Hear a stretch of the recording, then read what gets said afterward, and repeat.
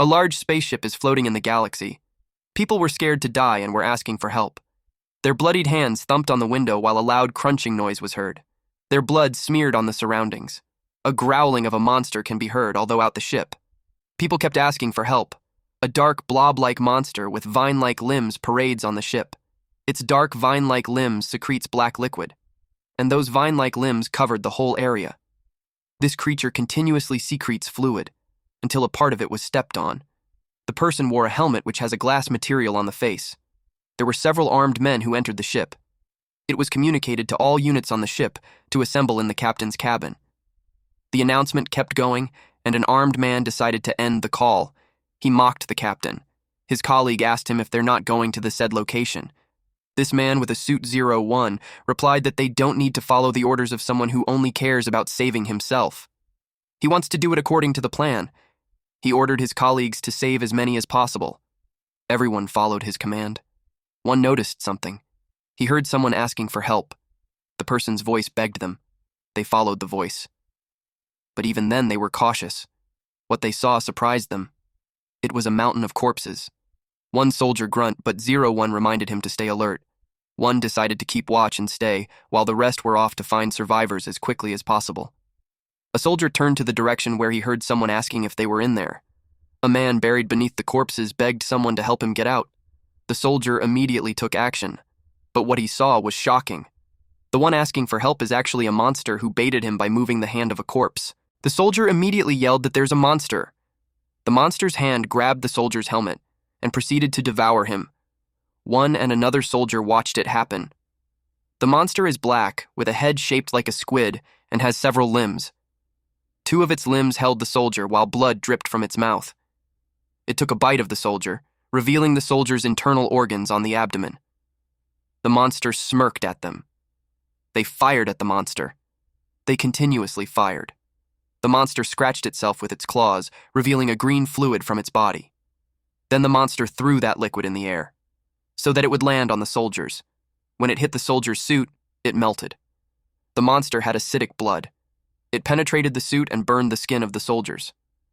One hurriedly ran towards them while reminding them to stay calm since they'll inject the medicine soon. But someone shot him from behind. He collapsed to the ground. He was continuously shot. Then he heard someone say that emergency treatment is complete. He was advised to go to the medical room immediately. The man groaned. His eyes looked lifeless, and that was because he now watches his colleague being devoured by this monster. That fired him up. He held a bomb in his hand, but he dropped it when the monster grabbed his hand. This monster waved its hand at him. It had a pink blob dangling from its tail. Then it dropped it next to the soldier's face, and the blob jumped to his face and devoured him by melting his skin first. He tried to move, but he was pinned down by the monster. Afterwards, the pink blob hopped around like a little child. Making its way back to the shoulder of the monster, it burped loudly. The monster made its way to the exit. They left behind a steaming skull. The monster noticed something. The door was closed. It took an arm from the corpse to have it identified by the system, but the hand was unauthorized, so access was denied. The monster was confused. The blob took out the bomb-like item that the soldier was holding onto earlier. The monster held it. The item fell and bounced, then it exploded. The monster passes through that recently destroyed door. It growled loudly. Two men shrieked when they saw it. The monster made its way towards them. It targeted the first prey and dashed towards it. The man's wet eyes saw the monster's teeth coming closer at him. The monster knew that it's a monstrous alien creature. He devoured the man. This monster is aware of how it lives, feed, grow, survive, and evolve. Now let's go back in time when it all started. In the middle of the vast universe, in the cargo hold of a cold metal ship, this creature had become a hostile alien creature in an SF survival game. Space Survival. It is an RPG game where one chooses one of the various species that exist in the vast outer space and survive, explore, and evolve. Sometimes one could become a metallic gremlin ripping out human ships, or become a mutant monster and massacre the enemies on the ground. Or they could become a group leader with collective intelligence and attack other planets. This player had played all space monsters that are likely to appear in nightmares, but he only had one favorite species. The unidentified aggressive space morph, also known as UASM. He calls it a morph. Its motive is based on the creature that appears in an alien movie, and it is a race that reinforces itself endlessly with the genetic information of the victims. It may seem to be the strongest of all, but because of its difficulty and level of survival, and has no ability to converse with other species to cooperate, it is considered one of the worst minority species in the game. It is simple why one of the worst species became his favorite. It evolves according to choice and willpower and becomes stronger that way. That is why this player is attracted to it. The system window showed details of the UASM. Its status is a hatchling, and its only goal is survival. Core, its retention characteristic, its super sense. The UASM watched the screen. It has crab claws. The monster sighed.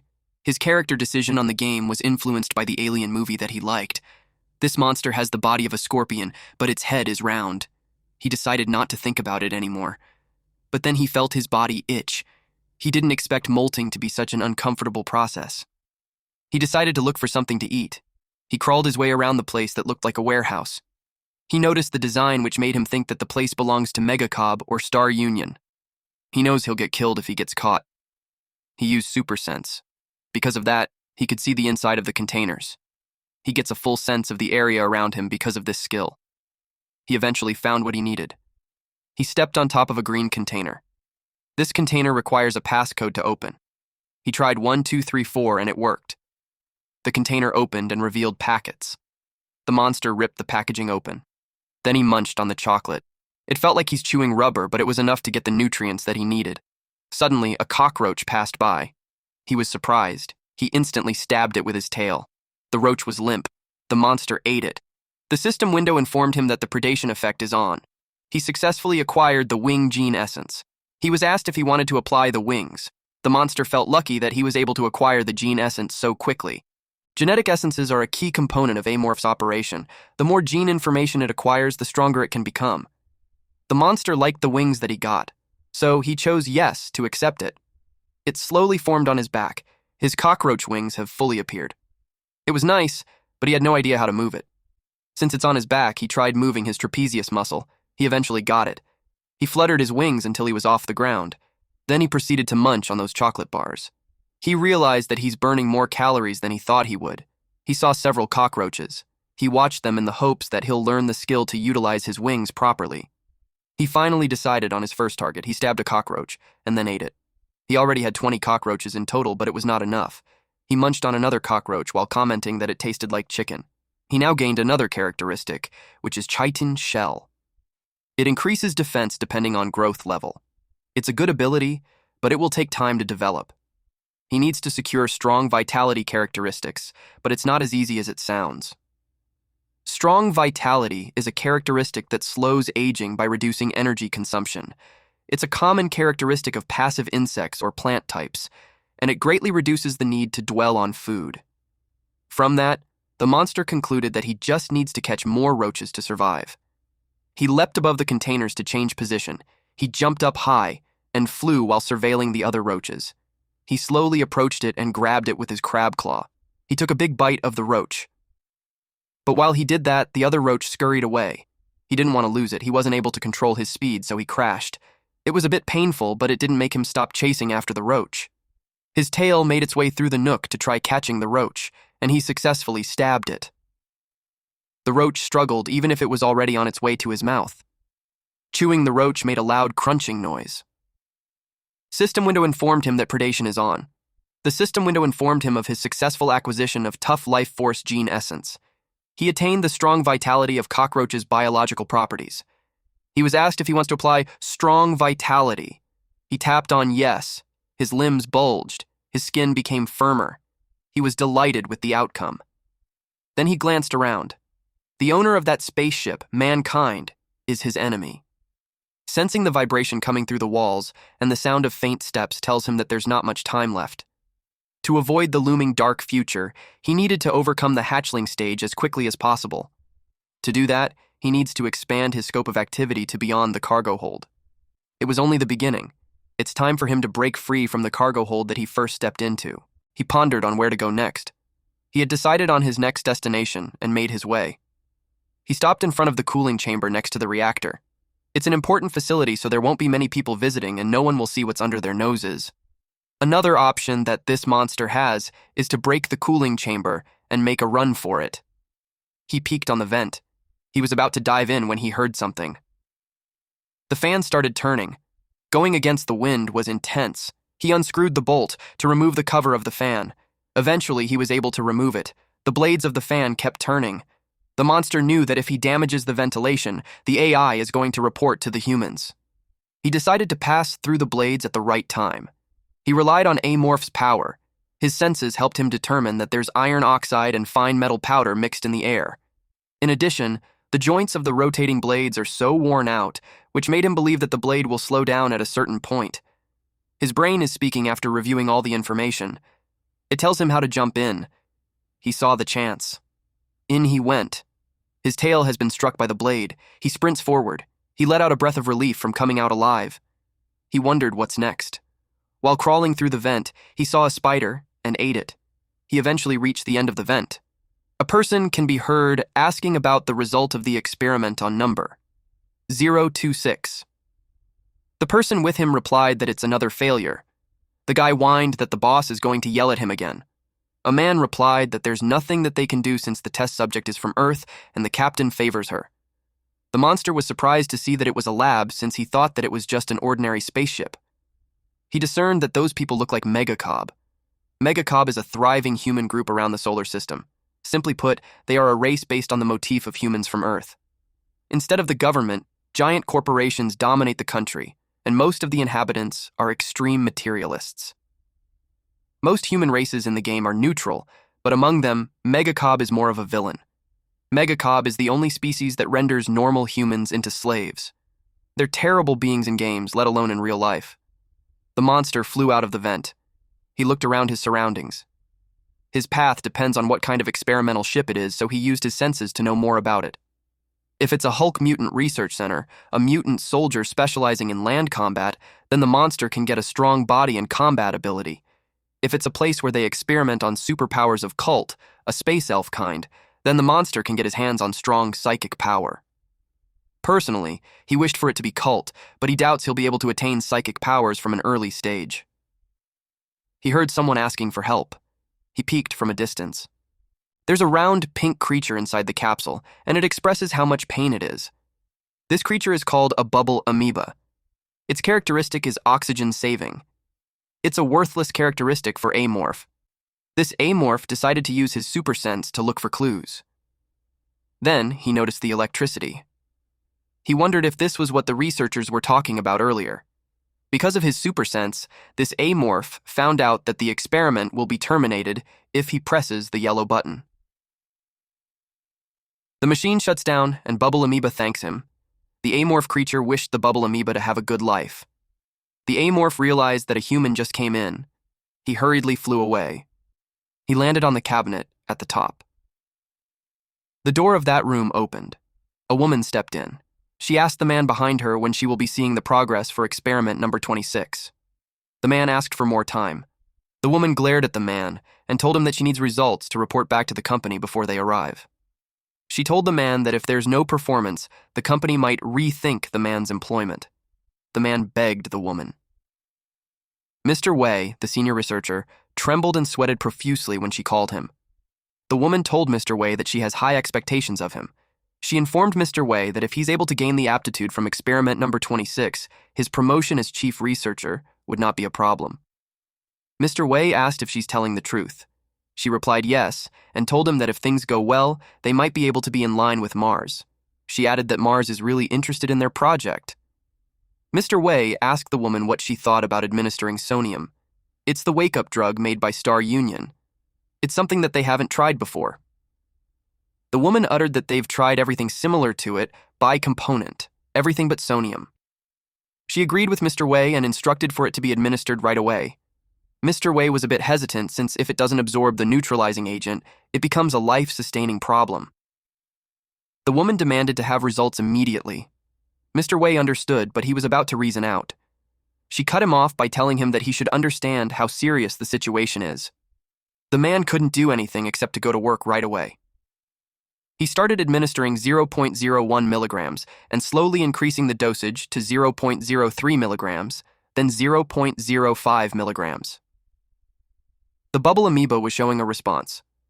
As Mr. Wei was about to administer 0.07 milligrams, the woman told him to halt. She told Mr. Wei to increase the amount to the fullest.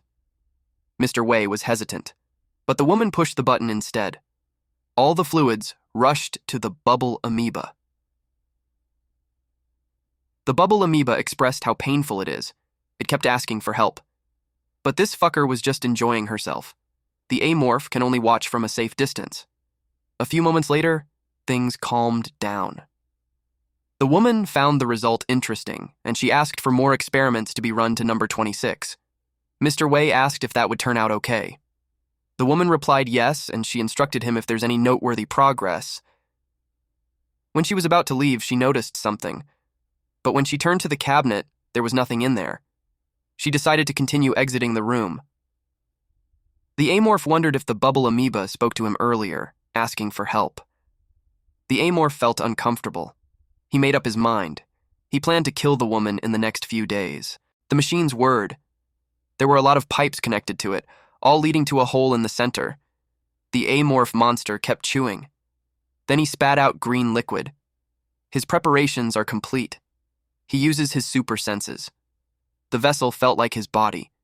He scattered green fluid around the area so that when he used his super senses, he would be able to gather a lot of data such as where and what are the enemies doing and who they are talking to. After 4 days of being an amorph, his nest is complete. After completing his nest, he went back and forth to the nest and cargo hold to eat roaches and spiders. In the meantime, he has also been spying on his target and collecting information. He noticed that the woman was going out at the same time as usual. The woman is Kisaragi Yujin, and she's the head researcher of the vessel. The ship may be weak, but she's the most important person on the ship and a hazard to the amorph's survival. 2 days ago, an experimental specimen escaped, while all the other researchers were in panic. She came up with an exclusive tracking device in just 2 hours and succeeded in capturing the experiment. If the specimen was in the vents, she would have gotten the amorph too. That's why she needs to be killed as soon as possible. The amorph peeked through the vent. Kisaragi turned towards it. There was nothing in there, but she felt that she's being watched again. A soldier asked if there's a problem. She replied that it was nothing, and they set off. Meanwhile, the amorph was scared to death since it was a close call. The amorph commented that Kisaragi got one heck of a sense for a human being. It was like she had some psychic power or something. The psychic power is a characteristic unique to cult. Psychic power is kind of like telekinesis, telepathy, and mind control. It was like a superpower. But sometimes, very rarely among human beings, some are born with potential psychic powers. The amorph noted how Kisaragi is skilled, smart, sensitive, and she always has armed men with her. He wondered how he should approach her. Suddenly, the system window appeared and displayed a new skill: paralyzing venom. It's the perfect characteristic for the amorph who has such a weak body. His venom is on his tail, and a single drop of it is enough to subdue a grown adult. It only lasted 5 minutes, but that was enough for him. But the amorph knew that he could only use it on her when she's alone. Unfortunately, she always has soldiers with her. The amorph realized that thinking about it wasn't a help at all. He decided to go get some fresh air. He went down the vent, and from a corner, he slowly peeked. The bubble amoeba greeted him. The amorph replied that it looked like the bubble amoeba looked better. He brought it some food. He dropped it in a box, and it went straight to the tubes connected to the bubble amoeba. The bubble amoeba was delighted with how good the food was. The bubble amoeba has no other skill in the game. But amorph is uncertain if that only applied to the bubble amoeba in front of him, or it could also be that the bubble amoeba there is from a different kind. The amorph remembered that the woman has a cat.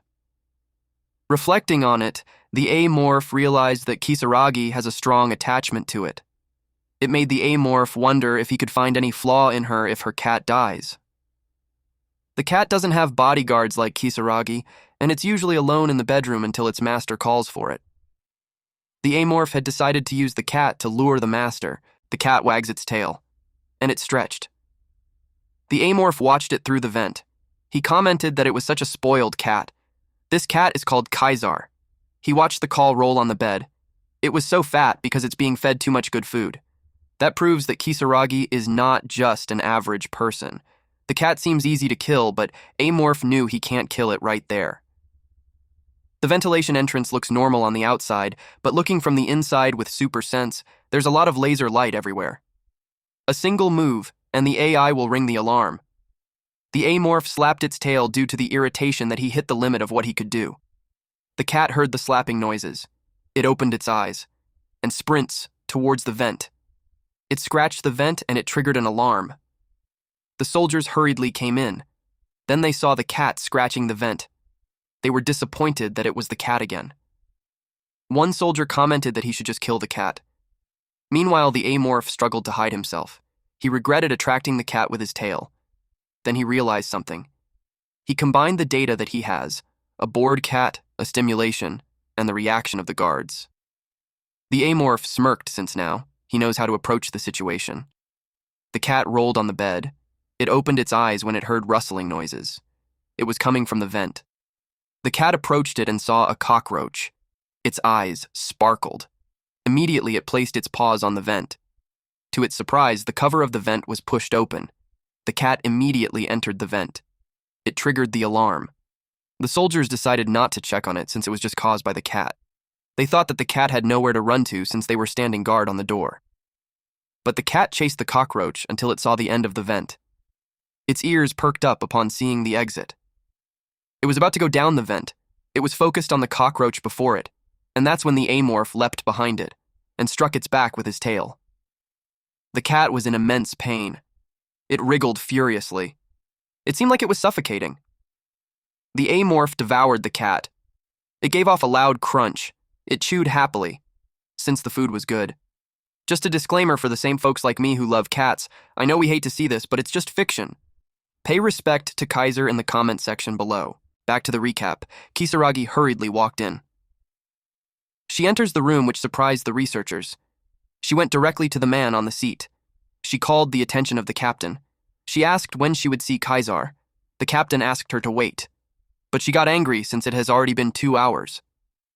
She knew that Kaiser is strict on its meal, but it hasn't returned yet. That's why she became certain that something happened to the cat.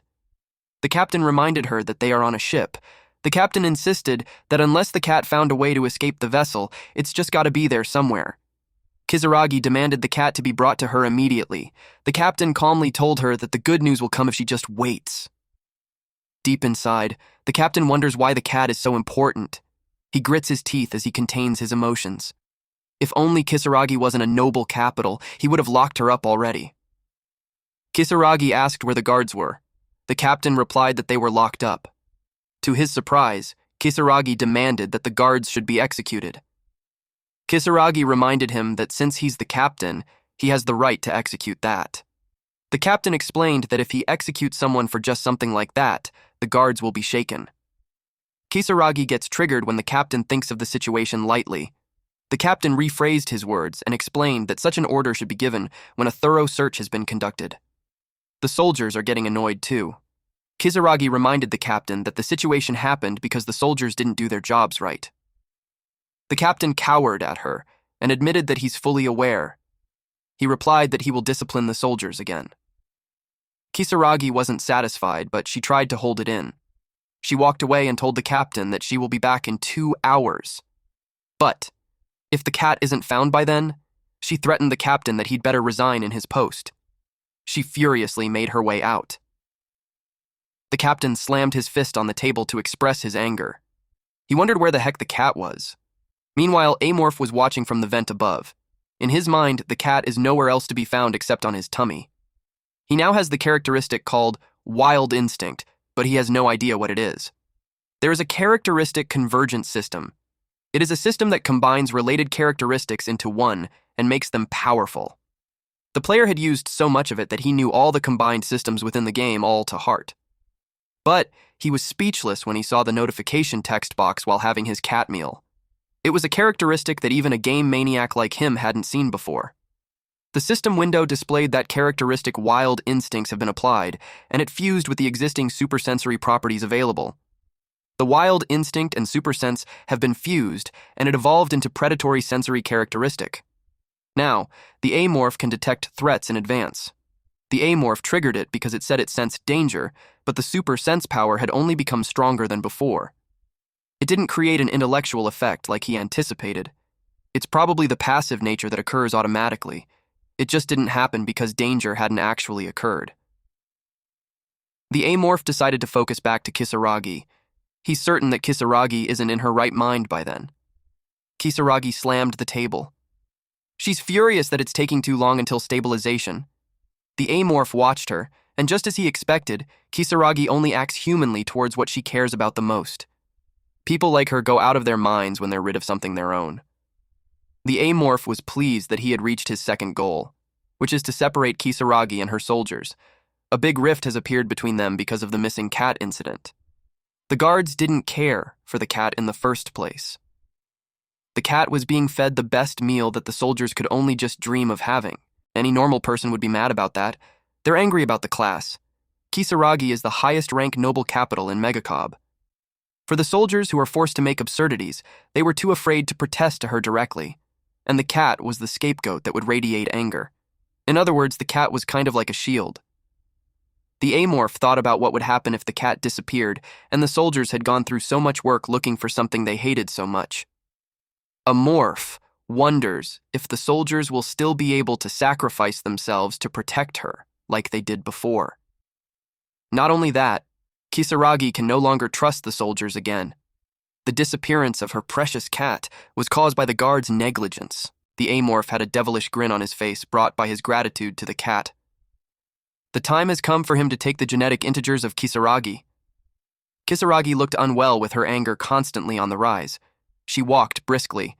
Then she pressed several buttons aggressively. It electrocuted a specimen on the capsule. Almost all specimens were electrified. Kisaragi complains that everyone is useless. Then she noticed something.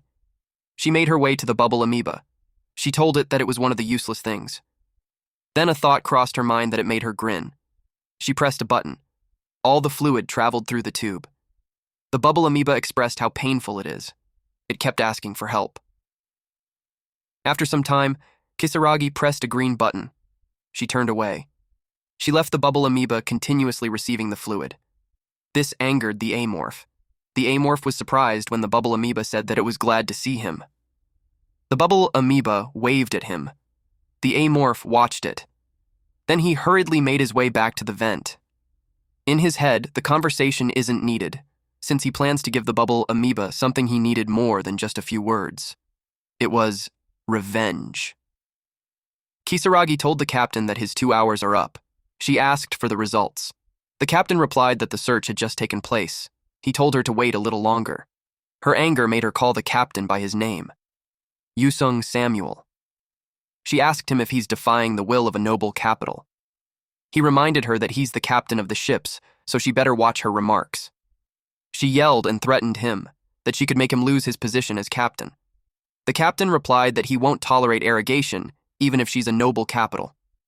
He told her that he has the right to detain her. She scoffed at that idea.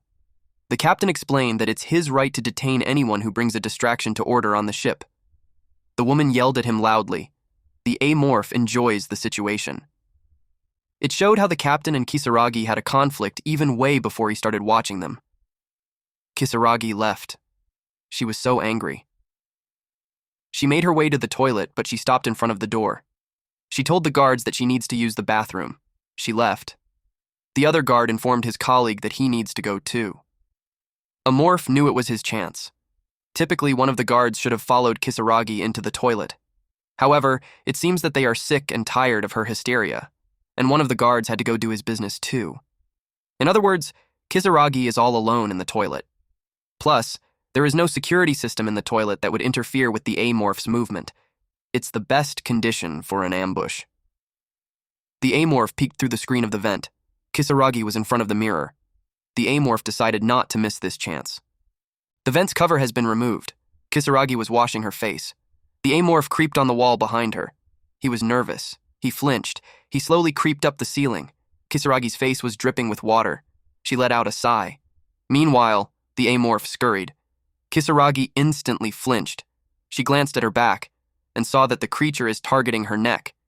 She moved and faced it, causing the tail to miss. When the amorph reaches the wall, it started going after her again. Kisaragi's neck was stabbed. She felt immense pain. She felt her veins popping out and foam forming in her mouth. She fell on her knees and dropped.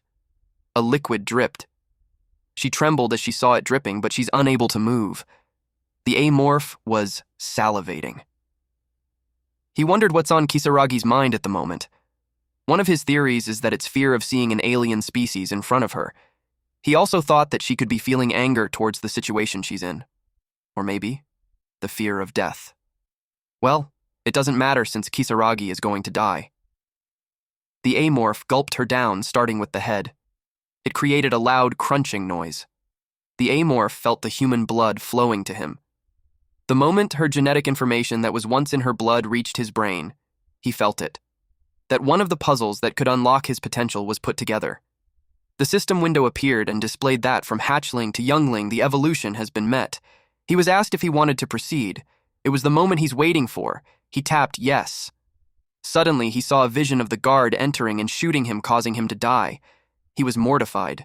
The amorph felt a chill in his body. His antennas tingled. He wondered if that was the predator sensing. According to his predator senses, a guard will come in soon.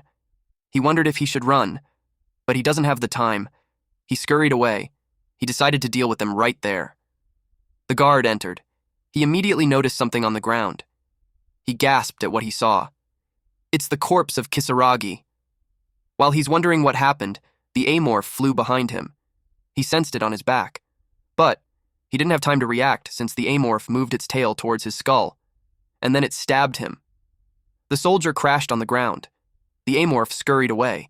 He had to hurry since the soldier's colleague might come looking for him any minute now.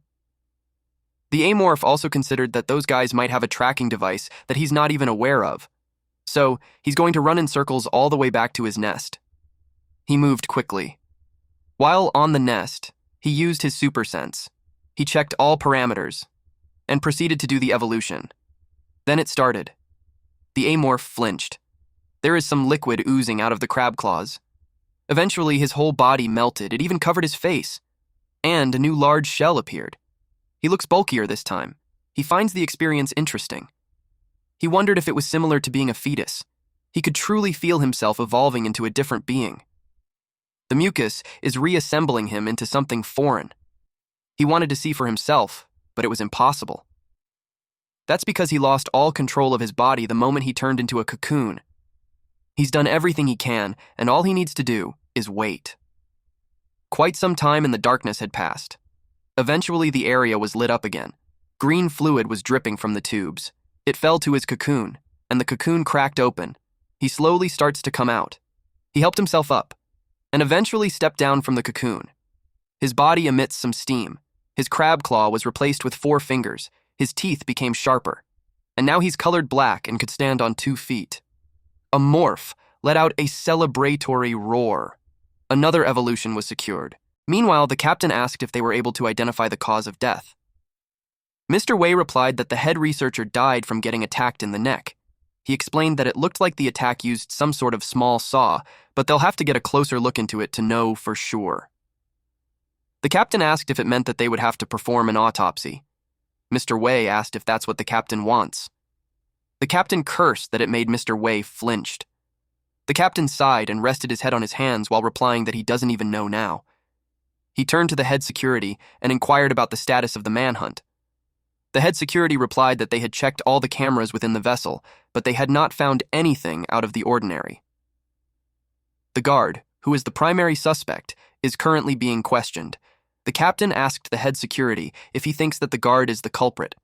The head security responded that according to the information that they have, it's highly likely that he's not. The captain instructed him to report back to him as soon as they have results. The captain glanced at the empty chair. He told everyone that they must have heard of what happened in the lab a while ago.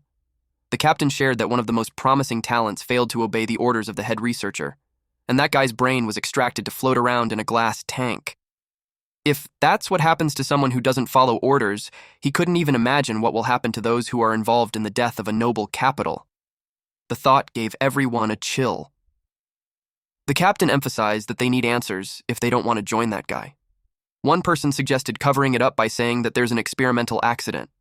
An old man reprimanded that guy. The man was the crew leader. The old man argued that there are far too many researchers on board to go along with that story. The crew leader told the old man that he's being rude and he insulted him, that it's because of that attitude that the man is still a middle capital. Another old man suggested that Kisaragi was poisoned. One person refused that because they will be blamed for it. The old man got angry at the tech leader for refusing. The conversation turned into a fist fight. A man ordered them to be silent. This middle-aged man yelled that conflict only complicates things. Everyone halted. The man informed the captain that they are currently located near planet C08. The captain asked what about it. The man explained that C08 is the space dog's territory. The captain asked if the man was trying to say that the head researcher died because of those creatures. The man replied yes and came up with an explanation, that they can say they were ambushed and didn't have a chance to save her. The captain thought about it. The space dogs are a bunch who wander through space and plunder. They are one of ManhwaCapped's enemies. They are expert in fleet's combats, so even battleships led by veteran soldiers are also often damaged. The captain thought about their mere research ship, and if it would stand against them. He knew it wouldn't, and there would be maximum damage. And unfortunate accidents can happen in the process.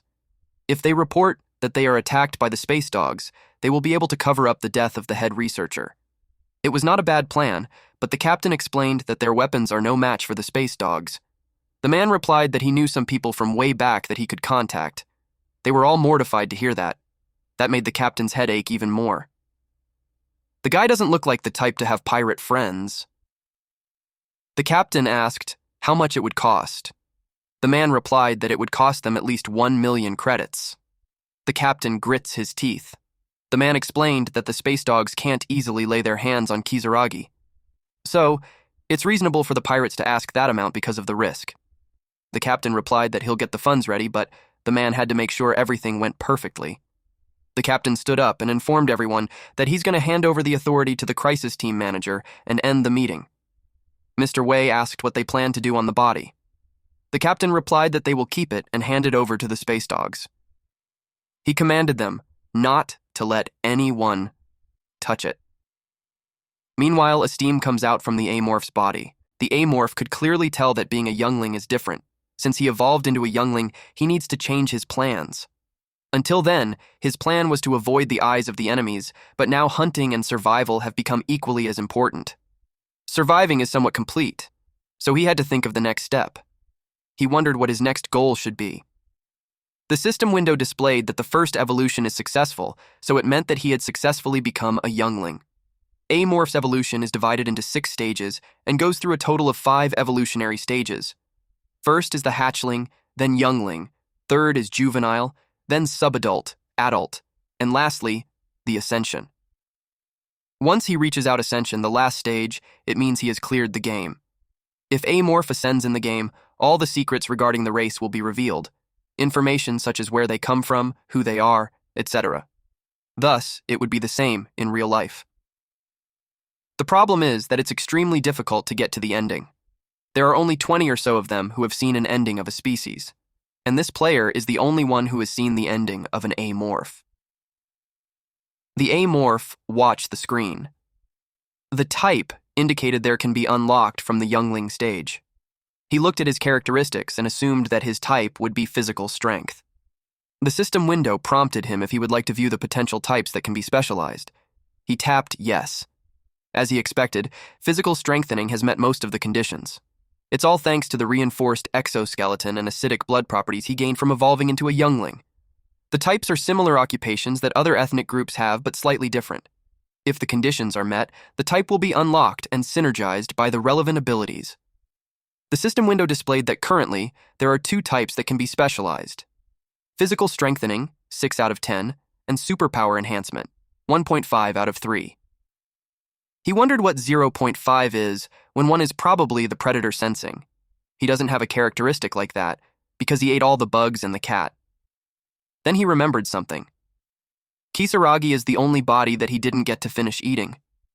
He expected her to have a good instinct because of her psychic power. The amorph decided to find her body since he wants to have the psychic powers. He scurried away. He opened the cover of the vent. It was too small for him now since he had grown. He smelled something. It was a dead body. He followed where it came from. He scurried over the cover of the vent. Then he found it. It made him salivate instantly. He found the mortuary where they kept the bodies. It was just beneath him. We then see a man wearing headphones. He's listening to music. He's also busy on the big screen in front of him. Then he smelled something. He went to where it was coming from. He was surprised at what he saw. A large hole was made since the ground was melted with acid. Unbeknownst to this man, the amorph was above him. He's confused as to where the acidic solution came from. He decided to call security, but when he turned around, the mouth of the amorph was already closing in. He got stabbed on the side of his head.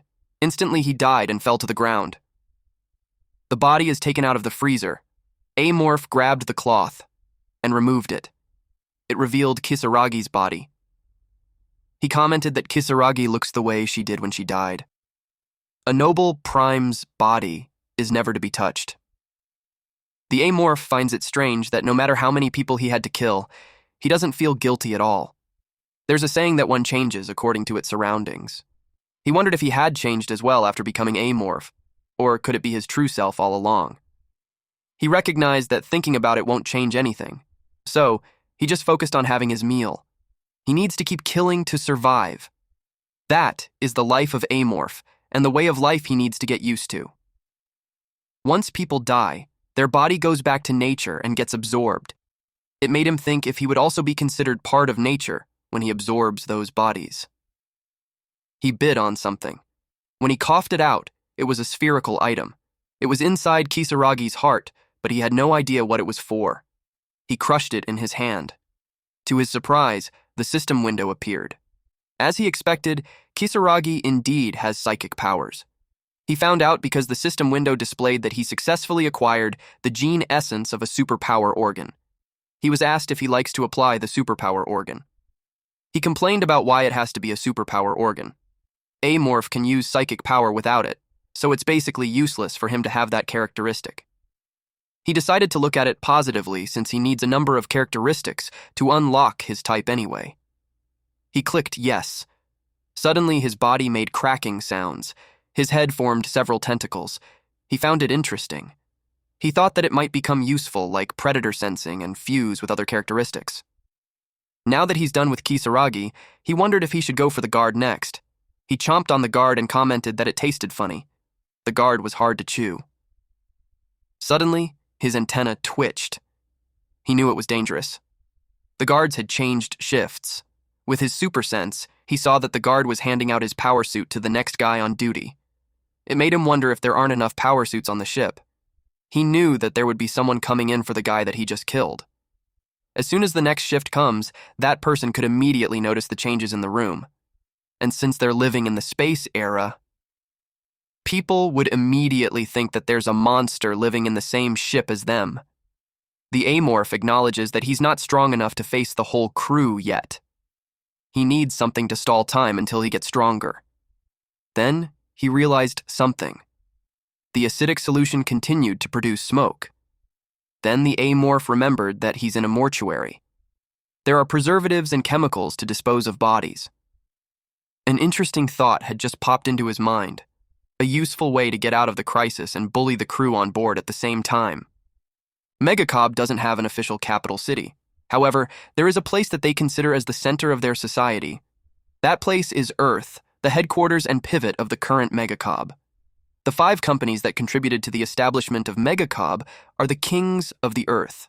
They are now known as the 5 families. And one of the families, the Kisaragis, resided in an area formerly known as East Asia. The Eugene family started as a business in a small country called the Republic of Korea. Now, all the land in the country is the living space of the Eugene family. There are small trains for travel, maglev trains, and an artificial sun for internal ecosystems. And of course, there are the people of the Eugene family and tens of millions of tools that obey them. There was a house in the middle of the fields. A man is tilling the soil. He happily does his job. While he's doing that, 2 men were waiting for him. He rose to his feet. and acknowledged that he kept his guard and butler waiting for too long. The butler nodded to the guard to go ahead. The old man asked the guard what it was. The guard replied that it's about the man's granddaughter. The man asked which granddaughter he was referring to. The guard informed him that he's talking about Kisaragi. The old man recognized that it's the daughter of his third child. The man happily asked what was the news about Kisaragi. The guard replied that Kisaragi's signal device had been destroyed. The man refused to believe that since he had never asked her to do any stressful work. The guard explained that the last signal came from C08, which seems to be the space dog's territory. The old man tapped the man's shoulder, and then he whacked the guard's head with the farming tool. Blood painted the fields. The man was on the ground, trembling. The old man approached him. Then the old man continuously hit the guard, spilling more blood in the area. When he's done, he threw the sharp farming tool away. He instructed the other guards to clean up the mess. He reminded them that he doesn't need a tool that answers a question that wasn't asked. He told them that the tools are the most important thing for them. The head guard bowed and replied that he understands. The grandfather of Kisaragi shared that it costs him 10 billion to raise that child. It was as if developing a new vessel. He even had her go through a gene enhancement surgery, so he doesn't believe that a simple pirate could have harmed her. It made him wonder who has the guts to lay their hands on the darling of the Yujin family. He asked the butler if the captain's name was Yusung Samuel. He knew that the Samuel family is from Titan, and the Ascertain family is interested in them. However, it couldn't be the Ascertain family since the head of the Ascertain family is a coward. They don't have the nerve to challenge the Yujin family. He asked the butler for his opinion. The butler replied that it could be the doing of the TNC. That's what the grandfather thought too. TNC and the Ascertain family look like they're fighting over the rights to Jupiter, but they're actually a team. The Ascertain family's credits come from TNC. Kisaragi's grandfather bet that sneaky bastard is planning to get a drop on a board of directors. The butler replied that the head of TNC Chamberlain is after their position as CEO. Kisaragi's grandfather agreed. He commented that the brat is terrified of him seeing that he came after him directly. He laughed out loud, but it immediately turned into a serious expression. He had decided to strike first since they already had the reason to do so. He instructed the butler to let everyone in the family know. Then he told the butler to contact his shadow undercover near C08 and have him deal with that matter. The butler acknowledges the order, but deep inside he's thinking of how it's going to be a bloodbath. Kisaragi's grandfather ordered to bring Yusung Samuel and anyone who has anything to do with that guy to him. He asked for every single one of them. He had an ominous expression when he uttered that anyone who destroys his property deserves to die. Back to the spaceship. The door opened and fumes came out. Yusung Samuel trembled in anger. He screamed to ask what the hell happened. The bodies are charred because of the chemicals. Earlier, the guards reported to the captain that there was smoke coming out from the inside, and when they went in to check, there was a fire. The guards explained that they wanted to check on what's going on, but according to the policies, only doctors can go in. The other doctors cleaned up the corpses. The captain expressed that he doesn't understand how a fire started in a room full of dead bodies. Mr. Wei checked the body and saw a ring on the finger. It made him wonder if the dead body belonged to a late-night worker. Then he realized something. He asked if there are more bodies other than that. A researcher replied that those were the only ones. Mr. Wei felt doomed as he uttered that it was impossible. The captain asked what the problem was. He requested the captain to round up all the leaders as they are in big trouble. During the meeting, they were all surprised to find out that the bodies of the research leader and the guard are missing. The captain was so angry since they had no idea how it happened. It's not as if dead bodies can walk. He questioned Mr. Wei if he's certain about it. Mr. Wei explained that he looked over and over again, but had not been able to locate those bodies. He added that the chemical substances in the mortuary are likely to cause fire, but not a big one. That's when they realized that someone must have set the fire on purpose. They wondered who would do that. One man suggested that it could be an unidentified alien on board. Due to being scared, one man yelled at the man who suggested that. The man explained that it was just a guess, so there's no need for the supply management leader to be worked up. Mr. Wei emphasized that the biggest problem they have is that the body of the head researcher is missing, and the pressing issue is that they already promised to meet with the pirates at C08. The captain told them that they had to find the body, no matter what it takes. He suggested narrowing down to a suspect first. The captain cursed loudly that it made everyone flinch. He screamed, telling everyone that if they are at least a bit worried about the noble capital's revenge, they must cooperate to the fullest. After that, silence enveloped the room. He asked the crisis management leader if he made contact with the pirates. The man replied that he did as soon as the meeting was over. The captain instructed the crisis management leader not to tell them what happened and to just say that they're handing over the body as planned. The crisis management leader asked if that's okay. The captain explained that it would be a bigger problem if they found the body, but didn't know what to do with it. They thought that as long as they find it before the meeting with the pirates, then it should be fine. The captain grips the shoulder of the head security and asks if he understands. The captain told him that he has to find out who did that.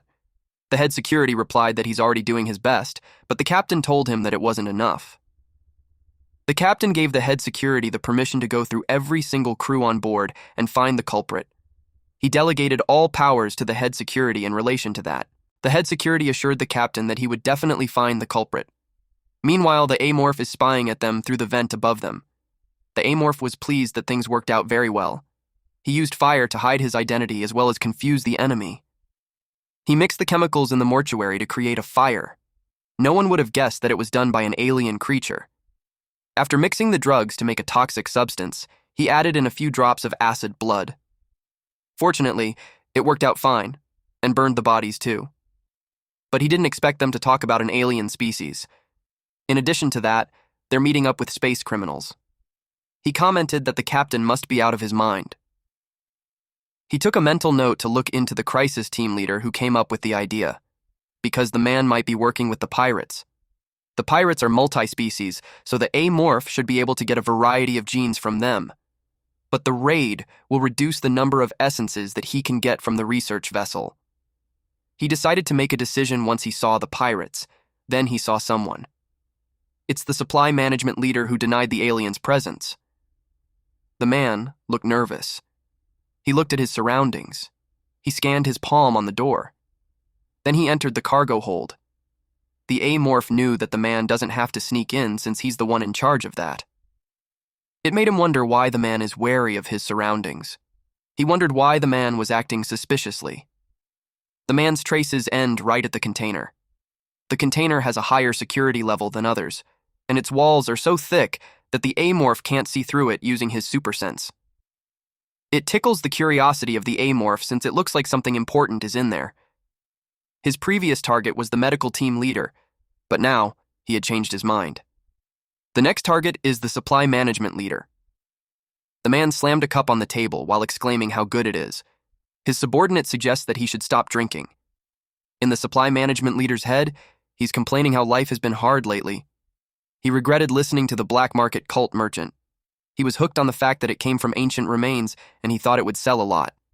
He managed to set a trade date and sneak it into the ship, but one of the eggs hatched on the day that he got drunk. He regretted not shutting the container door properly. He couldn't even tell anyone. He knows that the captain is going to flip and kill him if he finds out. He yelled that drinking is the problem. The bartender is already annoyed and informs him that they're closing. The man begs for one last cup, to which the bartender gave in. The man staggers. He was so drunk. He announces that the problem is drinking. He noticed something that made him flinch. He turned around while asking on who's there, but the hallway was empty. He got nervous. Then it made him annoyed. Then he heard several clicking sounds. He glanced behind him, and he saw a creature scurrying away. It made him terrified. So he ran for his life. He cursed and cried while running as fast as he could. He pressed the passcode of the door quickly. When it opened, he stumbled his way inside. Then he crashed on the ground. He planned to make a phone call, but turned pale when he heard the beeping sounds behind him. He was scared to look behind him. The door opened. The alien monster slowly creeps in. The man trembled at the sight of it. It approaches him real close. The amorph was grateful for the meal, and he opened his mouth wide. It was followed by a loud, crunching nose. Getting rid of the supply management leader was easy because he had a simple life pattern. The guy wasted most of his time at the bar, and it seemed like he's overpaid. The amorph thought that the captain should thank him because he got rid of those who were wasting his time and money for him. The amorph rummages through the dirty room and complains how it's so filthy that it looked like the guy never cleaned up in his life. He's looking for the ID card. But then he found a post of a woman in a bikini. The woman was hot, but amorph didn't feel anything, maybe because he looks that way. He took a folder and an ID card fell. He was happy when he found it. Now he has the hand and the ID card. It was everything he needed. He decided to clean up before he leaves. He munched on the guy, but he complained that the man doesn't taste good also because the man reeks of alcohol. A few moments later, the amorph approached the container. He inserted the ID card and tapped the hand on the scanner. It slowly opened. Here were capsules that contained creatures inside, but it was cold, like a freezer. Turns out the man is a smuggler. Then the amorph noticed something. There were several amorph eggs. He wondered if it was real. One of the eggs is empty. He wondered if that's the egg where he came from. The amorph realized that the man was trying to smuggle him. In the game, amorph's starting point is not a spaceship like that, but an unidentified archaeological site. The amorph has no idea what happened along the way, but it seems that the owner of his body managed to leave the container after hatching and died a while later from malnutrition. Then his conscience entered the body. Now he knows why he finds the cockroaches delicious. His body was acting instinctively to survive. That gives him mixed feelings. He bowed at the hatched egg and prayed for the dead owner of the body. Now that he has paid his respects, he's ready to act like a true amorph. He grabbed the eggs and chomped on it. He ate all the unhatched eggs, but unfortunately, there's no message that's coming out. But it didn't matter to him, since there were a lot more creatures to eat. Loud chomping and crunching noises echoed in the room. He opened the screen and got excited when he had 2 more characteristics left until he completed the physical strengthening type. In all honesty, he admitted that he was disappointed when he ate Kisaragi because instead of psychic power, a useless superpower organ came out. But the supply management leader had given him a special gift. A powerful characteristic that he'd only be able to obtain way later if it was a game. A trait that can effectively kill the crew members. And with that ability, he can be bolder with his plans. It's not long before the spaceship meets up with the space dogs. He had no idea how dangerous those people were, so he had to grow as strong as possible. He's excited to gather the gene essences, especially when those creatures won't be heard no matter how much they scream. The pathetic howls of the research vessel and the crew will be buried in the black abyss. Meanwhile, at the onboard runway of the MangaCapped research ship, a mechanic invited Scott to eat. Scott replied that he'll be right there. The man asked Scott how much longer he has to work. Scott replied that he might stay until late. They groaned at the thought. They talked about the recent maintenance order. They were instructed to go all through the planes when there's no reason for them to fight. The man didn't like talking about work during dinner, but Scott urged him to think about it since it's odd. Scott shared that he heard a rumor that they are preparing to capture the metallic gremlin. Fincher replied that if they ever come across one, they won't stand a chance. Scott replied that the metallic gremlin is already on board. Fincher was surprised to hear that. Scott asked him if he had noticed the funky smell in the air lately. That is the smell of a metallic gremlin. Scott added that someone from the kitchen said that people are disappearing one by one lately. Fincher thought that it was just a load of bullshit. A man with eyeglasses joined their conversation and shared that he heard that the supply management leader was missing. Because of that, the cargo manager got promoted, making him the temporary leader. Scott emphasized to Fincher that he's right. Fincher considered that even if it's true that people are disappearing, it's questionable why the higher-ups aren't doing anything about it.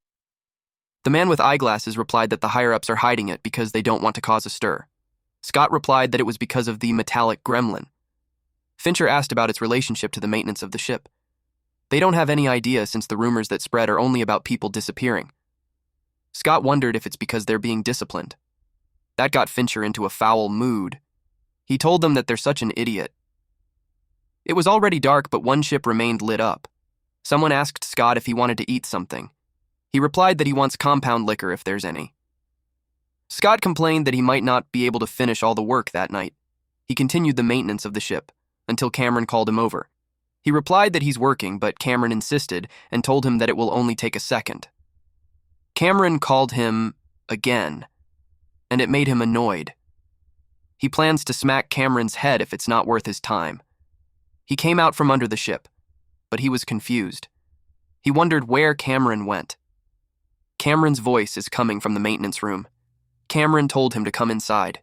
Scott asked what he was doing in the dark. The man replied that he's looking for something, and he asked for Scott's help. Scott sighed as he entered. He has his flashlight on, but he smelled something like metal. He wondered where the guy was. The guy responded that he's over there. Scott slipped on a dumbbell, and he crashed on the ground facing forward. He hurt his head on the fall. Then he realized that something wasn't right. He could barely see in the dark even if there's flashlight. It made him think about what Cameron would do in the dark. Then he recalled the rumors about people disappearing one by one, and he insisted that it's because of the metallic gremlin. He heard footsteps behind him, so he called Cameron's name. It's slowly scooting closer to him, but he kept calling for Cameron. Suddenly, the amorph grabbed him. The amorph appeared in front of him and spoke to him, saying, "Welcome." Then Scott screamed loudly. It was followed by loud crunching noises. Amorph's skill, imitation, is quite useful. Fincher called out to Scott to inform him that he brought the compound liquor, but Fincher got confused since Scott wasn't there. He knew that Scott never leaves his post until he's finished with what he's doing. Then he heard Scott say that he's in the maintenance room. Fincher went to the room and asked what he's doing there. Scott replied that he was looking for something. Fincher asked what he was doing in the dark. Scott told him to come in and help him move something. Fincher walked in. He was about to say something when he noticed the flashlight on the ground. He reached for it. Suddenly, blood dripped from the ceiling. He wondered what it was. When he looked at his hand, he realized that it was blood. That scared him. Then he saw Scott's dead, scary face. The amorph is dangling Scott's head while imitating his voice. It was really creepy. Fincher screamed loudly. Then he ends up with the same fate as Scott. While the amorph chomps on his food, he reflected that he had the knack for luring others. His imitation skill makes things really convenient. Out of the creatures that the supply management leader wanted to smuggle, there was a larva named Red Worm. Red Worm is a giant worm that only lives on desert-type planets. It has the ability to imitate the voices of the other living things. It is said to have evolved to effectively hunt other creatures in harsh environments. It's great that he gained the genetic essence from the red worm larva. But it's a shame that it's not as effective as the original effect of the characteristics. He can only imitate the voice of the last living thing that he ate. But still, it's a pretty useful ability. He planned to eat someone from the kitchen tomorrow. He already knows the name of the person, Pierre. But the guy doesn't seem that close to Fincher. But it didn't matter. The amorph decided that Pierre is tomorrow's dinner. He thought of Bubble Amoeba and wondered if it's doing well. He can't call the guy Bubble Amoeba forever, so he decided to call it number 26. He decided to pay it a visit before he goes back to his nest. Suddenly, he heard number 26 say hi. He didn't know that the superpower organ had such a function. He didn't expect it to be able to communicate with a living thing that talks through wavelengths.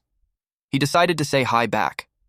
Number 26 says that he's hungry and asks for food. The amorph noticed that number 26 knows more vocabulary than before. He wondered if there's something about sonium that he's not aware of. The amorph apologized and explained that it's going to be difficult to give him that. Number 26 asked what difficult meant. The amorph replied that it means that he couldn't give it to him. Number 26 made sad noises. A morph understands that it's disappointing, but it was too risky to do that. Ever since the disappearance of the research leader, they had increased the security to maximum level. The vent above the facility has also been compromised. That's why Amorph hasn't been able to give number 26 the calorie bars. The only thing he can do is have a conversation with it. He said that he'll go, and no 26 replied goodbye. Amorph wished him good luck. Amorph thought about it, and he'll be able to help number 26 when he evolves into a juvenile. But the problem is that the conditions are not easy to meet.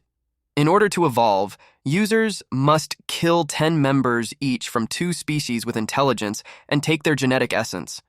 There are only humans in the ship, so it's impossible for him to evolve into a juvenile. There are pirates too, but he had no idea what's going to happen to them. He used his super sense. The crisis management leader is talking to someone, telling that person to report back near C. Amorph got confused on who he was talking with. The crisis management leader says that everything is working out according to plan. But the guy flinched when he found out that an order came from the family. He called the person on the line, Sir. He reported that Kisaragi had been exterminated, and the ship will arrive on C-08 as planned, and Captain Yusung's order has all been recorded. The crisis management leader continued to say that everything is for the sake of the family, but he corrected himself and replied that it's to follow the orders of Youngwoo Yujin. For that, the man was willing to take the risk. It looked like they had a snitch. A morph recalled that it was the man who convinced the captain to make his orders. But it looks like the crisis management leader is planning something far greater than that. The amorph decided to keep his eyes on the crisis management leader to see if he's benefiting him or not. The captain was in rage. He asked the head security what the hell he was doing. The head security apologized, but the captain didn't accept it since his concern is that they will make contact with the pirates in 2 days' time, and yet they have nothing to resolve the problem. The head security explained that they had already increased the number of cameras and security guards, but to no avail. The captain called the navigation team. He asked how many missing persons they have on board. The man replied that they have 8. The captain asked why they haven't caught the culprit yet when 7 more people had gone missing since the first death. He asked them if they're part of the problem. They replied no. The amorph had a silent laugh as he spied on them. The culprit that they are looking for is just under their noses. One guy expressed that the security team is telling the truth. It was the crisis management leader. The captain asked him what he meant. He replied that he checked everything and the security team had done everything they could. This triggered the captain because it seems like he's covering for them when they don't even catch the culprit. The crisis management leader raised his voice and said that it made the captain flinch. And he uttered that what he meant is that if the culprit is a human, he explained that he doesn't think that a human can hide as well as that. He shared that there is a rumor about a metallic gremlin living on the ship and that there could be an unknown being that's attacking them. The amorph sweats on how the situation changed really fast. A man interrupted the crisis management leader and shared that the AI on the ship was once used to fight in a battle. So, if a creature was wandering around on board, they would have known already. Crisis management leader acknowledges the capabilities of AI, but he revealed that about the container that belonged to the supply management team leader. The freezers were all empty. He asked where those creatures had all gone. The scenario that the amorph is dreading the most is happening at last. The captain posed a question that suppose the creature is in the ship. He asked them where it could be hiding and why it hasn't been spotted yet. The crisis management leader revealed that there's a place that they haven't checked yet. Then he pointed at it. He was pointing at the vents. He explained that the ventilation passageways span the whole ship, so he assumed that the creature would be around a meter in size to get around. One person expressed that a creature whose size is a meter would have been small to be able to kill humans. One person argued that a metallic gremlin is just 80 centimeters, but it can destroy a ship. A morph noted the guy's name, Arnold. He regretted not getting rid of him even if there's a risk. They realized that if what the crisis management leader said is true, then they are in big trouble, especially if that creature ate the head researcher's body. One suggested capturing it alive and handing it over to the noble capital. Another person supported the idea by saying that the noble capital would get over it when they learned that a creature ate up Kisaragi. Another person brought up on what to do with the pirates. The man replied that they'll have to fight them if there's nothing left of the body. He added that to win a war, they have to rule from within, so they need to deal with the monster first if they want to ensure people's safety. The captain asked the crisis management leader how many soldiers they would need. The man replied that he'll pick 6 people from Unit 8 and they'll search the ventilation passage. The captain gave him permission. Upon hearing that, Amorph scurried away. He's slightly in panic. He held out long enough and he knew that the day would come eventually. Arnold, crisis management leader, is definitely going to put up a security system in the ventilation, which means the Amorph shouldn't use that anymore. He had nowhere to go if he left his nest. The halls are covered with security cameras and the ventilation passage is out of the question. It was time for him to make an important decision. He wondered if he's going to run or stay and fight. He thought about it deeply. He recalled what Arnold said earlier, that the culprit isn't human, and that it could be hiding in the ventilation passageway of the entire ship. and that they should capture the creature alive and give it to the noble capital. All of those recollections made the amorph angry. He felt insulted, like he's some kind of a wild animal. Even if his limbs are torn off, he could still bite the humans with his head. He had made up his mind to fight. He vowed to show them that trying to capture an amorph in a ship on a space with few soldiers is the most foolish thing that they can do. He promised to show them everything he got, that he'll make them experience hell in space. The amorph pushed his fingers on the ground, and he created a link throughout. His subsidiary organs dug deep into the ship and started analyzing. It gives him the information on the structure of the entire research ship and the location and movement of the enemies. If he were to compare the spacecraft to an organism that sails deep in space, he's nothing but a parasite in the brain of an inorganic creature.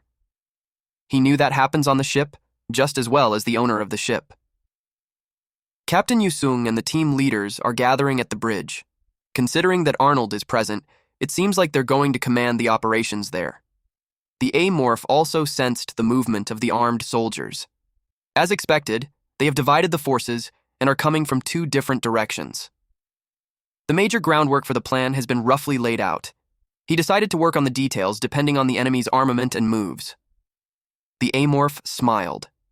He decided to go and greet his guests.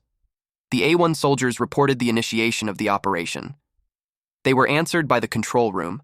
Then B1 also responded. The control room advised B1 to check their transmission since it's unstable.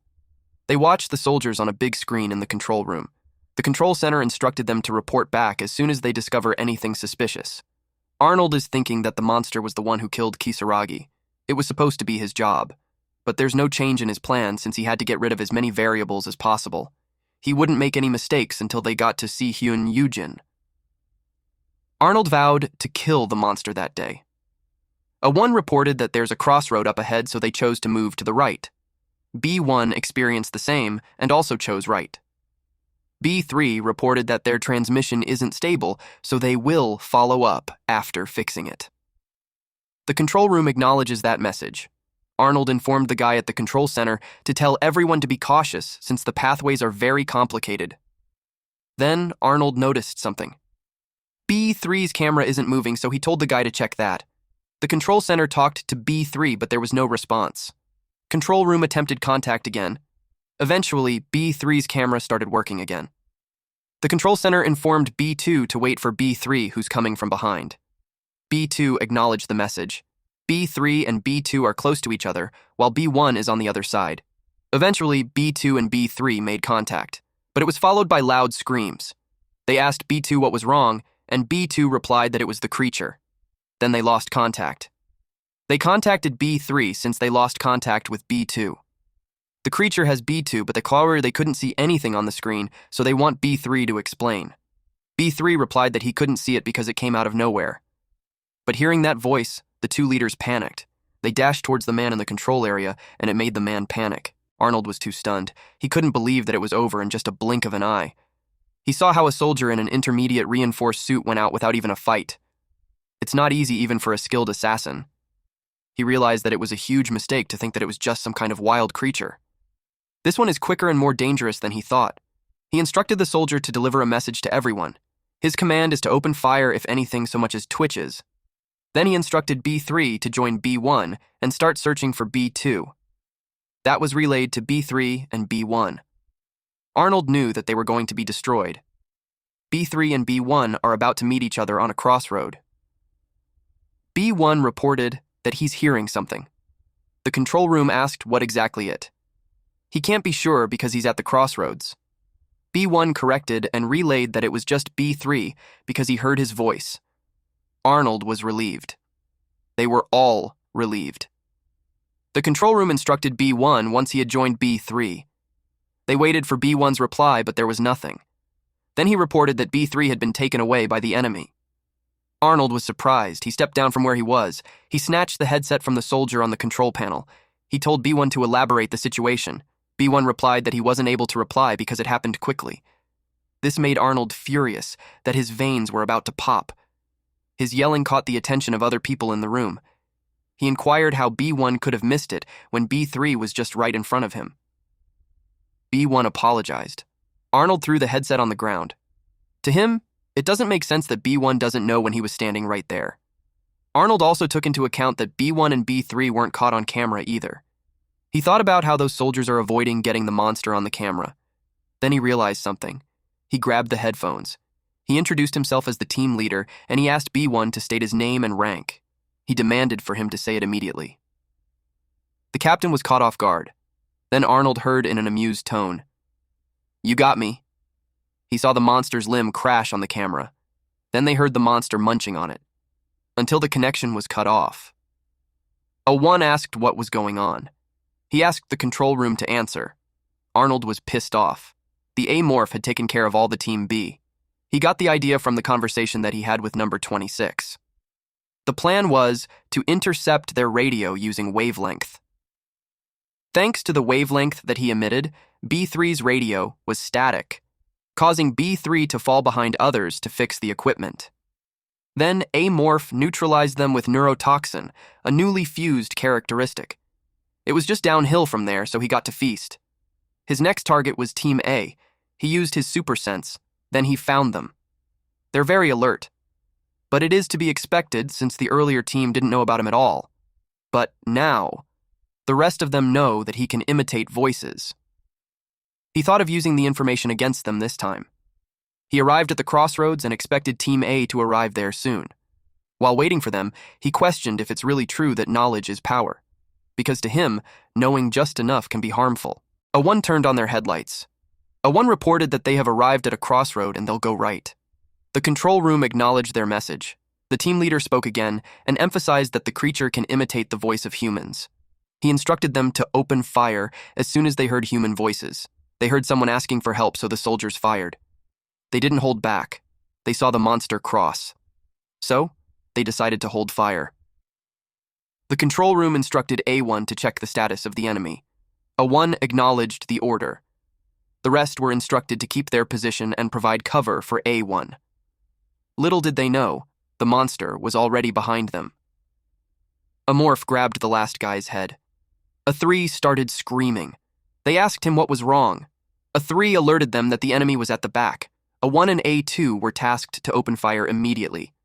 But they hold fire since the creature is holding A3 as hostage and is hiding behind him. If they open fire, A3 could get injured. But Arnold demanded that they open fire. Arnold called out A1 to open fire immediately. A1 hesitated but still followed the order. He opened fire, and the monster ran away. Some bullets grazed the monster. So, he scurried out of the line of fire. A2 reported that they have one man down. The control room replied that they should not fall back, and they had to get that creature. A3 choked on his own blood. A1 and A2 tend to him. They prepared to inject him with the remedy since A3 is already having a seizure. They injected the remedy. A1 reported that they have given the remedy and will continue the mission. The control room instructed them to proceed. Arnold cursed and expressed that he'll definitely rip out the monster's arms and legs. They reported that the monster had sustained injuries as well, because they found its acidic blood on the trail. They were surprised to see it has acidic blood. They had no idea what kind of monster it could be. They carefully followed it. The path was too narrow, but they still pushed forward. A1 requested permission to infuse enhancing drugs for effective suppression. The team leader allowed them to proceed. Their eyes became bloodshot, and they fell on their knees and trembled. The increase in their strength was evident. They vowed to kill that monster. They crouched, since they saw that the acidic blood was able to melt the ground. A1 reported the huge hole in the ventilation, but they didn't see any signs of the monster around us. They assumed that the monster had gone down the hall. The control room acknowledged their report. The control room asked for their exact location so that they could check the halls. Unbeknownst to these soldiers, the monster is behind them. The Amorph leapt. One soldier turned around when he heard the noise. They fired at the monster, but it kept going. The monster grabbed the soldier's head and smashed it on the ground. That alerted the other soldier. He screamed loudly and fired at the monster. The monster's tail reached for the soldier. It stabbed the soldier's arms for him to stop firing. The soldier ran towards the monster in an attempt to punch it. He screamed for the monster to die. His fist missed the monster. He chased after the monster and fired at it. The soldier is becoming enraged. A morph moved fast inside the vents. The soldier was stronger than he expected. Even with the enhancing drug, they aren't usually that strong. He decided to adjust his plans. He won't be able to fool A1 anymore, so he thought of another way. Then he remembered something. He found the other option. A 3 was left dying in the passageway. He's in so much pain. He heard footsteps. The monster peeked from the right passageway. The soldier screamed loudly. He saw the monster moving fast to approach him. He trembled at the sight of it. He screamed loudly, but he couldn't move away from it. Our MC grabbed him and stabbed him on the back. The pain made the soldier yell loudly. The monster ate the man. He feasted on it. It was so messy as the blood splattered everywhere. After a while, he felt satisfied. He dropped the skeleton. Now everyone will know that A3 has been attacked. He saw the camera on the helmet. He stomped on it, and the control room lost vision. The control room announced that A3 had been attacked. A1 ran.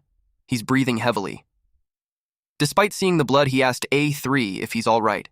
He approached A3 and demanded that he answer him. He moved quickly to administer the cure to him, but suddenly, a tail came out from A3 and attacked A1. A1 was poisoned. He rolled to the ground while screaming. Blood gushed out from A3's stomach when the monster's limb came out from it. A1 was so confused. Turns out, our MC hid himself inside the suit. He slowly came out of the body. Witnessing that made A1 trembled. The monster growled. A1 screamed loudly while attempting to crawl away. The monster grabbed his head. A morph removed the helmet and choked the man. He made sure to look at it in the eye while telling him that he would eat him now. A morph took a bite at the man, which made the man's eyes turn white. A morph pulled the head away from the body, eventually beheading the man. A morph consumed the head. Even though there isn't any sound coming from the communication device, a morph could feel how afraid the humans are. They watched him devour A1. They all turned pale and panicked, even Arnold. Through this act, a morph communicated that the danger isn't only in the ventilation passageway. Humans feel that he's coming for them next. A morph was curious to know what kind of plan the enemy would come up with. With 6 humans dead, there are 90 more soldiers, including the soldiers and generals. With the warning that he had sent, he expected them to come at him with full force. He knew that they didn't have enough power suits on the ship, but the problem is their weapons. He won't be safe if they carry any plasma weapons. Plasma weapons are high firepower weapons for spacecraft battles. They are mainly used to destroy ships and tanks, but they're usually too big and heavy for one person to carry. Although there are lighter versions of them, they're extremely expensive. Somewhat lighter plasma launchers are distributed to each squad by MangaCap. But looking at the supplies on the ship, he doubted that the ship will have one. He noticed movements from below. The soldiers are moving to the agriculture sector. The soldiers must have thought that he's getting ready to stage a sit-in. He found his chance. While the soldiers are investigating the wrong part of the ship, he decided to look for the top management. If he takes down the team leaders, it will disrupt the command structure. And above all, he planned to kill Arnold since his existence alone is a threat. The soldiers asked the crisis management leader where the monster came from, but they also asked what it was. Arnold replied to the captain that the supply management leader had a creature that he didn't register, and that could be the monster that they are facing. The captain complained since they allowed those soldiers to have the leader's power suits, but they had no progress. A morph was listening to their conversation. Power suits are what protects humans in space. They should have spent more on them. Their attempt to save money is about to cost their lives. Arnold replied that it wouldn't have happened if they had better equipment, and he corrected the captain about them not making any progress. The captain flinched at that. Arnold stated that they now know that the enemy is a dangerous creature with incredible intelligence, and it eats humans. The captain antagonized him.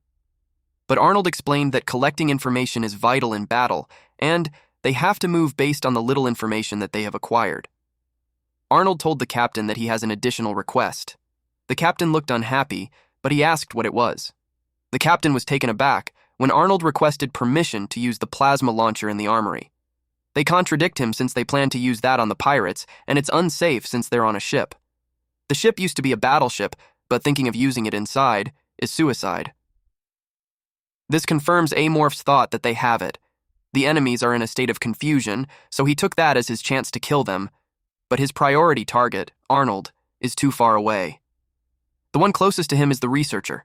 It was Dr. Wei, the one who always tortures number 26. He made him his target, which turns out well because he also planned to kill that man.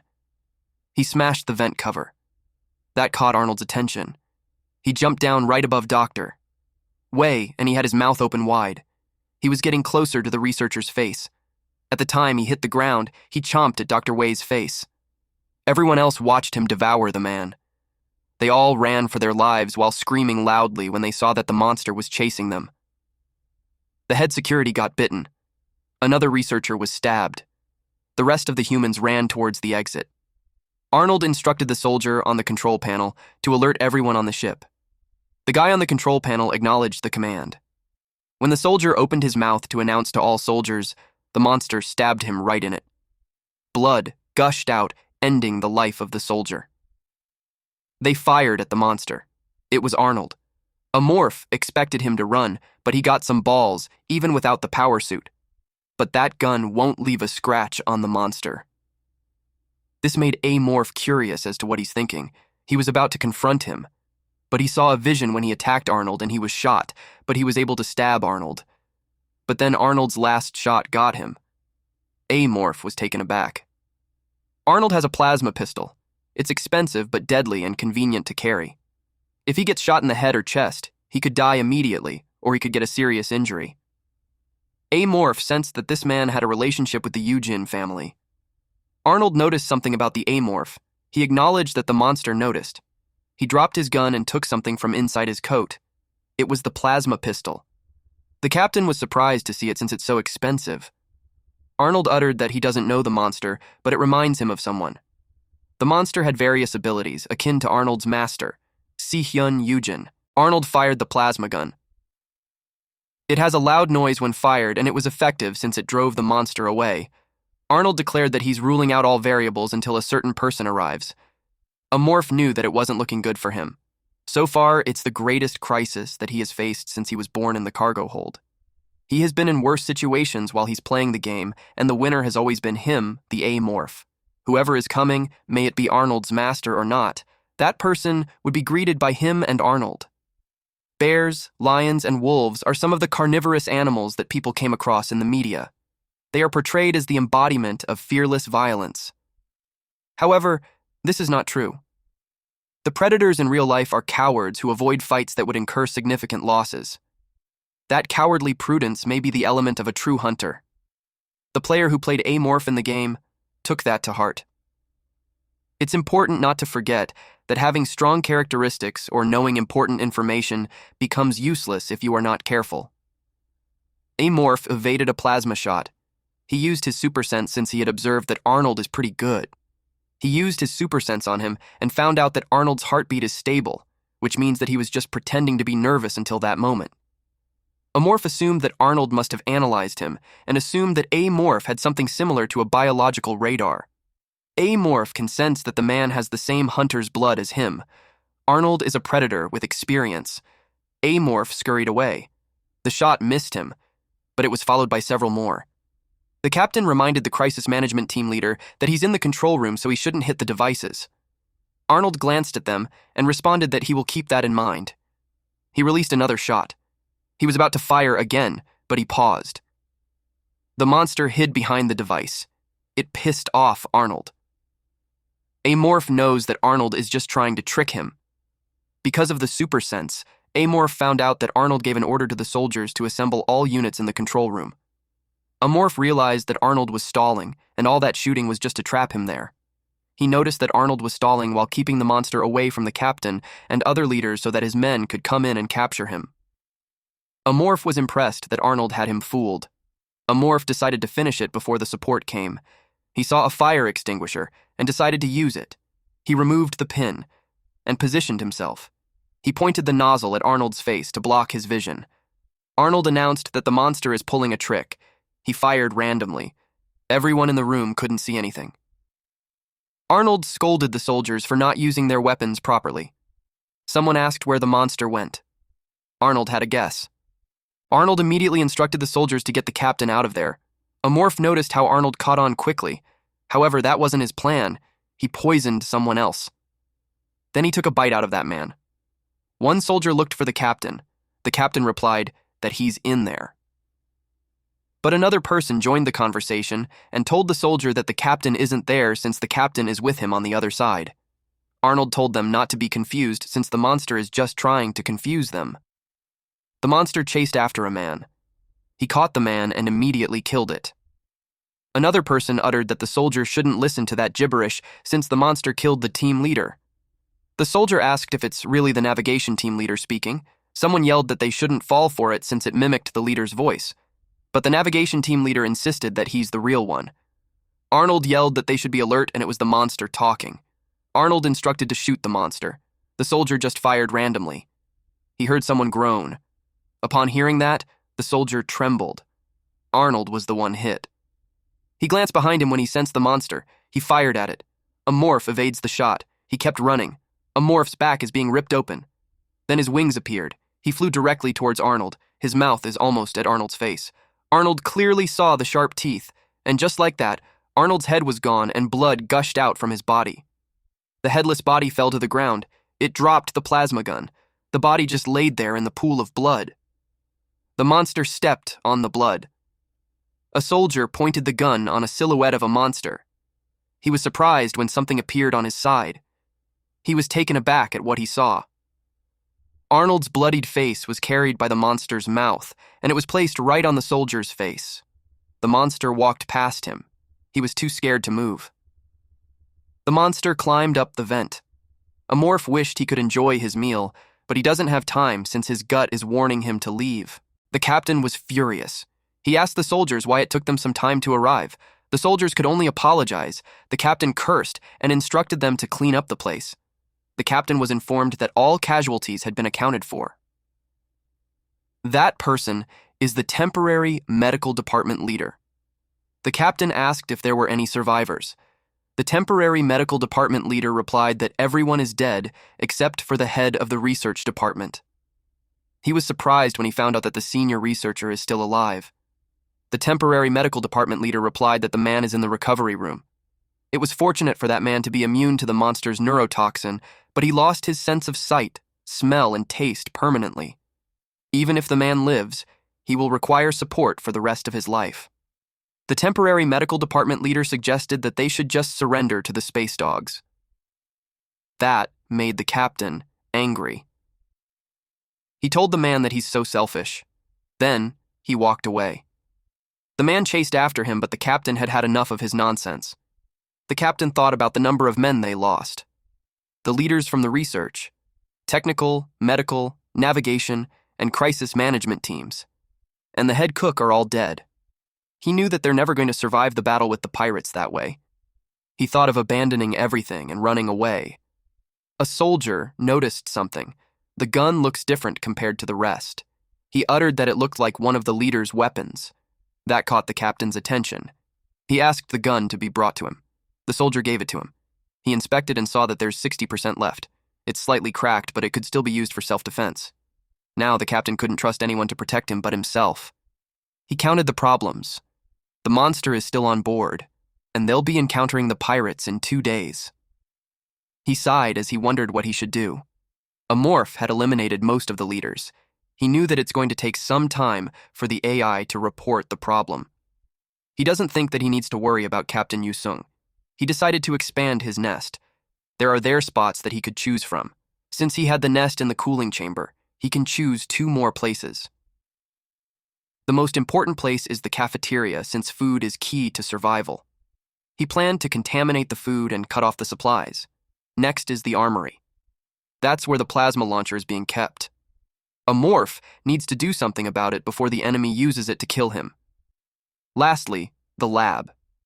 There are various DNA samples and psionium, but the problem is that he had less than a 10% chance of gaining a property from the samples. With just psionium alone, he'll be able to have the power of a juvenile stage amorph. Then he'll be prepared for pirates and other possible enemies. Amorph had made up his mind. He'll create the nest in the cafeteria and the lab, and he decided to steal the plasma launcher. He thought of using the weapon, but he kept thinking about what Arnold said, that his master, Si Hyun Yujin, or whoever that is, might team up with the pirates or disguise himself as one of them. To amorph, there's nothing scarier than an unknown enemy. He needs to gather everything that he can use. Number 26 greeted him. He felt that number 26 was in a good mood. He assumed that it was because they didn't inject him with any experiments for that day. He asked number 26 if he's feeling good. Number 26 replied that there's no pain. Amorph realized that it would be unlikely for them to run experiments in a situation like that. He assumed that they must all be hiding in their rooms. He thought of making a bold move. The red security light had lit up. The alarm had rung. Number 26 asked Amorph what he's doing. He replied that he's waiting. It's been about 30 minutes and no one is showing up, and that confirms Amorph's thoughts. He doesn't need to sneak around anymore. He removed the cover of the vent. He greeted number 26 that it has been a long time since they met. Amorph noticed that its color looks good and healthy, but he knew that it would starve to death if it stayed there. He wondered if he should bring number 26 with him. A bubble amoeba isn't really picky with food. It's also immune to neurotoxins, so there's no problem keeping it in his nest, or he can take it along with him wherever he goes. He asked if he wanted to get out. Number 26 asked where. He replied that it would be out of the lab. Number 26 enthusiastically replied yes. Amorph reminded it to be careful. Then he charged right into its capsule. And then he shattered the glass and grabbed number 26. Number 26 jumped around while thanking Amorph. He said number 26 to hang on. Number 26 asked what he's doing. He replied that he's making a nest. Then he spat out acid from his mouth. He covered the whole area with it. The acid was like vines that covered the entire lab. Because of that, humans won't be able to use the lab now. He realized he overdid it when he got hungry. He grabbed the brain. He noticed that it's still alive, but it doesn't taste good. But he settled for that now since he's getting nutrients instead of savoring the flavor. Number 26 ate with him. Amorph noticed that number 26 was enjoying the food. But then Amorph sensed something. There's someone coming. One of them is a soldier, and the other one is a researcher. There were only two of them when not even a whole unit could fight Amorph. The door opened. The men were surprised at what they saw. The whole area is covered with vine-like acid. The soldier took a closer look. He didn't realize that the monster was behind him. Eventually, he sensed it, so he raised his gun. He fires away as the monster approaches him. He saw the monster's hand getting closer to his body, and he was stabbed right in the heart. He coughed up blood while tears streamed down his face. Eventually, his body flopped on the ground. The monster made its way to the researcher, and the man begged for mercy. The monster grabbed the man's head. But Amorph got distracted when number 26 yelled, "Pain!" Number 26 hopped to Amorph's shoulder, and it looked like it's complaining. Amorph understood that the researcher is part of the bubble amoeba experiment, and number 26 must have been angry seeing its torturer. Amorph had forgotten that bubble amoeba could kill people too. He stabbed the man with his tail, causing the man to be paralyzed. Then he hands out number 26 to the man. Number 26 jumped to the man's face as if it was ready to devour it. And it actually did. It covered the man's face and melted it. While watching them, Amorph wondered who had it worse. If it's the soldier who died instantly, or the researcher who died slowly with his head melting away. But he didn't think much about it since they all died anyway. So, the process didn't matter that much. While he was feasting on the brain, the system window appeared. He felt lucky. He had reached his goal faster than he expected. He was asked if he would like to unlock physical strengthening. He had eaten over 500 different samples but gained only 3 characteristics, but he's satisfied with what he had acquired. He took number 26 while thinking of heading back to unlock the skill. He said number 26 that it won't take long.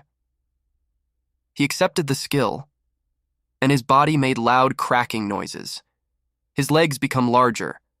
Spikes had appeared on his back. Number 26 was impressed by how big he had gotten. Number 26 bounced his way towards him while telling him that he had gotten so big. Amorph told him that he had grown. Number 26 didn't understand what the word meant. Amorph replied that he had grown from a youngling to an adult. Number 26 asked if youngling is a baby. Then he called Amorph a big baby. But when Amorph thought about it, biologically, he's not fully mature, so it isn't entirely wrong. He decided to explain it when number 26 learns how to speak more properly. Amorph noticed that his body feels heavier and sturdier. He felt like a cheetah turned into a rhino. He had become taller, too, and his arms and legs are covered in armor. His legs have acquired strength enhancement and have become much thicker. He checked his characteristics. He now has natural recovery, blade tentacles, and contaminant organs. Natural recovery has been fused with strong vitality and turned into regenerative power. Everything on his stats looked good except for the type penalty.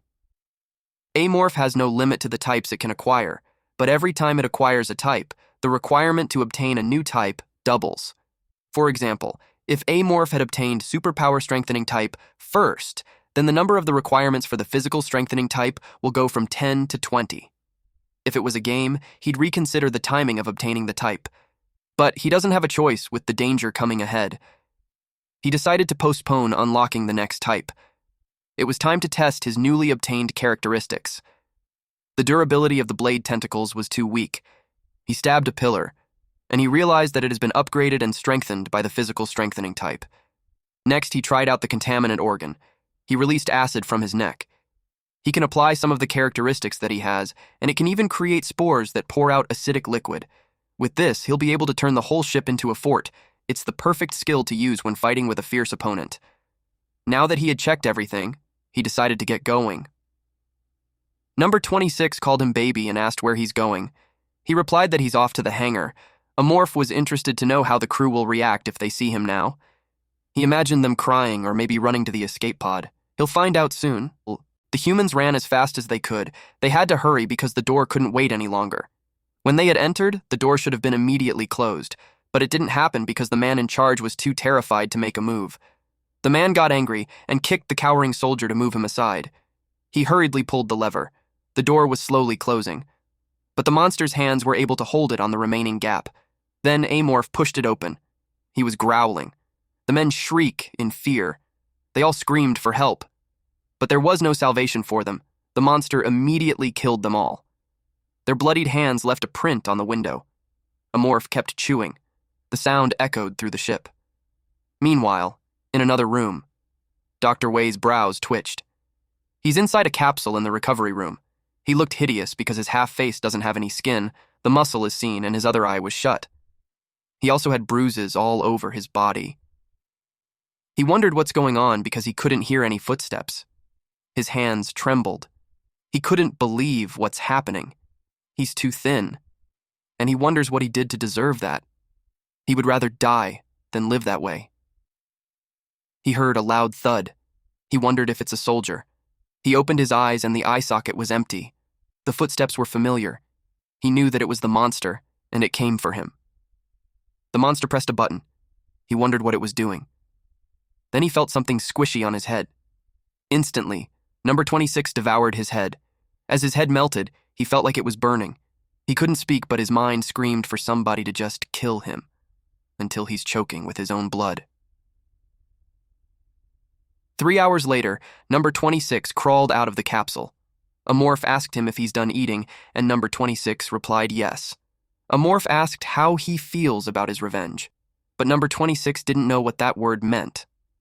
Amorph explained that it's about eating the person who tortured him, and number 26 replied that it tastes good. Amorph realized that number 26 doesn't feel complex emotions like vengeance, but he's not certain if it just hasn't been learned yet or if it's his nature. He finds it suspicious that researchers are interested in number 26. He hoped that the bubble amoeba wouldn't develop into a sea demon or something. Sea demon lives only on seaplaners like bubble amoeba. It's about 25 meters long and has tentacles that are hidden inside its body. Because of their similar looks in the game, the users suspected sea demon and bubble amoeba had something in common.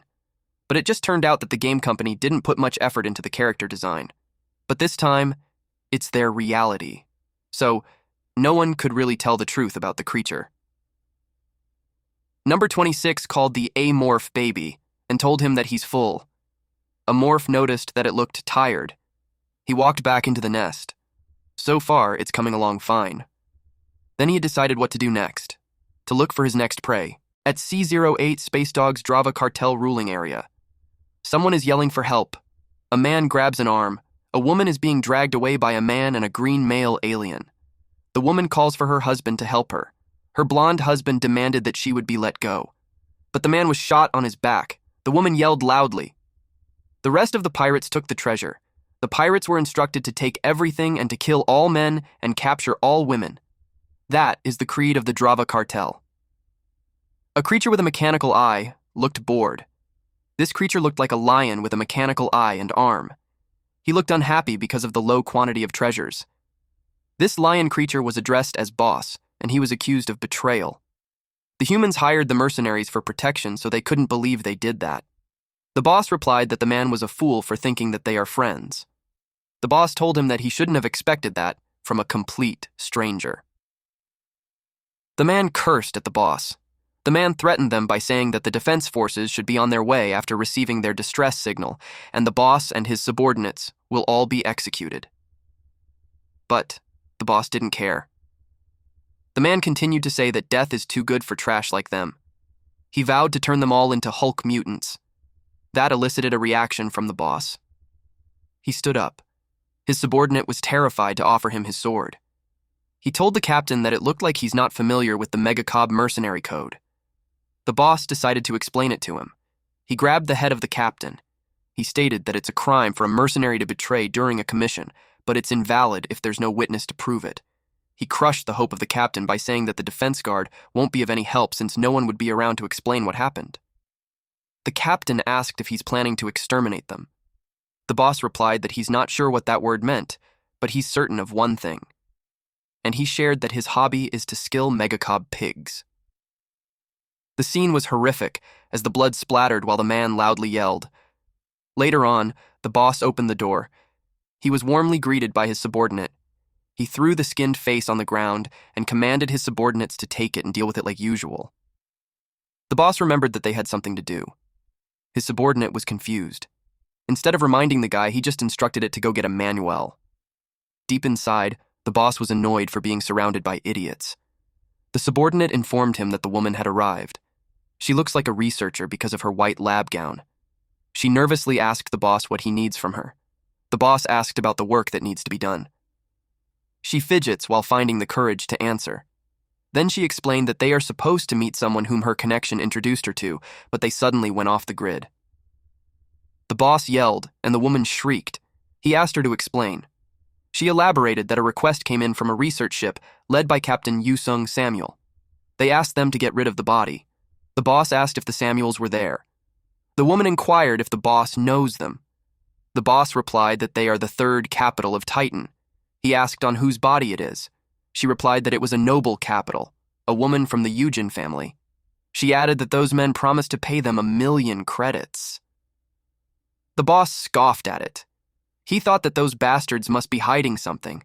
He felt that lately, things within mangacap haven't been quite right. Rumors say that the Asura family, the young blood of Mars, is challenging the Eugen family, who has been the king of Earth for the longest time. The Asurans mainly focus on developing vessels, but they have been secretly working on DNA modification. The boss knew that a body from the Eugen family should have all sorts of DNA modifications. He entertained the idea of stealing their body and handing it to Asurans. The Asurans would have been willing to let him name his price for such a body. He grinned at the thought that it was an opportunity for him to get rich. He would love more than anything to rip apart the Asurans for turning him into Hulk mutant, but he understands that a grudge is a grudge and business is business. He remembered Manuel saying that the ship couldn't be reached. He asked if they were ambushed. Manuel isn't sure about it. The boss was annoyed that someone was lurking in their neighborhood. He doesn't know who that is, but he knows that one has guts. The boss decided that as soon as they had finished their business there, they would head for Yusung Samuel's ship. He instructed his crew to prepare to attack. His men were all fired up. He instructed them to blow up the vessel and to ensure not to leave any evidence behind. Their ship made loud noise as it charged up for energy. Then it flew real fast as soon as the adjacent ship blew up. Their speed made them look like a shooting star. The bomb started beeping on the other ship. The explosion was huge. Meanwhile, Amorph is spying. Even when he's in his nest, he senses someone. He placed his hand on the ground and created a link. His senses flowed through the tubes. It was like a dark vine connected to him. Because of that, He figured out that the pirates are drilling through the research vessel's outer hull for forced docking from the outside. He saw the mark of the space dogs. Their drilling is almost over. In no time, they were able to make a hole. They bustled inside. A morph senses that they're heading straight to the bridge. It is evident that they're experts and really know what they're doing. But he wondered if they were really smart or stupid. Because normally, people would have noticed that there's something wrong with the research ship. But maybe those men were just blinded by their greed. The men were surprised at what they saw. The whole area is covered with vine and somewhat acidic. They reported to the boss that they had taken over the bridge, but something was strange. The boss asked what it was. They reported that there's not a single soul on the ship and that there's creepy-looking trees all around them. The boss was angry because it sounds ridiculous to have trees in space. They insisted that they were telling the truth. The boss decided to see it for himself. He threatened them that if they're lying, he's going to smash their head. Amorph sensed that they have 2 high-powered engineered hearts and machinery. He also figured out that the Hulk mutant is their leader. He checked on others. There's an insect man that releases pheromones from its body. A Star Union cyborg with a mechanical heart instead of a real one. He was pleased with the multi-species cartel.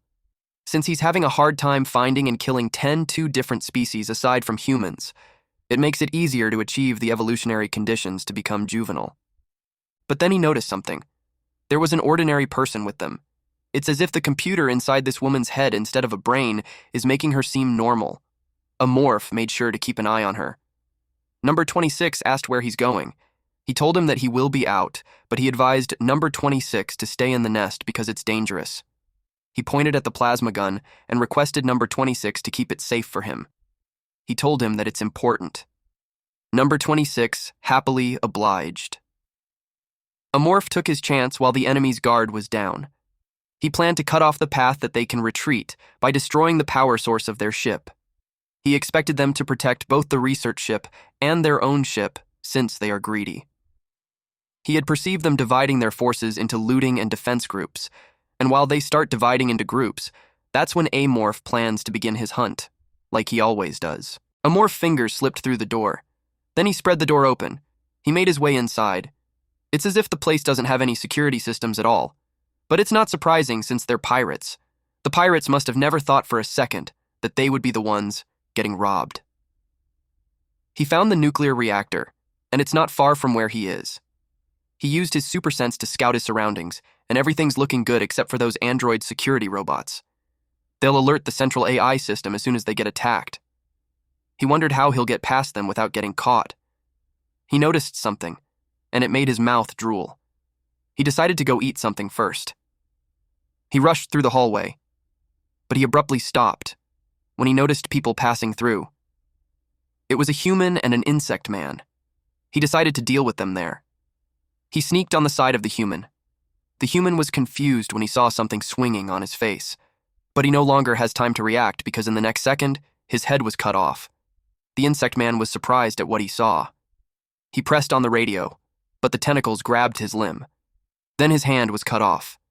It fell to the ground together with the phone. Blood gushed out of his arm. Then he was tackled by the Amorph. Amorph grabbed all his limbs. He tried to ask for help. But at the next moment, his head was ripped from the body. Amorph munched on them.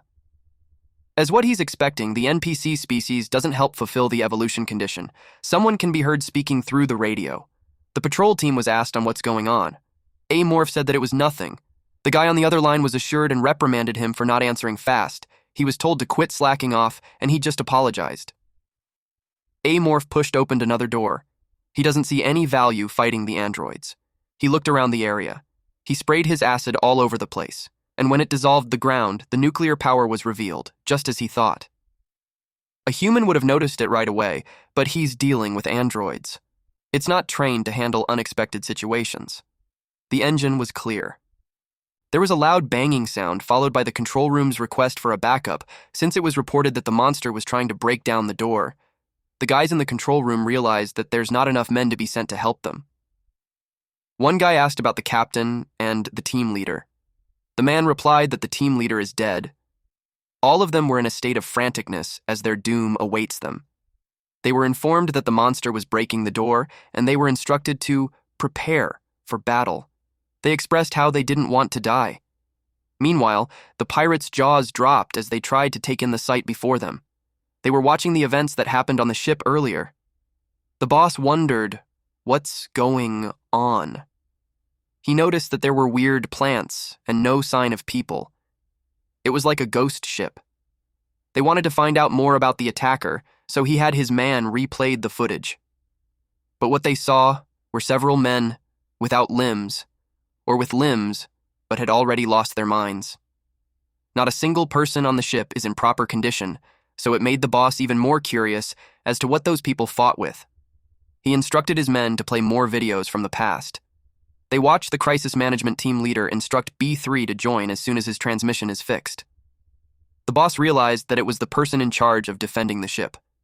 He also recognized Yusung Samuel. He noticed that all the manpower was down and the top management was shaken. What he saw next surprised him. The monster attacking from above, and hiding behind the expensive devices and strategically using the fire extinguisher. The boss knew that it was an intelligent creature. Because of that, it's also a highly dangerous one. He watched how the monster attacked Arnold. At first, the boss was worried about how he would deal with the Eugene family, but now he knew that he should worry about retrieving the body safely first. He called for Manul, but she was in a daze. He called out loudly, and that surprised her. The boss clarified what she said earlier, that she lost contact yesterday. She replied that the initial plan was to meet yesterday, but the vessel didn't arrive, so they had to search for it the whole day. The boss had figured out the details of the vessel on his way there, but the problem is they don't know what that creature is. But since they had infiltrated in silence, he assumed that the creature didn't know that they had arrived. He commanded them to find that creature first and kill it. Then they will look for the body. His subordinate reported that they have a problem. He asked what it was. The man reported that their ship's engine had broken down. The boss was taken aback. He angrily yelled that it can't be when it's perfectly fine. But then the man reported that the engine had completely melted down, so it's impossible to fix. The boss slammed the table and cursed loudly. He punched the table as he expressed how he'll rip that creature to pieces. The desk crumbled. Using his loud voice, he called Manul. He asked her if she could run the ship. She replied that she has to check. The angry boss threw something past her and it exploded. Her fear drove her to say that she can do it. He assigned 3 men to help her out while the rest of them will go with him to find that damned monster. He instructed them to move quickly, otherwise if they got behind, he'd bash their heads. Meanwhile, our MC used his super sense. Knowing that the boss was angry made him laugh. Unbeknownst to them, there are still survivors on the ship. There are 20 of them hiding in there, including the captain and the upper management. Amorph didn't spare them out of mercy. He knew a fight would break out since MangaCapped hates pirates. He plans to take advantage of that fight. Currently, there are 3 pirates and a woman who is pretending to be normal in the control room. This would be Amorph's chance to attack, but he had a bad feeling about it. The Amorph's instinct is warning him that the woman is dangerous. It made him wonder if that woman is Arnold's master. He recalled Arnold saying that his master had various abilities, but Amorph was confused as to why Arnold says that he and the woman are similar when the woman looked like a genetically modified human. But considering that the woman is a noble capital of MangaCapped who is obsessed with extending life, it's very likely that she's been modified beyond the extent of Kisaragi. If the woman is modified to the extent of a player, she may be hard to defeat, even if Amorph evolves into a juvenile. It made him grin since it has been a while since he fought with a genetically modified human. Seeing such a strong opponent both scares and excites him at the same time. But for now, he had decided to keep that woman, who he's guessing to be Si-hyun Yujin. Now, he's focused on dealing with the pirates first. The pirates were scared as they heard the grinding of the teeth. The boss is angry. He exudes a terrifying aura. Their radio made a beeping sound. The man called out to his boss. He reported that the biological detector had detected humans. The boss replied, "So?" The man replied that it was pointing towards the captain's cabin, but the path was blocked, so he suggested drilling a hole nearby. He flinched when the captain yelled and called him a fucking moron. The captain asked the man if he asked permission if he needed to pee. He immediately went to work. They drilled a hole, he kicked it open. He glanced at the detector. In a blink of an eye, he was shot on the face. The firing continued, so the rest had to take cover. The captain told the idiots to move. He rushed head on. He slammed his weapon on the human's face. Then he punched the next. He was going wild. The humans exclaimed that there's a monster. It was a bloody scene. A few moments later, a man groaned pitifully. Eventually, his bones were broken, and he died. The researcher shrieked at the blood gushing out. He panics as the boss approaches him. He told the boss that he surrendered. But the boss replied that their cartel doesn't care about surrender. The man introduced himself as the medical team leader of the ship, and he told them that he would be of use to them. That caught the boss's attention. The boss asked where the captain was and why the doctor was in the captain's cabin. That triggered the doctor. But he immediately composed himself. He shared that the captain left to escape the ship. The boss verified if the captain had abandoned his crew and ran away. The doctor replied that he had no idea if the captain got away safely. Internally, the boss complains that the whole thing sucks. The ship was wrecked, and the only human who knows about the whereabouts of the body is on an escape ship. But he thought that the doctor might know. He asked the guy if he knew where the bodies were. He asked where they would place the body of a noble capital. The doctor replied that the monster has it. Hearing about the monster made the boss annoyed. He punched the wall as he asked why the monster would need a dead body. The doctor replied that the monster eats humans. Hearing that made the boss realize that he doesn't have enough time left. He instructed his men to spread out and find the monster. He commanded them to move in 6 and to report as soon as there's a problem. The boss glanced at the doctor and recalled that the doctor expressed that he wants to be a pirate, and it just so happens that they are in need of a doctor too. The boss asked if the doctor had any knowledge of genetic remodeling.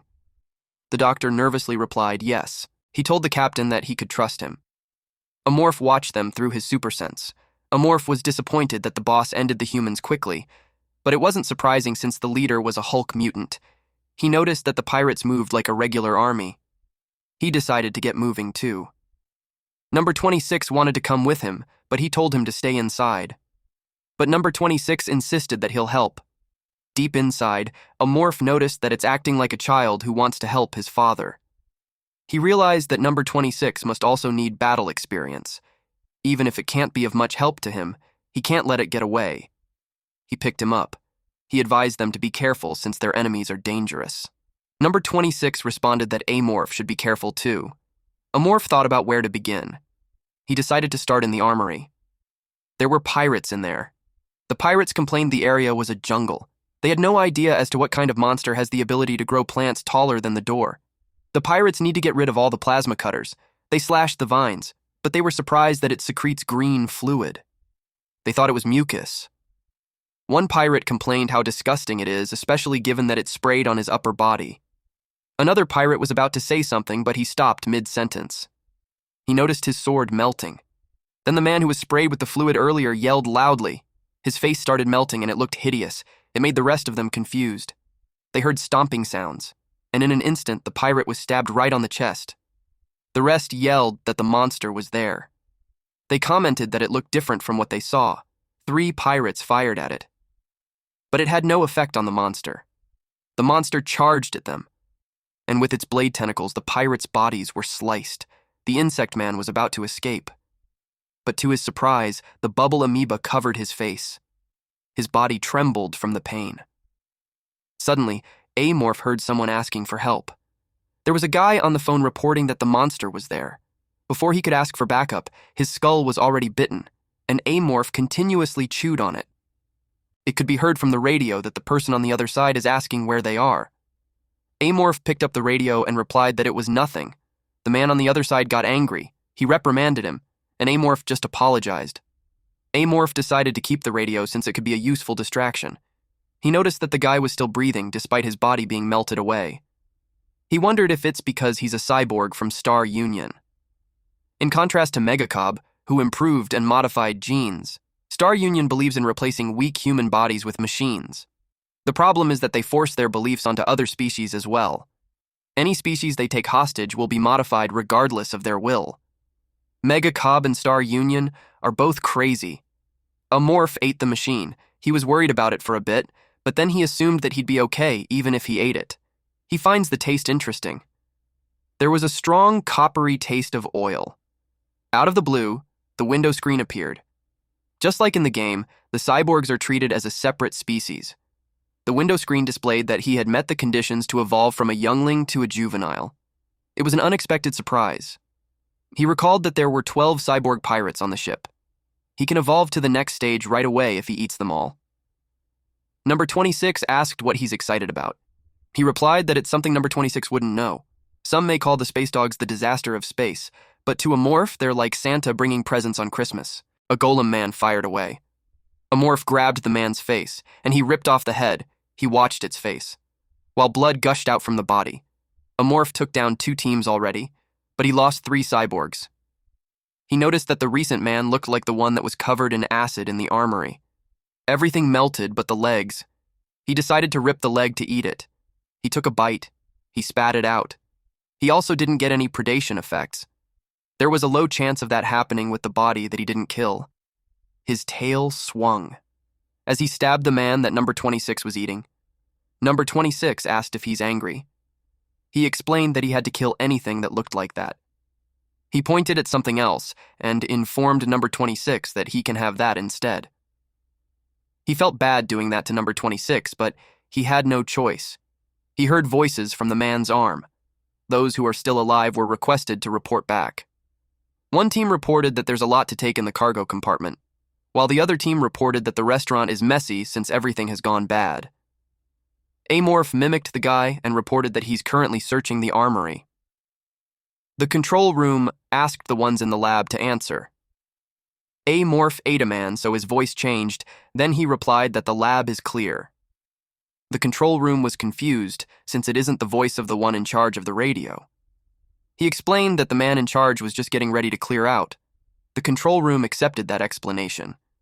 Amorph noticed that those guys are pretty systematic for pirates. The boss is just a Hulk mutant, but he decided to keep an eye on him. Putting those thoughts aside, he couldn't believe that he's hanging out with Bubble Amoeba. The game community would freak out when they saw that. The Amorph itself is specialized for acting alone, but himself, in reality, wasn't the friendly type. Things are getting different from what he used to know about the game. It makes him nervous, but excited at the same time. The boss sensed that something was fishy. He's pretty strict about reporting duties because of his military background. So someone who knows what happens if he breaks the rule would not make such a mistake. His wild instincts in his genes are warning him that it's a trap. The boss told the guys that something is off about the guys in the lab. He instructed everyone to head to the lab.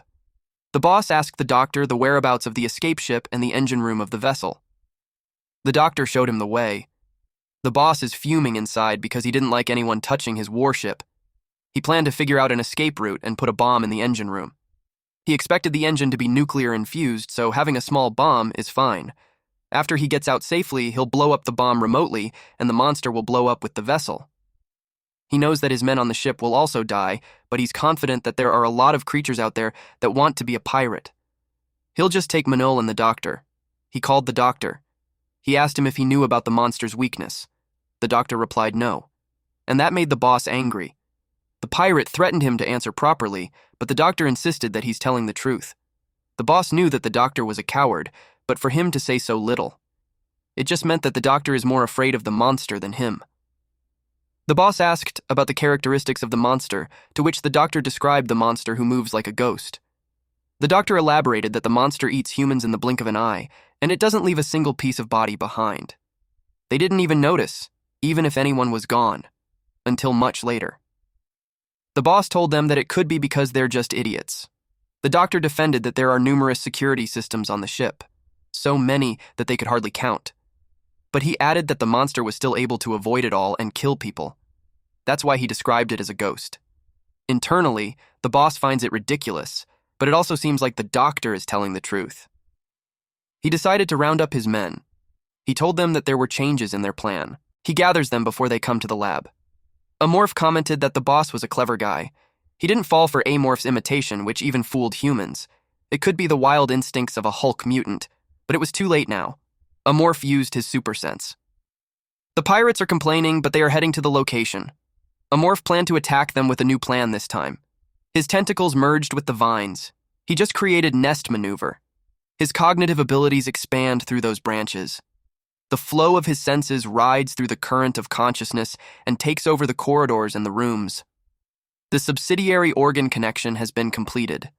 The pirates are literally on his stomach now. The pirates noticed that the vines wriggled.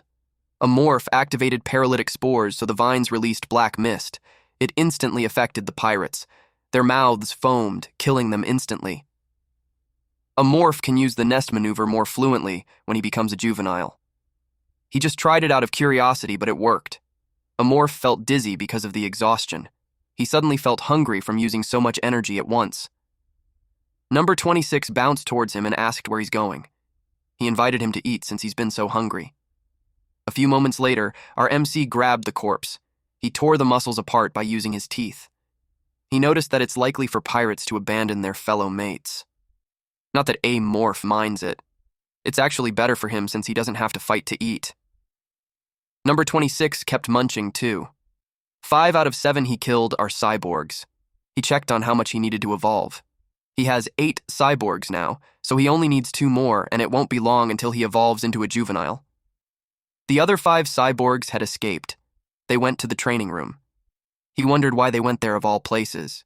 He assumed that those pirates thought that they would have a clearer view and better shot angles, since the training room is more spacious than other rooms. The only problem is that the previous crew thought of the same thing. The place where they've been strengthening bonds with their comrades had long been turned into a slaughterhouse because of Amorph. Amorph could feel the pirates' pheromones and breaths through the door. The pirates must have been shocked at the sight of the room. He informed number 26 to get behind him since it will get dangerous. More than 20 people were killed in that place, and killing 5 more doesn't make any difference. Amorph dashed towards them. The pirates fired at him. It didn't have any effect on him. He approaches them. The pirate cursed that the guns weren't working against the monster. He decided to give up on it. He took out a lightsaber. The man intimidated the monster by telling it that he's the second in command of the Drava cartel. He swung his lightsaber while daring the monster to approach him. Amorph used his super sense and realized that it was a sonic blade. It could damage his shell. But he knew that the weapon doesn't matter when the one holding it doesn't know how to use it right. Amorph's subsidiary organ tells him that the man is an ordinary male in his 30s with lifestyle diseases. It's so typical of a pirate to act hastily. The man swung his sonic blade. But Amorph easily scratched him. The man crashed on the dumbbells, but Amorph didn't take a rest on pursuing the man. The man cursed at the monster. Amorph was astonished.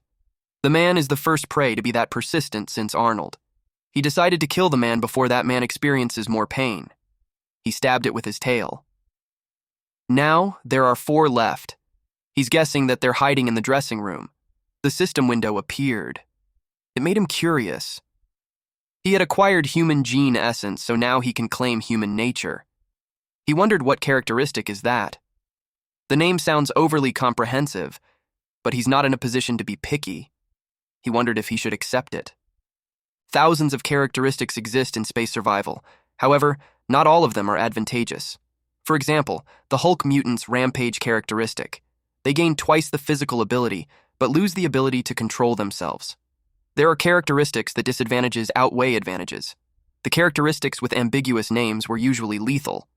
Given that space survival itself is like a dystopia full of vicious beings, there's Star Union who kidnaps people and turns them into robots. Then there's also mangacapes who create monsters by remodeling genes however they like. It's a universe where species like them lead human civilization. There's a way that would be a characteristic that gives human qualities. He thought about it. And if it's a characteristic that strengthens human emotions, it's a disadvantage to an amorph that feeds on intelligence. The risk is too high, so he decided to decline. Suddenly, he felt something. His subsidiary organ warned him to reconsider. He realized that it could be valuable. He thought about it since the tiny tentacles never forced him to make dangerous choices. He decided to trust it. He accepted. A bright light appeared. Then, that's it. Nothing happened. He checked his head, but nothing was coming out. He tried to feel it, but there's no extreme guilt in his heart. Human nature is a mental characteristic. 3 more, and Amorph will be able to acquire superpower enhancement type. Human nature would help Amorph make the right decision when he's in a pinch, and his choice would be worth it. He scratched his head as he commented that the characteristic is neither good nor bad. He decided to focus on the fact that he had accomplished the type conditions. Number 26 approached him and asked if he's okay. He asked what was wrong. Number 26 told him that he wasn't moving, and it was strange. Deep inside, he knew that number 26 shouldn't worry about him. They get moving. A morph could smell the pirates from different parts of the training room, and he had no intention of letting any of them go. In the sea of blood, people were screaming for help. One man held his gun with his trembling hand. He hid in the closet while wondering if he's going to be the next. Compared to the other guys, he considered himself pretty decent, so reasoned that he didn't deserve to die. The creaking noise made him alert. As the sound continued, he could feel that his end was coming. He wished for Chief Zubaka to look over him. In his head, he begged this person. A morph knew which direction he should go. The man let out a sigh of relief when he heard footsteps going far away from where he was. He planned to run away once everything is over. He'll go to Star Union. He glanced at the small opening. At that moment, he was stabbed in the abdomen. Then, from the small hole of the closet door, the monster slid his fingers, and then pushed it open. The man was surprised. He saw those bloodied, razor-sharp teeth. He screamed loudly. Eventually, he was eaten. His machine parts fell to the ground. A morph munched on the body while thinking that no one could hide from him. A morph has finished 11 cyborgs now. He just needed one more. But the problem is that the other one is in the control room, and the person he wants to avoid is in that room, the human with modified genes whom he assumes is from the Yujin family. He decided to take care of the leader first. Then his tiny tentacles made him sense something. A man fired at him while cursing. A morph was able to dodge. He scratched the ceiling. The boss was furious that his men got killed, even his second in command. A morph didn't expect the boss to find him first, but it's for the better. A Hulk mutant has many useful genes. A morph took this as a chance to replenish his gene essence before he moves on to the control room. He noticed that the temporary medical team leader was there. He didn't expect that the man would side with pirates. But it doesn't matter because the man would end up in Amorph's stomach anyway. He told number 26 to hide himself. Number 26 expressed that he's scared and that Amorph should be careful. Amorph replied that there's nothing to worry about. Number 26 attached himself to the wall. Then he camouflaged himself. He told Baby to be careful. Amorph observed the boss, and he's more intimidating than Amorph expected. The boss is bulky and over 3 meters tall. Some could say that Amorph won't stand a chance, because the boss was an improved Hulk mutant. Amorph was excited to see what that man is capable of. The pirates in the control room watch on the screen. One person suggested going to where the boss is, but the others didn't like the idea because they have to follow the command of helping Manul. They asked Manul how much longer it would take. She replied that she's almost done. The pirate asked why the piece of crap is taking so long. Manul explained that it's because of the AI of the MangaCap battleship. It's the core of space engineering and computer science, so it can't be easy. The pirates don't understand a thing of what she just said. They told her to just hurry up. In her mind, she commended Arnold for doing well. The monster cunningly hid itself using a smokescreen, but it can't fool her, who has her remote viewing. She noticed that the creature emptied the lab and got his hands on the gene samples. It was indeed a clever creature. According to the records, the creature only took the samples. That means that the creature knows how to use its skills. She wondered if the monster absorbs genes and evolves. If that's the case, the creature is like her. Because of that, she's certain that the boss named El Chen won't be able to win. El Chen is nothing but a monster, strengthened by the will of others. She described him as a miserable being who doesn't even know what he's made up of. She was getting fed up with him, so his end would be good news for her. The pirates are no longer of use to her. She decided to reduce the number of genes that the monster can obtain. They asked her if she's done, but they were confused with her behavior. Manol has several names. She removed her eyeglasses. A blade appeared on her forearm. The enemies of ManhwaCapped call her the Helix Witch, but the family calls her Shadow and treats her with awe. The head of the family, Akira Yujin, calls her Code White, and the person who was once her father called her Si Hyun. She is the epitome of genetic engineering of the Yujin family, and the only forgotten heir to the lineage in the family. Back to the impending fight, the boss took a step. He attacked the monster. A morph was able to evade that. A morph pushed him with his fingers, and his other limb hit the metal leg. The boss staggers as he groans. A morph's tentacle hit a capsule, and he sensed a static. His superpower organ strings were electrified. That's when he realized that the boss had laid out the pulse grenade without his knowledge. He wondered if the boss thinks he's some sort of battle android. If that's the case, the boss was wrong. But his selection of weapons was good. The boss found out that the creature wasn't a new weapon created by Star Union. He asked the creature if he understood him. The boss moved a part of his thick hair. It revealed a red button embedded on his body. A morph wondered if it's the rampage switch. The boss said that he installed a bomb in the nuclear reactor, and the detonator is synced with his heart. He told the creature that if he dies, the whole ship will explode and everyone will die. A morph used his super sense since he's suspicious. The doctor's body reaction tells him that the boss isn't lying. A morph focused on the important thing, whether the boss would blow up the bomb or not. The boss noticed that the creature seemed to value his own life. He noted that this creature has high intelligence, a transcendent body, and arrogance. So he knew that there's nothing about the creature that would lower his will to survive. He pressed his blade on the button on the side of his head. His cells started moving. It became abnormal. It was like they were evolving like crazy. And that made the boss scream and cough blood. His bones made a cracking sound. It looked like he turned into a tenacious beast. He was breathing heavily. Then he growled loudly. Inside his head, Amorph finds the boss hideous. It looked like more things happened to him, and not just the transplantation of genes. The boss stomped, and it shattered the ground beneath him.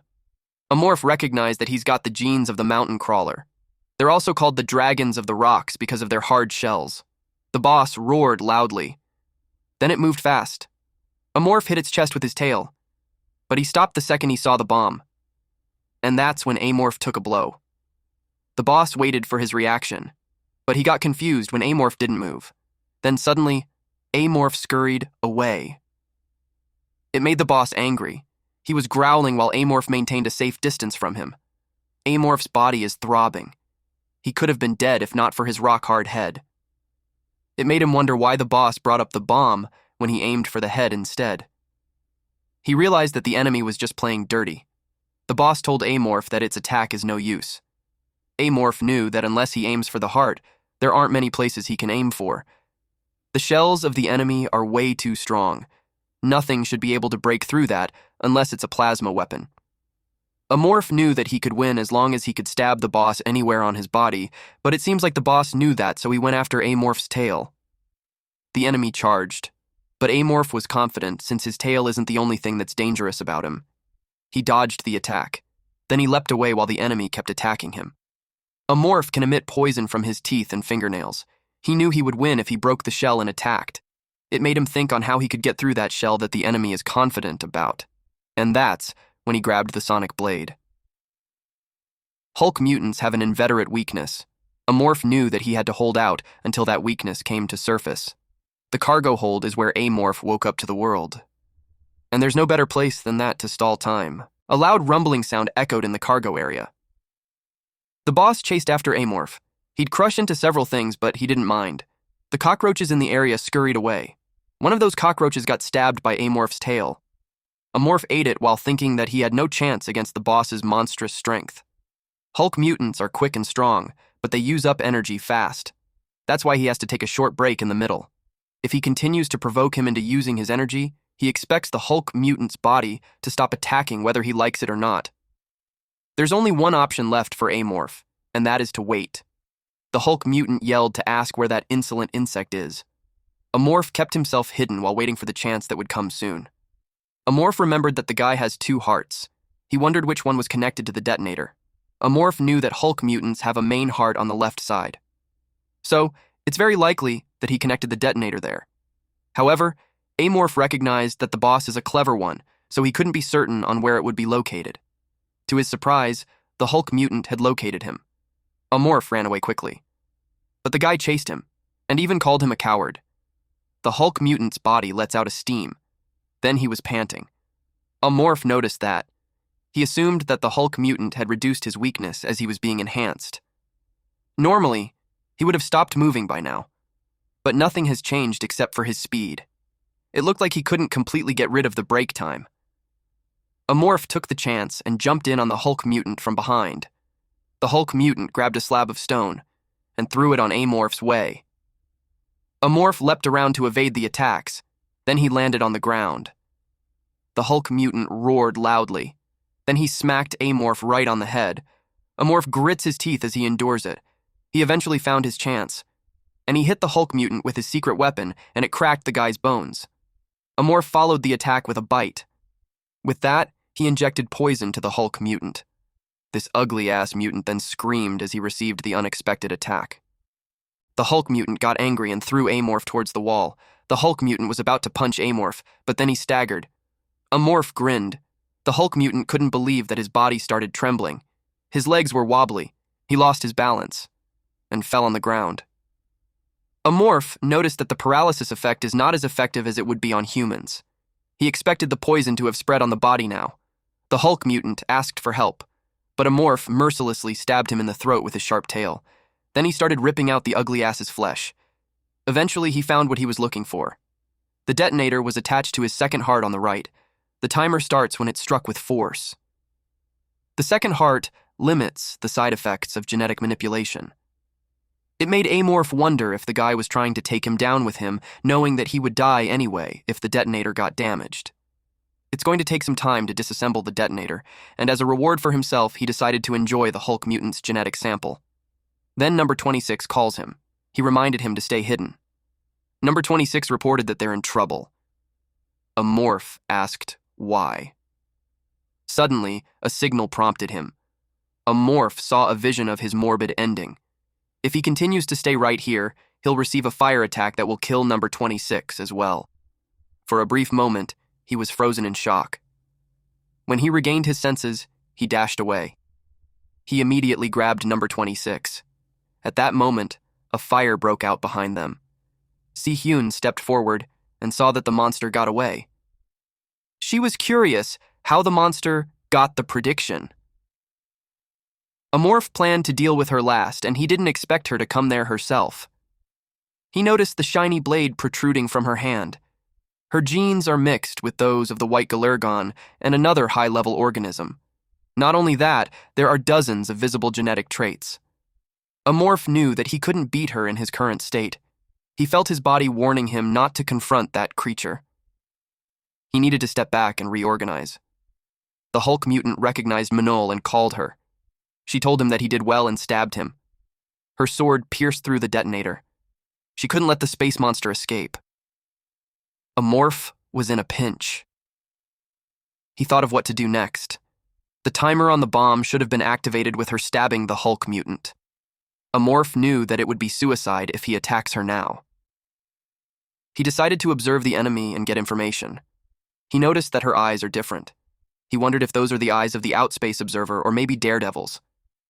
Si-hyun told him that she has a suggestion. Because he seems to be like her, she plans to spare his life if he agrees to serve her. In other words, she wants Amorph to become her pet. She knows that he's a creature that relies on genes, so she's certain that she can be the perfect master for him. She urged him to join her. Amorph tried to process that. The formidable Si-hyun Yujin is demanding him to be her slave.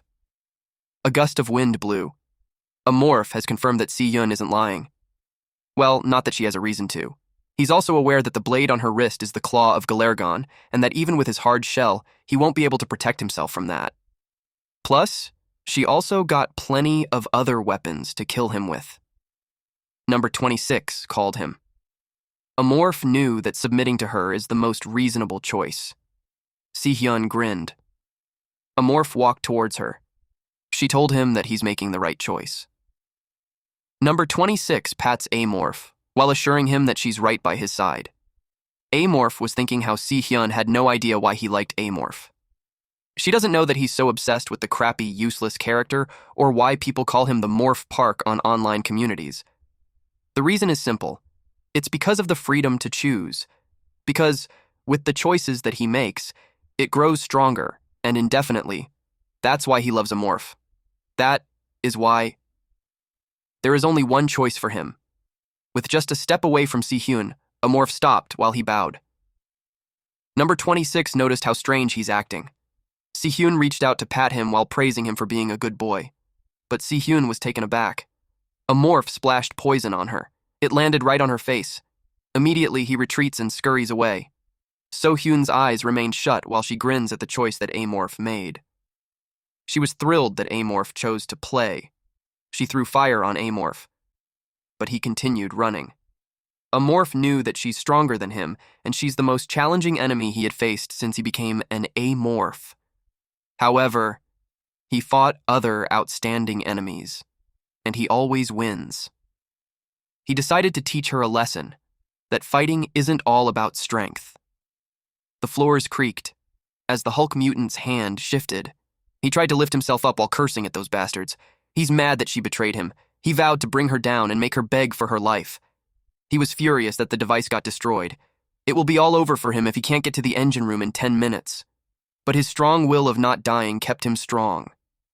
He crawled his way to the engine room while thinking that he's different from others, because he is Elchindrava. Meanwhile, Amorph is trying to run for his life. Number 26 asked Amorph if he's in pain. Amorph replied that it's all better.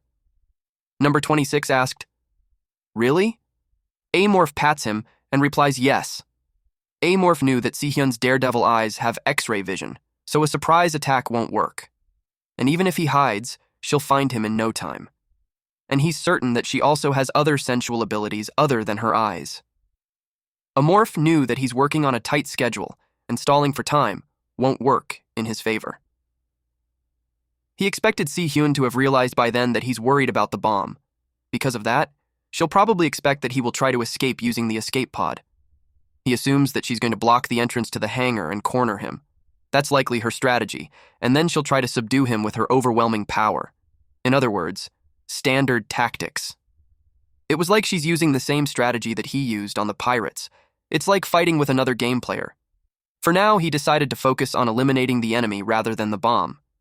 As for the information that he doesn't know, it will just surface once he faces her. The problem is that his attack and defense abilities are much lower than those of his enemy. Amorph kept thinking of some other way. Then he thought of something, the item in the lab. Because of that, he might just be able to turn the tables around. It was the psionium. Once taken, Amorph could use the ability of a juvenile body for a limited time. The technique Si-hyun uses is called the sword dance. It's Galargon's technique that includes psychic powers. Amorph has zero tolerance for psychic power at the moment, but when he evolves into a juvenile, he'll gain that tolerance. And if Si-hyun's claw was just transplanted to her, Amorph assumed that his shell would be able to withstand it, and he'd be able to launch a long-range attack. The only downside is that it requires a lot of energy. Amorph knew that he had to finish her within the limited time. He has no time to worry about his energy. He said number 26 to wait for a moment, then he let her down. Number 26 asked him where he's going, and he replied that he needs to get something. He looked around the shelves. Then he found it. In the game, only a buff notification appeared when he took it. It made him wonder what it's like in real life. He'll find that out himself. Surprisingly, number 26 immediately stopped him. He asked him what's wrong. Number 26 stayed silent for a moment. Number 26 was wiggly from anxiety. Amorph wondered why it's acting like that. In normal circumstances, he would wait for him to answer. But Amorph is running out of time now. He drank the liquid from the container. Right after that, his heart pounded loudly. He feels like his whole body is on fire. His bones are cracking and his veins are popping out. His body broke through from its old shell. Major transformation is happening on his muscles. He screamed loudly because it was so painful. But he knew he can't just pass out. The evolution kept going, until his eyes had changed, and his whole body became larger and stronger. He has large horns now, and his limbs had increased. Our boy became more chonky and muscular. You guys know shits goes down when you see an alien like this. Meanwhile, number 26 bounced with joy. He's impressed that baby got big again. Amorph's evolution worked. He took out his screen. It states there that he's temporarily a juvenile. He also noticed some changes in his characteristics. The reinforced exoskeleton has been upgraded to a monstrous exoskeleton. He has magnificent horns on top of his head now. He should be able to use them to ram into his enemies or stab them. He inspected his body and saw his new spike bone launcher organ on his left hand. Its strength matches that of a plasma pistol, and he can even apply characteristics to it. His outer shell is covered with a shield that protects him from psychic power. He can now stop Galargon claws with that. The last thing that he checked is the time limit. In the game, the effect of sonium lasted for 5 minutes. He assumed that the time limit should be about the same in reality. Si-hyun was within range of his senses, so he knew he should hurry. A morph released red mist to drain Si-hyun of her strength as much as possible before the fight. After releasing that mist, he used Link. 5 minutes isn't a long time. He decided to settle the match as quickly as possible. Si-hyun is walking down the hallway. She paused when she saw something wriggle at the ceiling. Then it bursts, splashing her with acid. Her body sizzled. She countered it with her fire, making a portion of the ship explode. It created a loud rumbling sound. A morph had sensed that Si-hyun was coming. He grabbed number 26 and told him to hold on tight since they will be running. A morph started running as fast as he could. He assumed that Si-hyun destroyed the mucus with her sword with just one blow. He planned to lure her to the spot where the nuclear reactor is. He knew that Si-hyun wouldn't be able to fight at full strength there. Even the slightest touch or wave will cause an explosion. It doesn't matter how many genes Si-hyun has, it's impossible to survive a nuclear explosion. A morph is almost there, just one more sector. But he halts, and that was because of one thing. Si-hyun had just blocked his way. She prepared for combat. A morph threw number 26 to safety. Si-hyun released several waves of fire using her sword. A morph was hit. He endures the attack. It wasn't in vain since he was able to see the course of Si-hyun's claw attack. Normally, he wouldn't be able to see it. He wondered if it was because of his superpower organ. Si-hyun tilts her head in confusion. A morph's feet made a loud cracking sound. He charged towards her. Si-hyun was excited. She slashed him with her sword. A morph was hurt. Si-hyun noticed that A morph became faster than before. She was about to kick him, but he was able to evade. A morph attacked her with his arm, but she dodged it. Si-hyun looked like she's enjoying this. She told A morph that his attacks aren't enough.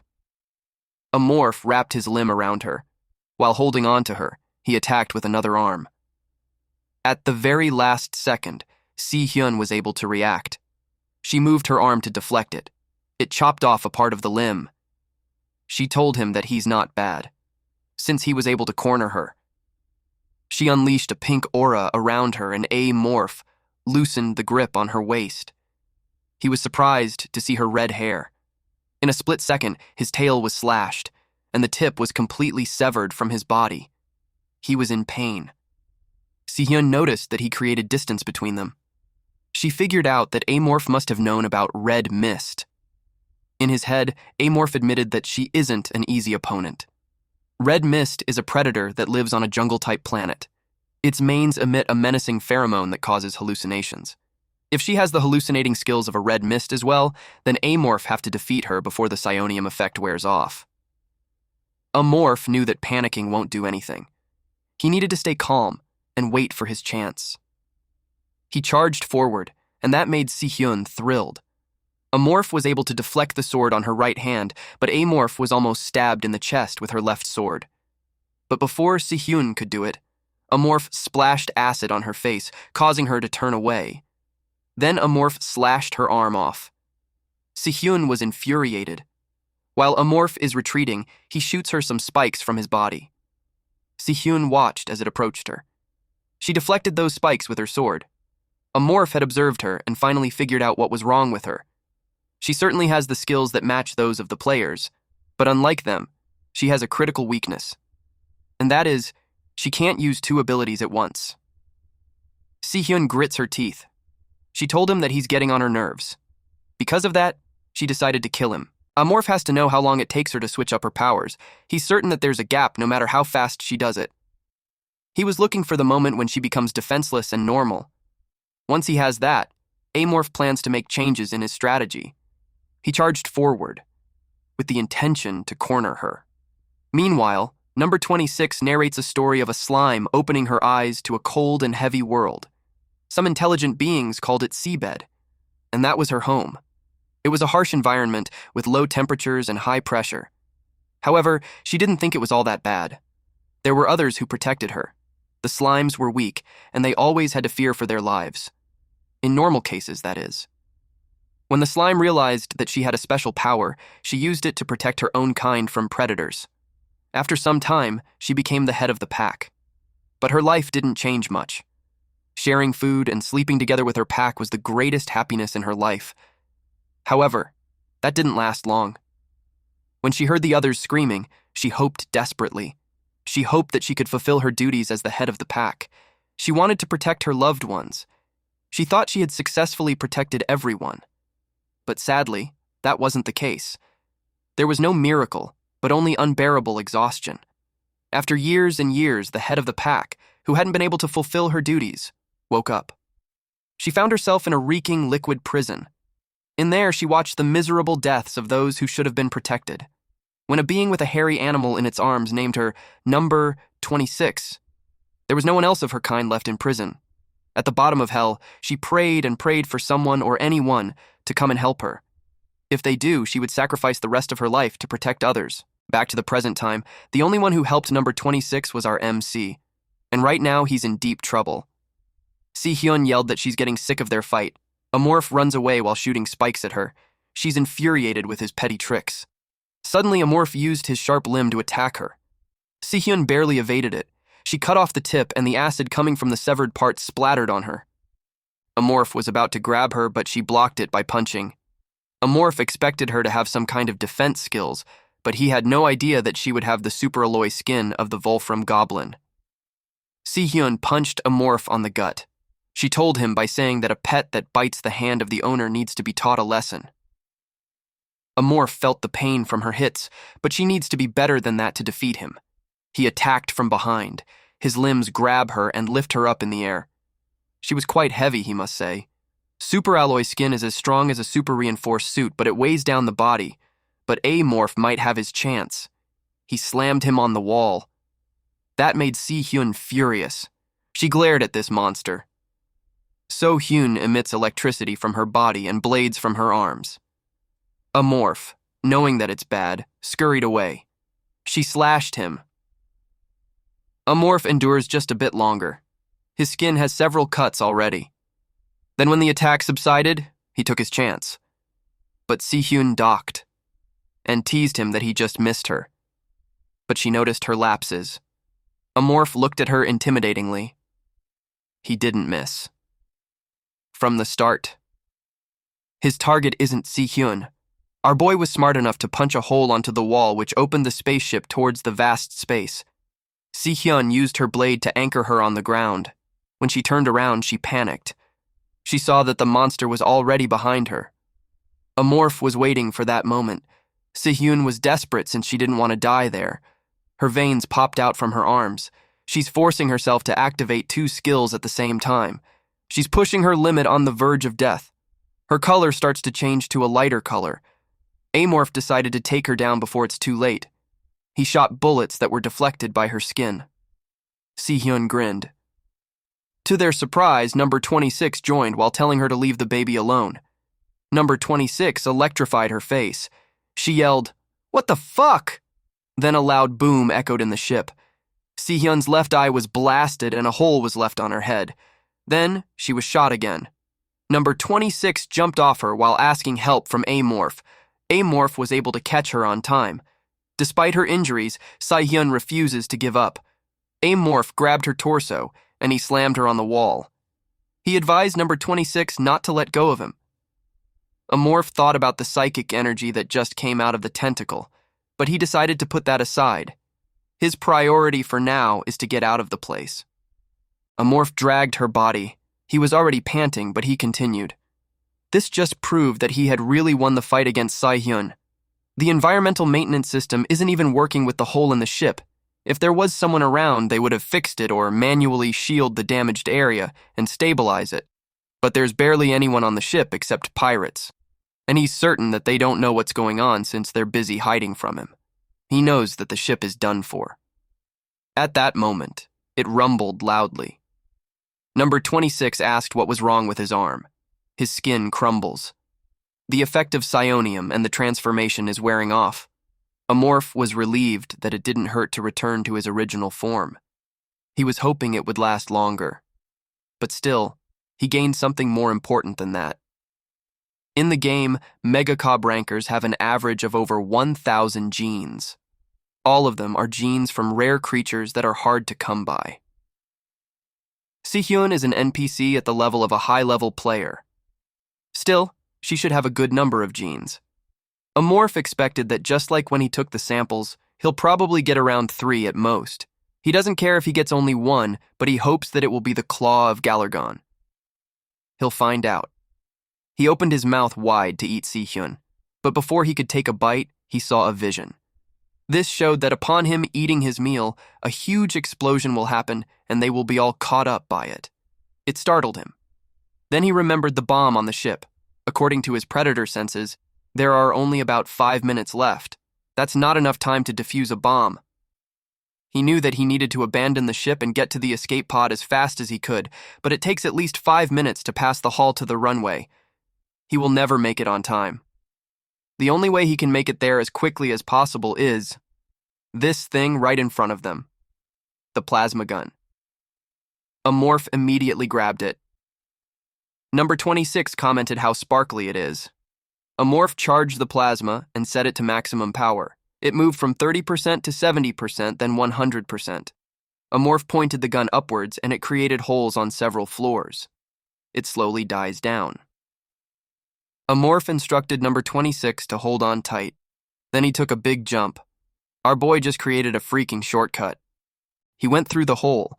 Then a rope-like skeleton came out from his hand and tied it to the ship. He was dangling in the vast space. He moved so he could get on the ship again. This was just like watching Spider-Man making his way to his neighborhood. He eventually landed, and they're not far away from the runway now. He used his rope-like limbs for mobility. He charged the gun again and shot it to create an entrance towards the inside of the ship. Then he threw away the gun with gratitude. Number 26 expressed that what they're doing is fun. Amorph noticed that one of the escape pods was open. He wondered if someone was trying to get on it. But that's good news for him, since it saves him from the trouble of having to break one open. He instructed number 26 to hold on anything that it can grab on. Meanwhile, Drava staggers as he makes his way. He really thought he was going to die back then. He was breathing heavily while struggling to see. His senses are back, but he had problems with his eye.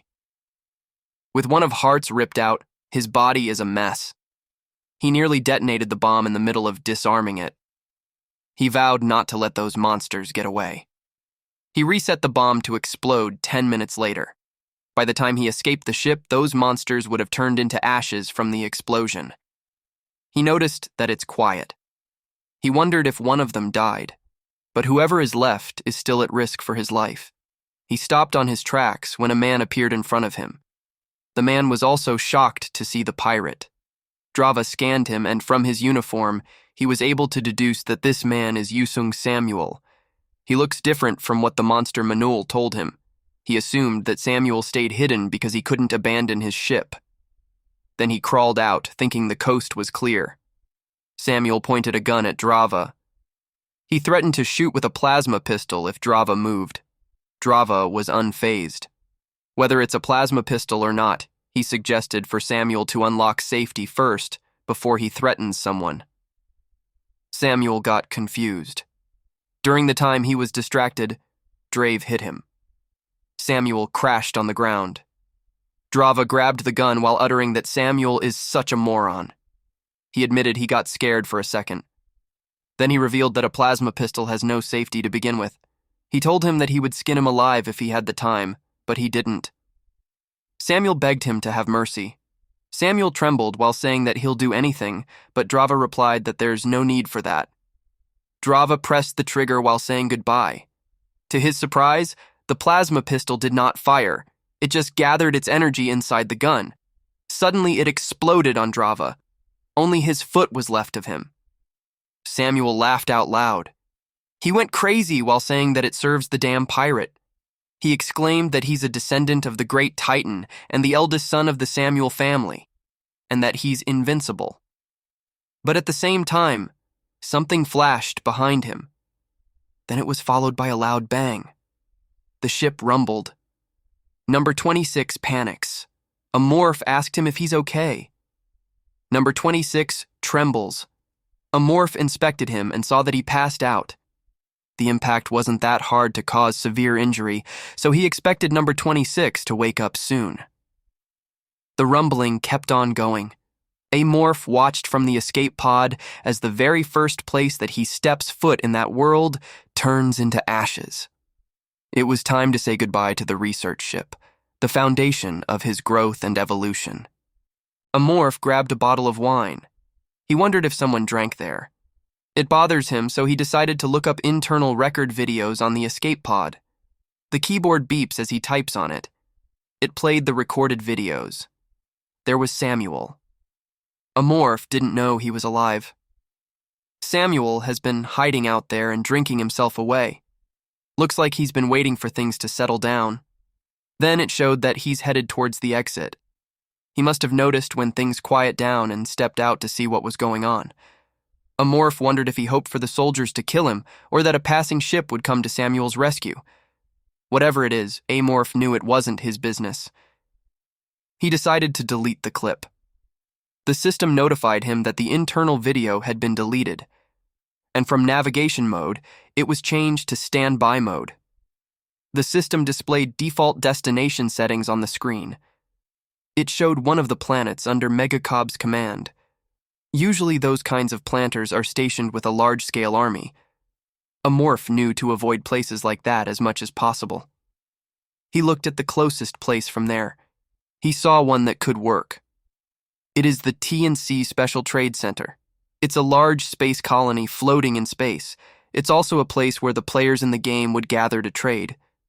He had experienced hunting players there and picked up the genetic essence. Thanks to that, people had been calling him all sorts of names, starting with the cowardly amorph nerd. But there's nothing that he could do when amorphs are made that way. He redirected their course. The system notified their new destination is T&C Special Trade Center. They flew towards it. The system changed to autopilot. The remaining time until arrival is 3 hours. It is a colony with various species. It would be a perfect place to get his nourishment. His focus shifted.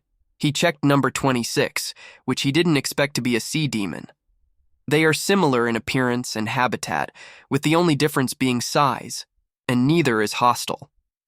Maybe it's because they're the same species. Sea demons have a superpower characteristic called deep sea fear. It's a powerful trait that drives people within a certain range to madness. It's similar to Red Mist's hallucinations, but can be activated constantly and has a wider range. It's almost as fast as a claw of Galurgon. Amorph thought that it could be his chance, but he decided otherwise.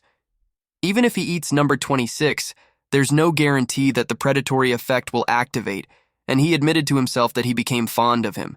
Number 26 has been useful to him, and he does his best to help him until his life is in danger. He decided to keep an eye on it for now. Then he looked at Si-hyun's corpse. At last, it was time for him to eat that body. He grabbed the leg, ripped it apart from the body, and crunched on it. Just right after consuming it, he sensed something in his body. He liked it so much.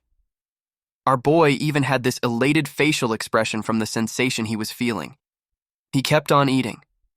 He's chewing on the arm now. To him, Si-hyun is like a luxurious food that was cooked meticulously. He expected her to be ordinary, but he was wrong. The more he chews on her, the savorier her meat tastes. He could swear that she tastes better than anything that exists. In that escape pod, it's only him and the unconscious number 26. There's no one who will interrupt his mealtime. System window appeared to notify him that a predatory effect is on. He acquired X-ray vision among the biological properties of Yujin. In addition to that, he also acquired camouflage skin and claw of Galurgon.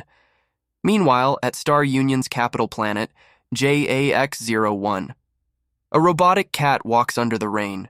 When it came to a corner, it saw several robotic legs walking on the damp ground. Men were crowding, and they salute. It was a salute to Great Commander Chewbacca. He is the father of all cyborgs. Chewbacca's face was displayed all over the screen. People believe that he's watching them to lead Star Union down the path of glory. The robotic cat passed through a vent. Inside the vent, there's a clunking sound, followed by a beeping sound. The vent led to a room where there's a capsule at the center and a silhouette is seen on the cover. The capsule made a loud decompressing sound as it opened. The engines were also loud. Once it was opened, a hand was raised, and the woman emerged coughing. She was breathing heavily. She wondered if it's a spare body. Si-hyun didn't expect that she'd end up on a clone's body. She commented that it didn't feel like her own. She got out of the capsule. She went to a screen and requested for the gene modification of the clone. She was informed that some genes were not updated. She grits her teeth as she holds back her anger. She punched the screen while screaming that all the genes that she collected are gone, and now her plan has gone to waste. She curses loudly and threatens that she's going to rip her enemy's brain out once she sees him. At the TNC Special Trade Center Port District, a man was listening to music. He was chilling. This man named Carpenter was asked by his friend Howard if he's busy. He was informed that a mangacap escape ship had entered Area 7. The control tower made contact, but there was no response. Carpenter cursed and complained that a motherfucker had run away from home this time. Howard told him that there might be something wrong with it since it's on autopilot mode. Carpenter decided to go check it out. They wondered which capital this one was from. A car moves towards the direction of the escape ship. It got closer. Carpenter uttered how it looked expensive. He plugged something into it. The door opened. He was confused to find out that the lights were off. He turned on a flashlight. Then he noticed a puddle on the floor. He wondered what it was. Then more liquid trickled down from the ceiling. It's actually the saliva of Amorph. Carpenter was about to get eaten. Carpenter's colleagues looked for him. One colleague shared that Carpenter said he was heading in early today. The other colleague was confused since Carpenter needed extra money to buy a new house. The man saw Carpenter. Carpenter was ascending the stairs. They called him. But the man flinched. When he was puzzled as to why Carpenter was standing there, he noticed that there's something off about Carpenter. They talked to Carpenter expressing how he thought Carpenter is going to work late. He asked if Carpenter is leaving already. Carpenter replied that he's busy. The man inquired if the chief had not said anything about him leaving.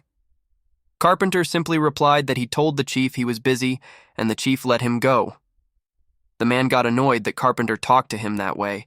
His colleague told him to just let him be. They made fun of Carpenter on why he's acting that way. Little did they know, Carpenter's eyes turned red. Carpenter kept walking. He was alone in the hallway. He kept moving forward. But it wasn't the real Carpenter. Eventually, Amorph showed his true form. Amorph had no idea that his new characteristic would be so effective. Amorph knew something that even the rankers don't know. Fusing the camouflage skin characteristic that he got from Yujin and the imitation characteristic gives him a mimicking organ. It analyzes the victims that he had eaten and emits a special pheromone disturbing the senses of the other creatures. It causes others to see him as the victim. It may seem like an invincible characteristic, but there are many disadvantages. The pheromones don't work on cameras or mirrors, so his real identity can be revealed. In addition, the uncanny valley effect evokes eerie feelings in others. The effects of mimicking are long and hard to explain. There are clearly pros and cons to it, but it's something he can use effectively. Other characteristics he got are the Claw of Galargon, which he wanted the most. Although he won't have any use for it right now since it's similar to the super sense of the Amorph. The superpower characteristic, X-ray vision, will be useful for fusion later. Amorph was surprised when an unexpected mutation called the monster's tentacles occurred. The tentacles on the back of his head began to grow longer all of a sudden. They looked just like the tentacles growing out of the mouths of Galergons, otherwise known as the dragons of space. Amorph isn't sure as to what happened, but he's sure that it's a better weapon than the claw. He acknowledged that it's thanks to Si-hyun. Now that Amorph has the 4 superpower-related characteristics, when he gets the superpower tolerance, after evolving into a juvenile, he'll be able to get superpower type. Number 26 then informed him that he's suffocating. Amorph asked him to bear with him. As Amorph walks around, he recalled how he's been there several times in the game, and now he's in there in reality. The T&C Special Trade Center may look fancy on the outside, but it's dead on the inside. That's one of the reasons why he chose this place. It's divided into 4 districts and a central administrative district. The entertainment and residential districts have the lowest level of security. The entertainment district is where MangaCap's citizens unwind with hired slaves. A combat android is always going around to catch criminals. The residential district is close to a slum where the low-class residents live. This is a place where no one finds it strange, even if someone disappears. Amorph chose to go to the residential district. He shouldn't have problems as long as he watches out for the android that comes there occasionally. Now, the problem is how he's going to get there. His options are sewers or an underground railroad. They both were made at the same time when the city was built. However, they can't get water in space, so it's very likely that sewers are getting high-scale maintenance. Amorph chose to appear as Carpenter again. He would go through the sewers if this was a game, but this is reality. It's a shame, but he decided to take the underground railway. The passage he used to use should be somewhere around there. He turned into a corner and grinned. He found it. Only he knew about the place. He turned the knob to open the door. The door opened. Amorph entered, an underground railroad that is located on the border of the Port District. It is his very own special passage. A monster roared loudly. It was being restrained in the Wildlife Smuggling Monitoring Office in the Port District. Several men held down this monster, but they're reaching their limit. They wondered what the binding team was doing. The boss yelled at someone to get a tranquilizer gun. One worker wondered who was the crazy fool who brought in a baby mountain crawler. Suddenly, she was approached by a man to tell her that he'll be going home. She cursed at him for saying that while they're in front of him struggling. She couldn't believe he dared to go home while they were all tied down because of that monster. This cyborg-looking guy replied that he doesn't do overtime, and then he left while the boss screamed at him to come back. Meanwhile, at the T&C Special Trade Center Entertainment District, the cyborg man was welcomed to this place where his fantasies came true. The place was called Special Entertainment Lounge. He checked the women through the screen, and he found someone that looked like his snarky coworker. He remembered that she was a regular there as well. He decided to pick her. After that, he washed his bloodied mech hands. He was pretty satisfied. In fact, it was better than what he expected. He glanced at the body while wondering if he was too harsh with her. The room was a mess because of the bloodstains, and the woman was dead with bruises and blood all over her body. He was complacent that the store will clean it because he pays them well. He inserted his card at the machine, and it thanked him for using their service. Now that he had fun, he craves alcohol. He decided to get 2 bottles of liquor before he heads home. He rode the train and got off at his destination. But he was surprised at what he saw. The streets were so dark. He angrily asked who broke the streetlights. He felt so annoyed. He turned on the flashlight on his arm. As he walked through the dark street, he started wondering when he would ever get out of the dump area. And then he smelled something. He had no idea what it was, but it was giving him an unpleasant feeling. So, he hurried, until someone called out to him. That person asked him where he was going, and he replied that he's on his way home. It was really dark there, so that person asked if he could tag along with him. He told the guy to follow him, and the guy thanked him. They continued to walk. While following him, the guy called out to him, and asked if he's a cyborg. He replied yes. The guy answered, "I see." And it made him furious because he thought the guy was mocking him, a cyborg, for living in the MangaCap area. So he turned around and flinched at what he saw. The guy was carrying a pink blob with tentacles. It continuously wriggled, so he wondered what it was. He remembered his coworker telling him about it. He was told about a madman who only takes people's heads and plays with them. He staggered backwards. He knew that if he didn't do anything, he'd end up one of the victims. So he sprinted away. He ran as fast as he could. Black mist came out of the man holding the pink blob, and then he transformed into Amorph. The guy was gone, and he knew exactly why. Number 26 thought he was afraid of him. Amorph wondered why, but he had no idea. Amorph noticed that. When the guy saw number 26, his heart rate hit its peak. He wondered what the man was so afraid of, especially when he was just holding a bubble amoeba known for its cute appearance. Number 26 was a mutant, but he shouldn't be much different from the normal ones. He was puzzled how someone was afraid of that cute little thing. He truly doesn't understand that cyborg. A morph remembered that the guy said he was a cyborg. While pondering on that, the psionium effect had worn off, and he had gone back to his youngling form. He needed to eat another cyborg to evolve into a juvenile, and the man was exactly what he needed. Meanwhile, the cyborg was nearing the entrance. He immediately went inside and slammed the door. He popped the cap of the liquor and gulped it down.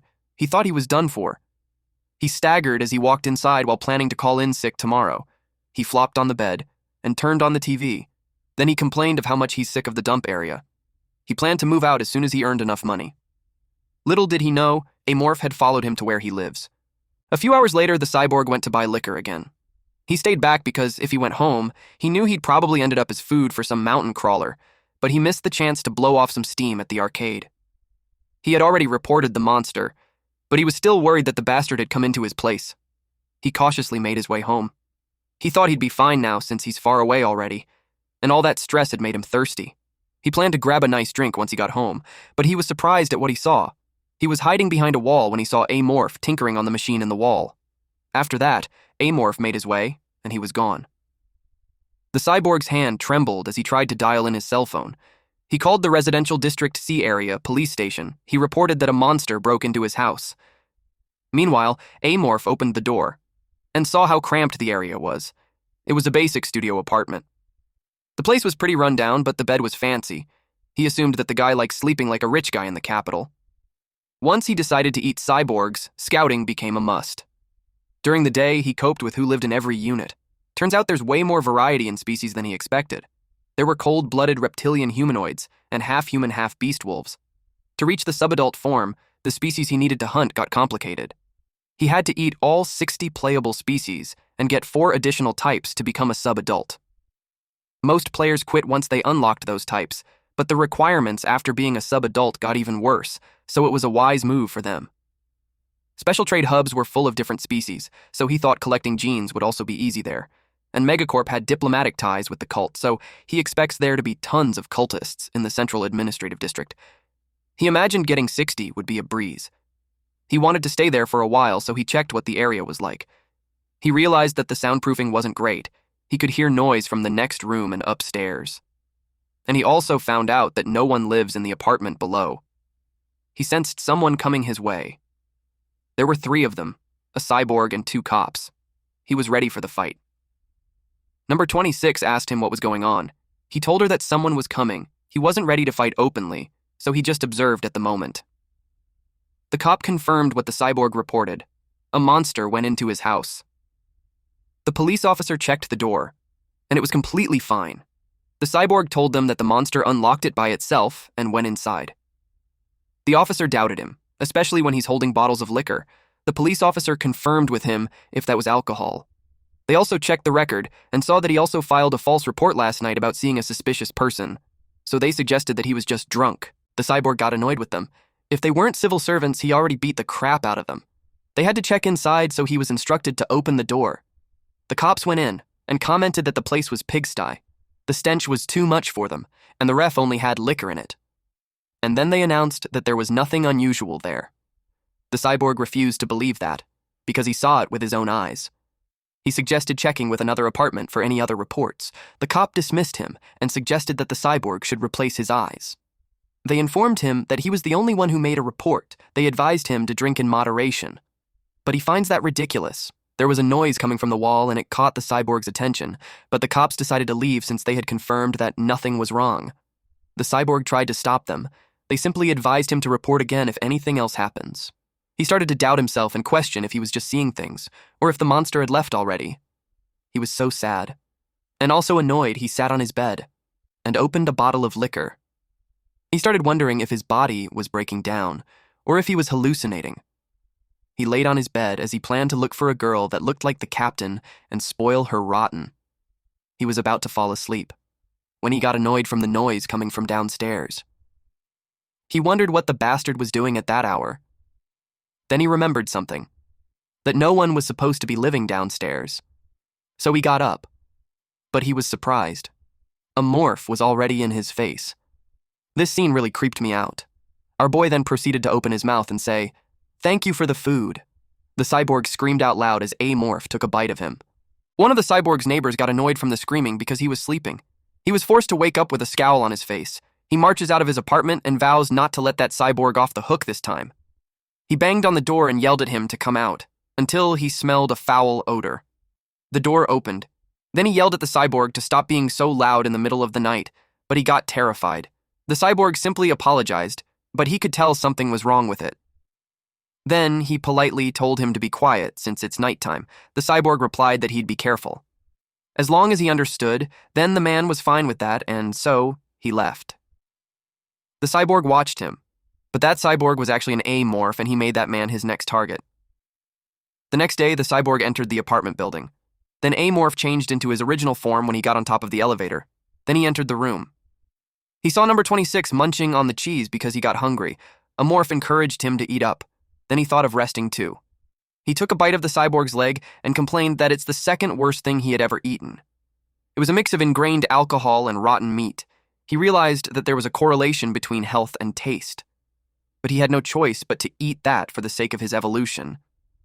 And then the screen appeared. He originally planned to finish his evolution on the MangaCapped research vessel, but it took a long time. The screen informed him that he had met the conditions. He informed number 26 that he's going to become an egg for a bit. Number 26 was confused why he's going to become an egg when he's already a baby. He replied that it was to get bigger. Basically, for number 26, he's going from baby to a big baby, and he confirmed that.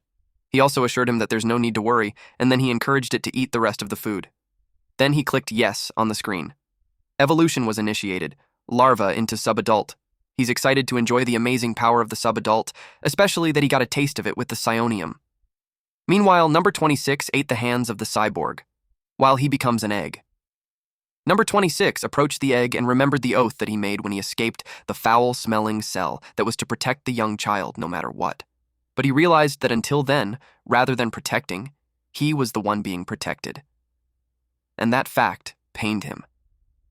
He thought that if only he was bigger, or his tentacles were longer. And the moment he touched the child's chest, his heart became filled with complex emotions. An unidentified energy traveled from the tip of the tentacle and was absorbed into his body. Following that, as if he had eaten nutritious food, he was filled with a sense of satiety and power welled up inside him. He rejoiced, because this time, he could protect the child. Meanwhile, Amorph's consciousness was transported into a void. He saw his hands from the time that he was human. He realized that it was his inner world. He wondered what the creators were thinking when they made Amorph being unable to move for 6 hours in the game is where real-time PKs happened. It was a flaw so serious that it was no exaggeration to call it a bug. He wondered if it was because of the dark space. The unpleasant memories of the past came back to him. A dark mist formed behind him, then it formed the remnants of the Amorph that left his body. It wasn't particularly scary. In fact, to him, it felt familiar. He touched it, and it awoke. His physical sensations had returned, which meant that his evolution had been completed. It doesn't feel new, but he felt good. He decided to check his status. To his surprise, something has been added. The system screen showed his status. It had his species, which was an unidentified hostile space organism, state was subadult, and the objective was to survive 2 successful evolutions.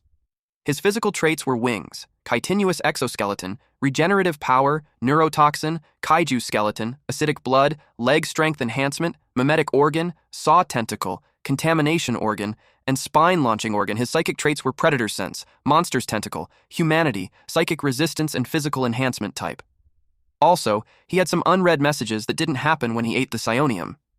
He realized that a new system only appears after a formal evolution. He clicked yes, and the message was displayed. It informed him that the new system called Transcendence had been unlocked. And because it was a new version, there were changes. It fuses 3 or more of his existing traits to create a new unique trait. The newly acquired trait was a new trait that did not previously exist.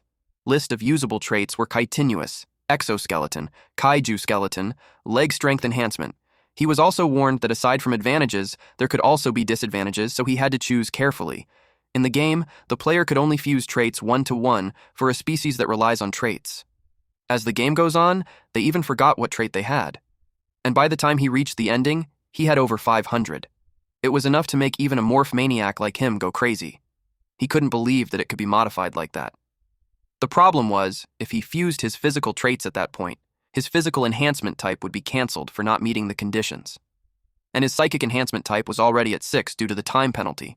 And if he requires a physical trait after that, the penalty would increase the required number for the psychic enhancement type from 6 to 12. The new unique trait has its merits, but the risk was just too big. He decided to put the transcendent system on hold. He was tempted with the unique trait, but he knew he had to be careful. To him, it was better to take the safe route even if it takes time.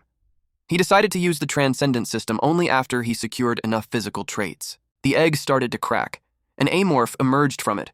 He noticed how he had gotten taller. Number 26 was happy to see him. A morph asked if he had changed. It made number 26 ask if he can go back to how he was. He replied, yes. He also noticed something new from him. There were a lot more tentacles. The shape was also different from before. It used to be around the size of a human head, but now it is bigger. He wondered what happened. He held him and asked what it was. Number 26 shared that something grew out, and it was from the time he touched the egg that Amorph was in. Amorph realized that it was the sea demon's saw-like tentacles. Just touching them could tear flesh apart. Number 26 must have absorbed some of the energy he released during the evolution when he touched the egg. It made number 26 proud that he could protect him now. Amorph didn't dwell on how it happened and just simply pats his head. The sea demon he saw in the game was quite massive. It was a quasi-boss level monster, no more than 20 meters long, with hundreds of tentacles. And if that thing would be on his side, it would be a huge advantage for him. He couldn't share his genes with him, but he could toss some unwanted scraps. They went out to eat. The target was the house next door. He got thrilled for his next meal. The motto of the TNC was to maintain their position and keep advancing. It was a company that started out as a New York insurance firm. Rather than divide the limited land, TNC aggressively pursued the development of space colonies. They shifted their focus from Earth to new frontiers. They poured massive funds into artificial habitat construction and terraforming tech. They grew their reach through projects like Mars terraforming, solar system stations, and orbital colony construction. The result was the first space city connecting the solar system to outer space T, and C's Special Trade Center stretches a full 60 kilometers in diameter. Thanks to it, countless alien races now visit daily to witness humanity's architectural milestone at the Monument Tower in the Special Trade Center's administrative district. A woman with blonde hair told the Human Resource Management team that they need an explanation for the 3% drop in incoming supplies. She was informed by the human resource staff that the production dropped on Z101 Ranch Planet and P82 Livestock Planet.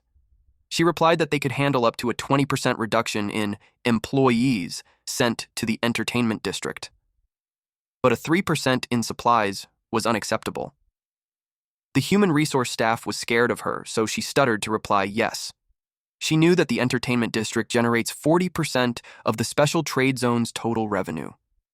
If the human resource management team lets the supply drop by 3%, that district would have to shoulder that loss. Then she asked the deputy captain, Pizarro, if she knew what was most important to a merchant. Pizarro asked if it was credited. She replied that the most important thing was credibility. Even if they can make excuses this time by blaming circumstances, they could lose credibility because of that. The guests went out of the way to come there, and if they're disappointed even once, they won't bother coming back. She asked her if she understood what she was saying. Pizarro replied that she'll take it to heart. She informed everyone that it was a crucial time because the first board meeting was scheduled to be held there. A massive number of tourists would be coming to the city. They couldn't afford to make even a single mistake. She asked if everyone understood, and they all replied yes. She ordered them to get in touch with the planetary leaders and tell them to use whatever means necessary, even aphrodisiacs, to meet the quota. Then she moved on to the other agendas. When that was done, she sighed. She had more work to do, and she wished that she had one more body. But if everything goes according to plan, the head position of the family might be within reach.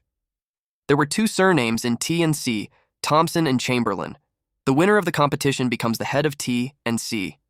The head monopolizes all T and C related rights and profits within Megacorp. The Chamberlains have held that power for generations, so the Thompsons were desperate to take it this time. If Thompson actually becomes the next head, things could turn bloody. While she was lost in thought, Pizarro gave her the list of VIPs who had requested visits for the next event. She thanked her. Then she read the list. She was surprised at what she saw. It seemed that Kizaragi Yujin would be attending too. Pizarro confirmed with her that they got confirmation from the Yujin family about an hour ago. They won't be attending the board meeting as they only plan to go sightseeing. She knew him as the usurper. The reason he's called that and was looked down on was because he's the only one in the capital who seized power through rebellion. He murdered Jungwoo Yujin, the rightful heir, and turned his daughter into his shadow. Then he killed or tortured other clansmen and nobles with a straight face. He was a psychopath, but he's competent. The family of Jungwoo Yujin went against him again. After Jungwoo Yujin's death, he's been ruling Megacorp and the Yujin family for nearly a century. He could be called a monster.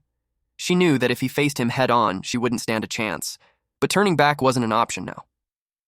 She asked how long it would be until the next item on the schedule. Pizarro replied that there's 10 minutes.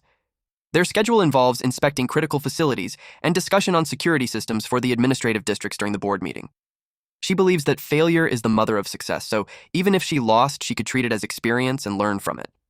True to T&C's motto, she never backed down from a challenge. She believed that she could always bounce back even if she lost.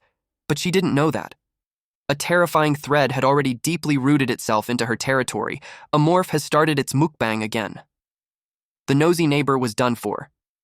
After a few moments, we see number 26 eat the sandwich. A morph asked him if it was tasty, and he replied, yes. A morph left him in the fridge and checked the house. He could tell that the place was cleaned regularly because it was spotless. Compared to that cyborg's house, it was livable, but more importantly, even if he wanted to eat the fresh meat, there was still work to do. He decided to go over to the next house. Number 26 told him to be careful. He had to do some cleaning up, so he searched for the communication gear. He found the cell phone on the ground. The cyborg's name is Ras. He searched for work contact, and there was an entry named Bastard. He knew that was it since most office workers hate their bosses anyway. As soon as he dialed the number, the boss interrogated Ras on what he was doing in the middle of a busy shift. A morph pretended to be Ras and replied that he wanted to quit. The boss thinks he's out of his mind. He cuts her off by saying bye. She was still yapping when he ended the call. He knew the boss would forget about it tomorrow, but he wanted to handle it properly by sending a resignation letter from a company laptop. He turned on the laptop to look for more info about Ras. He read about smuggled animal surveillance team seizure inventory. Even a glance shows quite a variety. Eating those guys should get him a ton of genetic material, but he knew that surveillance would be tight. He planned to use Ras's voice to call staff, eat them, and forge transfer documents that should let him easily snatch 1 or 2 specimens. But for more than that, he would need a middleman. A morph noticed that lots of entries had empty destination fields. It made sense to him, so in the meantime, he used Ras's identity to reach the middleman. If negotiations fail, he planned to just eat the middleman and impersonate him and steal it. That cyborg Ras had left a lot behind. If he had just tasted better, it would have been perfect. Meanwhile, number 26 rests on top of Ras's neighbor's corpse he welcomed Amorph. Amorph expressed that he won't eat the man. But number 26 told him he shouldn't be picky. So he decided to take the legs, and number 26 could have the rest. Number 26 asked if that was okay, and he told him to eat it all. Amorph planned to find something tastier, and he placed the leg in the fridge. Once Ras's role was done, he planned to impersonate the neighbor next. He started thinking about who he should call next. From the contacts that he saw, Ras doesn't have many connections. He wanted someone who knew the middleman, but aside from the captain, there weren't many options. If the person in charge disappears, it would cause a scene, so that won't be good. He needed someone who would be forgotten fast if they disappeared. He noticed that there was someone whom he talks a lot to. The name was Lloyd. He assumed that it's a friend who enjoys the same unspeakable hobby as Ras. He could tell that it was some kind of adult entertainment. There was a shop in the Special Trade Center that was pretty famous even in the game. People constantly debated whether it was ethical. It even made headlines. If Lloyd was the kind of guy who was into that shady stuff, he would know something about the middleman. Amorph checked the phone, and they were in contact until yesterday, so he assumed that they were pretty close. He texted the guy. Lloyd heard that he quit his job and told him that the bastard went nuts. He asked what happened. He replied that he just got tired of it all, so he figured he'd try something else. Lloyd agreed since the job was garbage anyway. Then he was asked what he's going to do now. And he simply replied that he could only do the same kind of work. Lloyd asked what that was, so he replied that it was smuggling.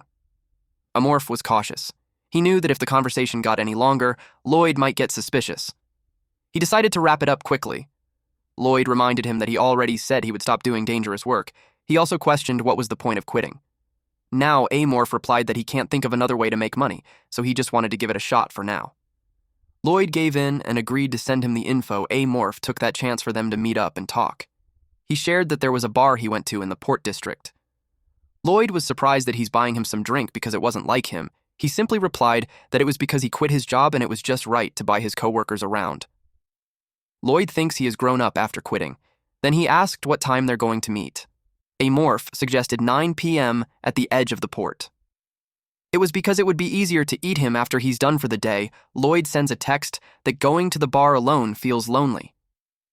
But in Amorph's mind, he wouldn't be lonely because he'd be joining Roz soon. Now that the meeting has been set, he thought about what to do next. Meanwhile, number 26 expressed that he's full. And since he's still young, he needs to have proper sleep. Amorph pats his head. He settled beside the laptop. Amorph then decided to read the seizure inventory before meeting Lloyd.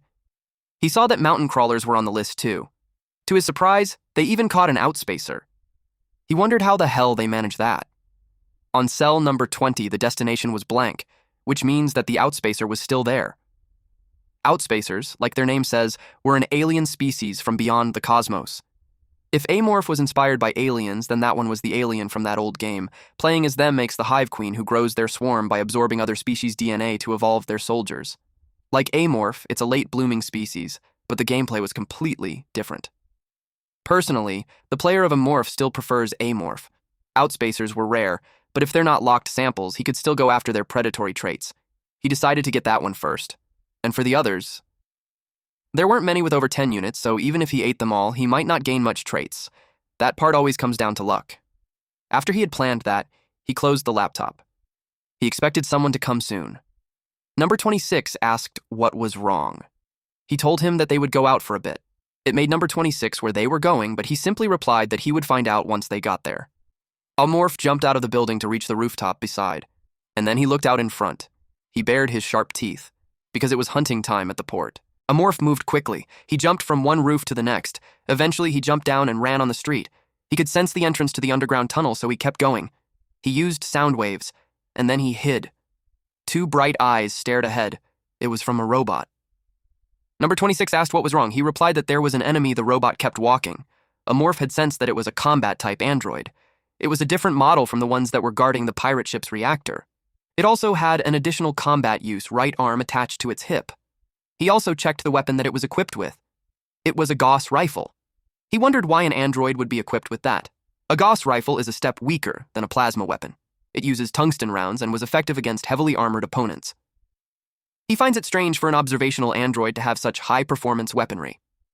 Unless there's some special situation that requires it, it led him to think that a major event was happening. It was a place where all kinds of events were held, even in the game too. If that was the case, the alert level would naturally be raised. The robot looked around. It checked from left to right. Then it kept going. Nothing was wrong when he came back, but now, he couldn't believe that it was like that. He decided to be more careful from then on.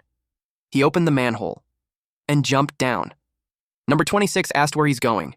He replied that he's heading back the way he came. He originally planned to spread the spores after building a nest, but if an event was being held, it changed things. He needs to establish a surveillance network immediately. Because of that, he lets out green gas and spread it in the area. After that, his surveillance network was all set. In 2 days, he expects the spores to grow into a nest. Then he opened a manhole cover and emerged from it. As he expected, no one was there. He told number 26 to wait there, but number 26 wanted to go with him, but he left him because the enemy would be afraid of him. Number 26 understood. The area was on the district border, so there was no food traffic. It was the perfect place to hunt. He waited until he sensed something. A woman was about to approach him. He thought that Lloyd was a guy's name. She was surprisingly a perfect, ordinary woman. Based on her appearance, she looked like she couldn't even snap a flower stem. He thought of taking her to a brothel. He also considered her to be the type to rip out a person's spine without batting an eye. He showed himself. When she saw him, he cursed at him and asked why they're meeting in such a place. He replied that it wasn't a conversation for polite company. She agreed with him. Then she asked him why he's still wearing his work clothes when he already quit. Amorph realized that, in her eyes, it looked like he's wearing some clothes. He realized that the mimetic organ copies clothing too. The mimetic organ collects genetic data, as well as other sensory information, and it creates an exact likeness of the target just before its death. Its weakness was that it cannot reflect any elements that differ from the consumed target. He never had to worry about inappropriate clothing in the game, so he got careless. He took a mental note to be careful from then on. He shrugged and replied that it's the only thing he could wear. She suggested that he buys at least one set of casual clothes, especially since he quit. When she looked at him again, she sensed something. He asked her what was wrong. She replied that she smelled something strange. Amorph took the chance to ask about the middleman. She was surprised that he wanted to talk about it in that place. He expressed that someone might overhear them at the bar. She agreed that it wasn't a conversation that they wanted to be overheard. She gave him a flash drive containing the information on the deals with the middleman. She advised him that the file would automatically be destroyed in 24 hours, so he should remember that. He complained that it was such a pain. She answered that it was how business works. She also sent him the contact info. His cell phone notified him that he received the contact info of S from Lloyd. He wondered if they used initials in case one of them got arrested. Now that they're done with the topic, she happily suggested we go for a drink. She tapped his arm and told him that he would be paying for her drink, but as soon as she did that, she felt something strange. It made her jump back and ask who he was. Amorph realized he's been found out. The mimetic organ can't fool the sense of touch after all. She ran and screamed for help, but he covered her mouth and wrapped her body with his limbs. He could see how confused she was. He's supposed to only have arms, and yet she's being grabbed from multi-places. He used that kind of sensory mismatch a lot in the game. He bites her, making her scream out loud, blood sprayed everywhere. Eventually, the hunt was completed. He disposed of the body there. Amorph took a bite. Lloyd tasted average. It wasn't good or bad, just plain, but it was still better than the disgusting cyborg named Ras. And now, he could turn into Lloyd. Next thing he did was to gather the bones left to get rid of the evidence. He thinks it was enough to just dump the bones at the underground tunnel. And once he's back home and checks the data, he'll decide whether or not to meet the middleman. Meanwhile, number 26 smelled food. Amorph told him that he's back from eating. Number 26 looked for his share. That's when he realized he hasn't saved anything for him, so he took a mental note to save some for him next time. At the TNC Port Supply Storage Team, a man in a lab coat asked this bearded man, whom he called Thunder, if he's not heading out yet. Thunder replied that he still had something to finish up. So the man went ahead. Then he grabbed his laptop and turned it on. It was all money waiting to be made. He was annoyed at some bastards because of the money he's losing because of them. He was supposed to have the stuff smuggled off that morning. But because of the board meeting, every single outgoing shipment has an eye on it. Thanks to them, all the creatures scheduled for transport were stuck in limbo. He was frustrated at the loss he's getting from all the delays. He invested that much, and it didn't match the security level he received. Suddenly, he got a call. It was another bastard. It was named L in his phone, and he's annoyed because he already told her that things were heated. When he read the message, he didn't expect that someone would want to buy the Outspacers, since those creatures were pretty dangerous. He wondered who wanted to buy them. He read that the buyer was the cult from the administrative district, which made sense. Those guys love collecting rare animals and ancient artifacts. He knew Elle was sharp, but he didn't know that she had some connections with the cult in the administrative district. He thought of asking for some introductions. Elle messaged him to meet at 10 p.m. in the port district, container berth, near the crane. After reading that, they knew that there was no need for external transport since they would handle it over there. He was about to do his next task when his phone rang again. She wanted to change the time to the middle of the night. It annoyed him since first she demanded a deal when security was that tight, and now she wants to change the time. He decided to call her because something was fishy. So he asked her what was the big idea since she never had requested to change time, before she reasoned that she had to work overtime. He was puzzled about what she's talking about, and then he realized it. He heard from a guy at work that some idiot tried to smuggle a mountain crawler a while ago and got caught, causing a huge mess. He asked if it was because of the mountain crawler. She responded that things had been hectic because of that incident. He empathizes with her, so he agreed to the meeting at 1 a.m. But he couldn't shake the feeling that something was off. Even for a cult, a deal in the middle of the night was suspicious. He decided to prepare some insurance. He called someone to come with him, and ordered that person to go to the place at 1 a.m. He doesn't know what she was plotting, but if she tries anything funny, he is determined to kill her. Amorph realized that Broker S was a cautious one. But he couldn't blame him.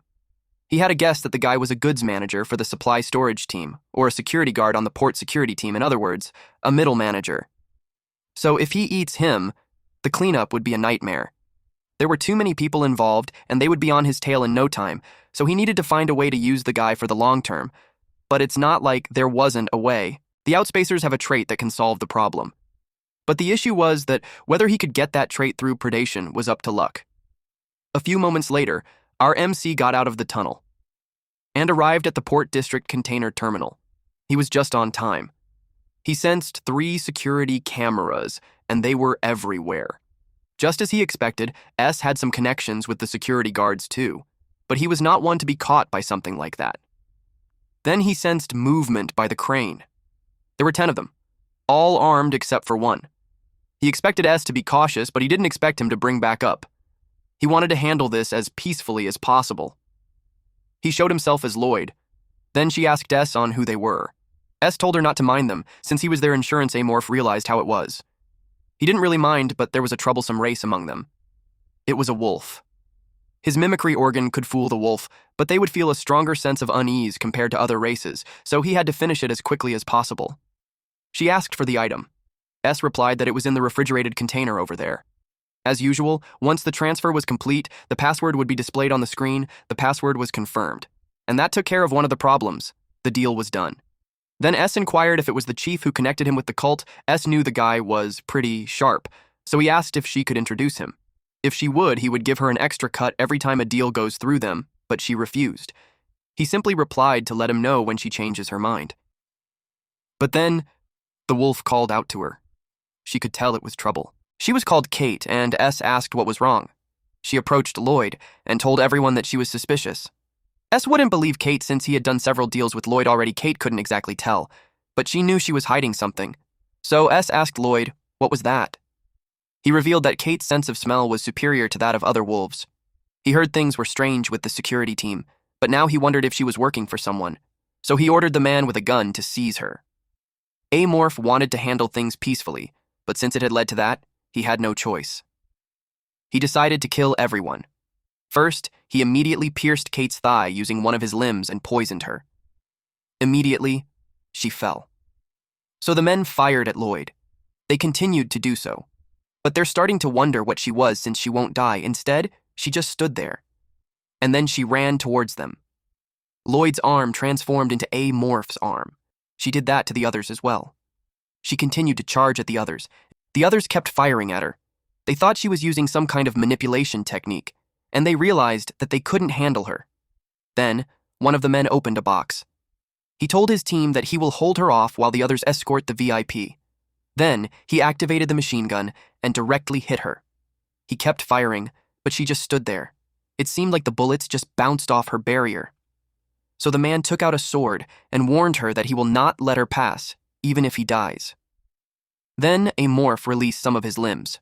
The guy attacked, but Lloyd threw some rocks towards him. Unfortunately, they were easily deflected. His sword emits some electricity, but he stepped back when she charged at him, and then he got stabbed with Amorph's hand. The security called her a monster, even when all he could see was Lloyd's body. And through Lloyd's body, he grabbed the sword.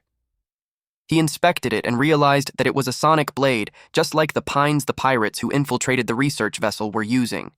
It was the same model too, which led him to think that they belonged to the same organization. Then, he threw away the sonic blade and left. He didn't pay much attention since they ended up being killed by him anyway. He admits that the guy's explosive power was impressive, but he picked the wrong opponent. Then he approached the wolf. Wolves were a playable shape-shifting race. In other words, they would meet one of the conditions of his evolution. His plan to contact the middle had failed, so he no longer needed to impersonate Lloyd. He thought that there shouldn't be any problem with him absorbing a wolf's genes. The wolf got spooked when he showed his real form, and then it was time for him to eat. But it was better than he expected. But first, he needed to take care of S, who escaped with his bodyguards. He used his sonic wave and sensed that they were closer than he thought. It looked like they wasted time trying to avoid the security cameras. That's when he realized that the place had no people, not even androids. He wondered if S used their connections to alter the patrol routes. After all, smuggling was a serious crime in Megacorp. Ironically, their caution had sealed their own fate. They must have never dreamed that a being like him could exist, but his hunt wasn't over yet. S ran as fast as he could. He refused to go down like that. One of the men sought his attention, and he asked what he needed. The man suggested that they go to the police. It infuriated him, because if they go to the cops, he'd be done for. But the man reasoned that they were no match for it. So the man wanted to request protection. S was so mad that he kicked the container. It also pissed him off that the man had a point. To him, it was better to buy some time than to die. Luckily, there was a police box right over the iron fence. He paid off the district general security team plenty of times. It has a good chance to see how effective that has been. He had no choice but to get there. But he sensed something. He shrieked when he saw the man with him was being drained of life, and Amorph was in his true form. Amorph looked at him. His legs trembled. He got scared of the monster. One of the escorts grabbed the monster's leg, then he begged for S to run right away. S did what he was told. He ran as fast as he could. He was almost at the exit. If he could just get past that fence. But suddenly he got dizzy and he fell when he was just a few steps away from the exit. He felt strange. So he was confused about what was happening. The next thing he knew was that Amorph went on top of S, drooling. Then he grabbed him. Our boy then carried him on his shoulders. S wondered where he would be taken. He tried to fight, but he had no strength to do so. Amorph just continued to walk and ignored his questions. He went to where the escorts died. And then, our MC placed S on the ground. Then S saw him tapping the screen. On his last tap, the door opened. S peed on his pants. He prayed for someone to help him. Amorph noticed that S pissed on himself. Seemed like he was that scared of him, but the broker was an important person, so he can't just kill him yet. He needs to take care of those things before he deals with the other middlemen. He pressed on something, and the capsule opened. It revealed the Outspacers, an unfortunate race that had its psychic abilities stolen by Vortex Swarm, the strongest race in the game. Their ultimate goal was to return to their homeworld, which was destroyed by the Vortex Swarm. To do that, they need enough psychic power to envelop the entire galaxy. They're trying to accumulate that power by preying on the cult. For that reason, they were hostile to the cult empire. They couldn't handle psionic attacks from multiple species at once. That's why the cult was a natural counter to the Outspacers. They looked like crab, so he wondered what they taste like. The taste was kinda nostalgic for Amorph. It was like eating a frozen crab straight from the freezer without thawing it. The first round was a dud. Luckily, he had 19 more to go. He grabbed another one. After eating so many, there was still no luck. He knew it was hard to get the genetic information from 20 or fewer specimens. That kind of thing happened in the game too. The next one was another dud. He only has 2 left. He started to think that he's not going to get it. He thought of giving the last one to No 26. Suddenly his eyes changed color. He got what he wanted. The screen displayed that the predation effect had been activated. He successfully acquired the parasite gene. He snatched the parasite's biological trait from the Outspacer larva. Parasite is one of the pathogens possessed by Outspacers. It can enter an opponent's body and control their movements. If Amorph obtained this parasite, the infection enhancement type was unlocked, and it could be fused with the contamination organ to create an enhanced parasite. The infection enhancement type affects debuff-related traits. It was pretty useful for someone like him who prefers ambush-focused strategies. He applied parasite. Then he felt weird. Something crawled under his skin. He was notified that the parasite trait had been applied. Then he fused it with the contamination organ and made it evolve to parasite swarm. With this, the effect of the contamination organ was lost. In exchange, he could create enhanced parasites. There are currently 2 available trait types, psionic enhancement type 5/6 and infection enhancement type 1/4. The system even expressed that it couldn't comprehend why he would favor such a disgusting trait. That is normally how people would think. Now that he had the trait he was aiming for, it was time to test it out to S. S tried to crawl away. He dragged his piss-covered body, but he could only move a little. Then Amorph grabbed him and shoved him on the wall. S asked what he was doing. He shrieked when he saw a parasite. He yelled at him to stop, but the parasite crawled to his eyes.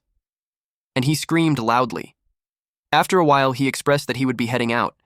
The parasite implant was a success. It would only last for 24 hours, so he would have to keep swapping it out. We then found out that this guy's real name was Thunder, and he had become Amorph's slave now. After 24 hours, the parasite would have dissolved and Thunder would die. That was because the parasite had taken complete control of his brain. If Thunder tries anything funny, the parasite would read his thoughts and inflict excruciating pain.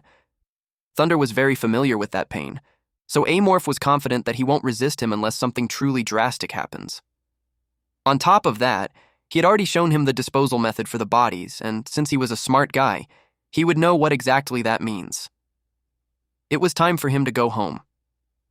Number 26 was waiting by the door. He was furious because Amorph's late, but he brought him some food. He threw one of the guards at him. He encouraged him to eat up. Number 26 happily ate. Amorph has learned so he won't make the same mistake twice. It was time for him to become someone else again. 1 week later. Someone asked what the status of Broker S was. These men were in the TNC District Security Team, 5th conference room. One man replied that they had suspended the smuggling investigation after the board's announcement, but he suddenly started up again a week ago. He had 6 successful runs since then. It means he was smuggling almost every single day. They asked if the method of operation has changed. One of them explained that S used to focus on brokering deals between planets, but his last 6 deals have all been with clients inside the city. They think it was because they had increased surveillance. But that couldn't be it, since there was no real profit to be made inside the city. The guy in the green shirt knew that Broker S was extremely cautious. They don't think that a guy who tries to maximize profit with minimal risk does something like that. He asked who was S's contact. They found out that it was an individual with no prior transaction history. It meant that it was a new guy, and they only spotted him 3 days ago. One of them said that a guy in pajamas avoided the cameras and appeared to be professionally trained. They tried tailing him multiple times, but the man had shaken them off every time. As if Broker S wasn't enough, now there's a new criminal. The green guy knew there was a reason why the always cautious was suddenly making such bold moves. He told them to get a composite sketch of the new face and run an analysis, and also to contact the port sector and find out when he first showed up there. Aside from that, he wants them to keep a close eye on all of Broker S movements. After that, they were dismissed.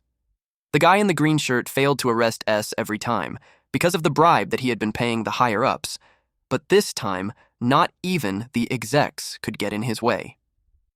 The true ruler of the space city is a noble capital, and their orders were absolute. A guy from his old unit was on S security detail. He hated using a friend, but he promised himself it would just be this time. He was determined to catch Broker S before the board meeting was over. Meanwhile, Amorph changed into a man in pajamas and came to the meeting place. It was 10:55, so he expected the other party would be there any minute. He finds it a pain in the ass, changing location every time, but he can't risk being seen, so he had no choice. For the past few days, he had been meeting Thunder in that form. He sensed someone watching him near the container berth. He suspects it to be the police who had been tailing Thunder. That's why they had to change the time and place for every meeting. Thunder wasn't happy about it, but his resistance was meaningless.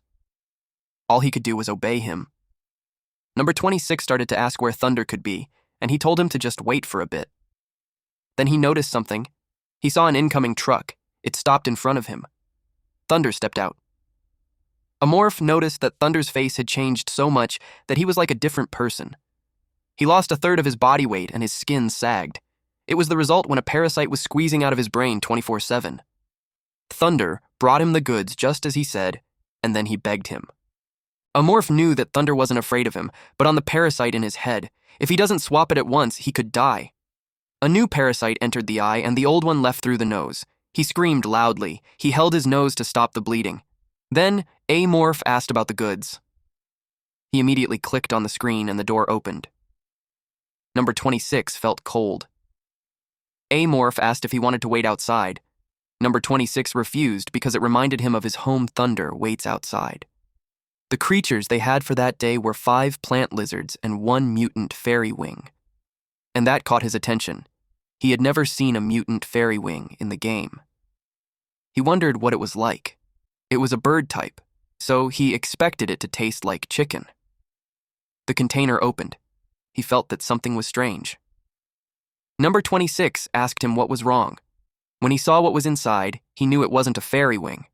It was a juvenile form of a Galagon, the dragons of space.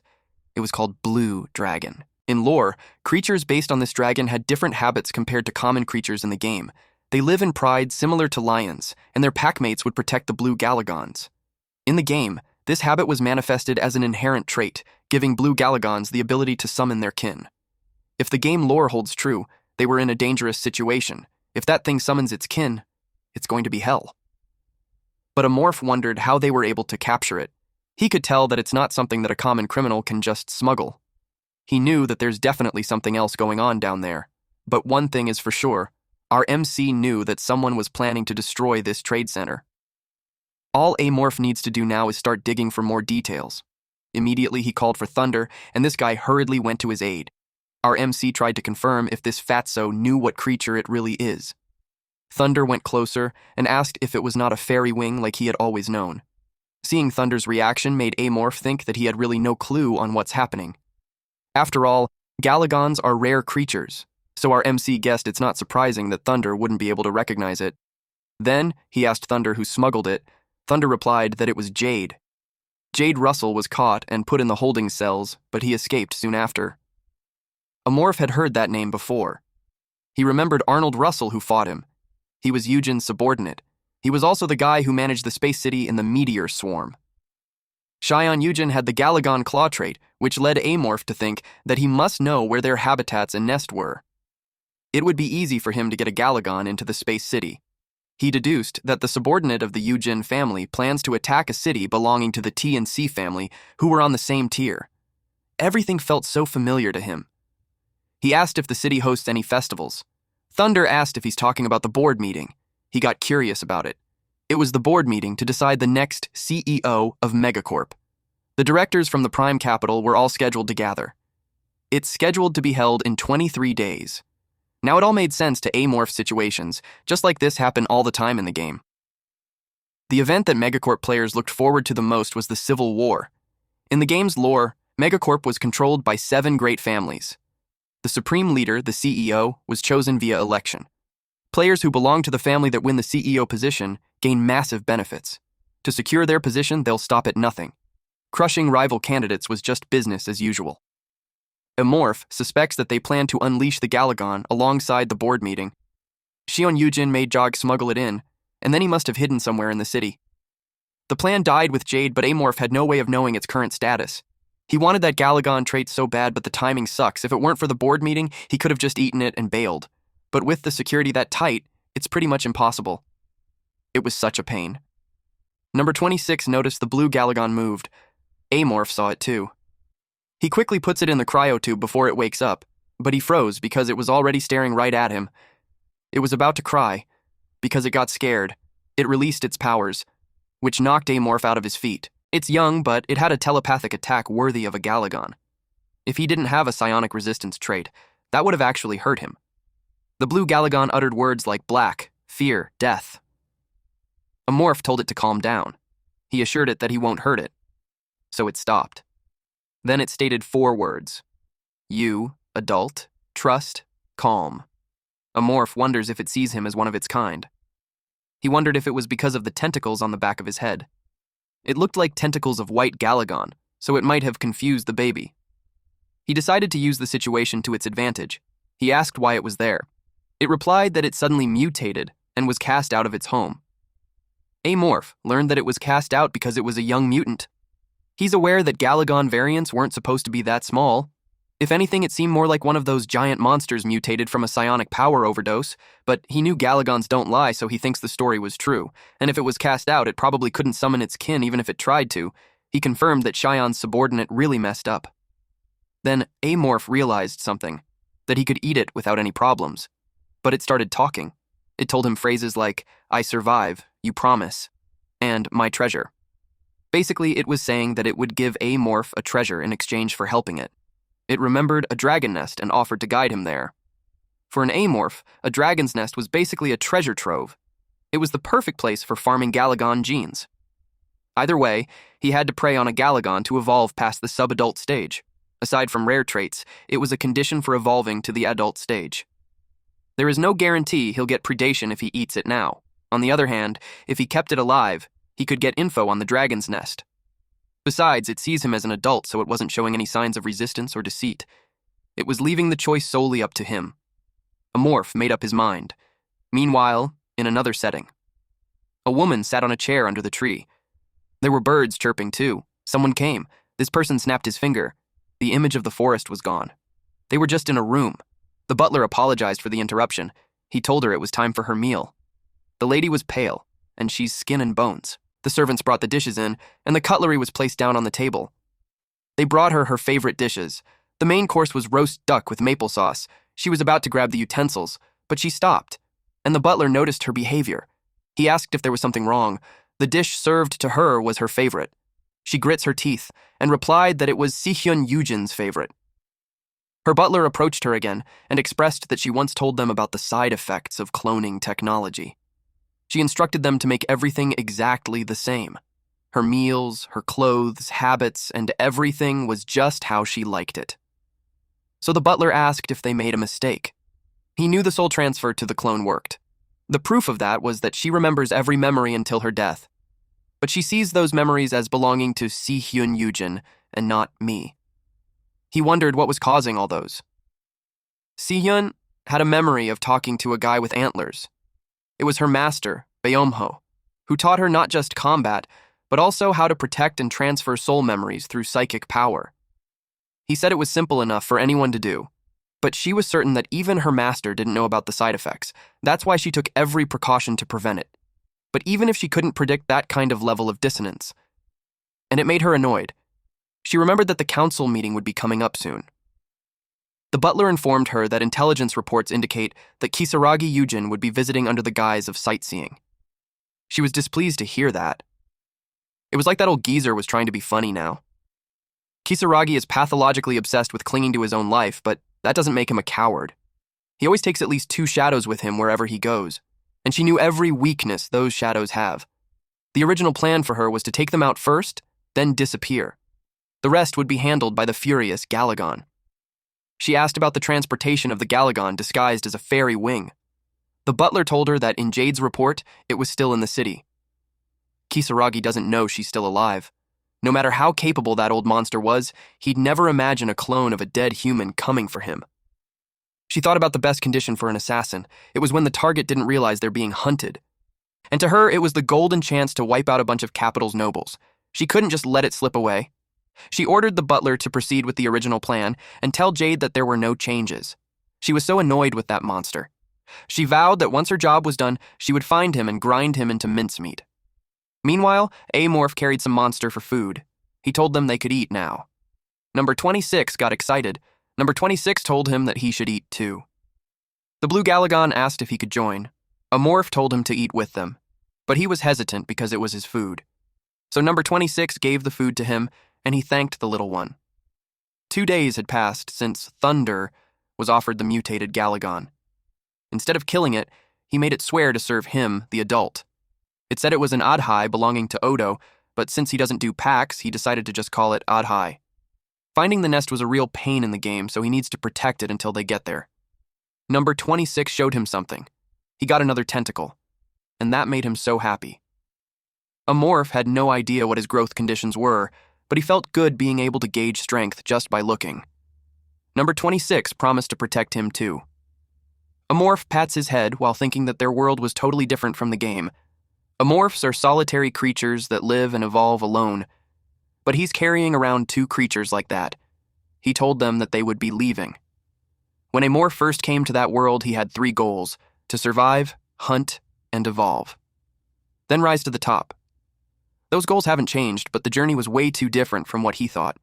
He realized that it could be because he's evolving too, and he's adapting to that place while dealing with humans. From an amorph living in solitude to a predator that builds a group of hunts together. He jumped to the roof and sensed something. A big guy was standing outside Jerry's house. This guy doesn't look like someone with a normal job, and he doesn't look like the police either. Amorph wondered who he was. He decided that they would hide for a bit. Amorph transformed.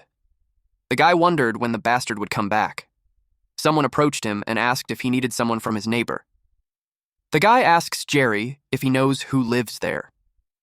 Jerry replied yes. Then he asked if he knew that the guy had been messing around with someone's woman. He was worried about her, so he bugged her communicator, but he hadn't been able to reach her for a week, so he tracked her signal and ended up there. It was a twist that Amorph didn't expect.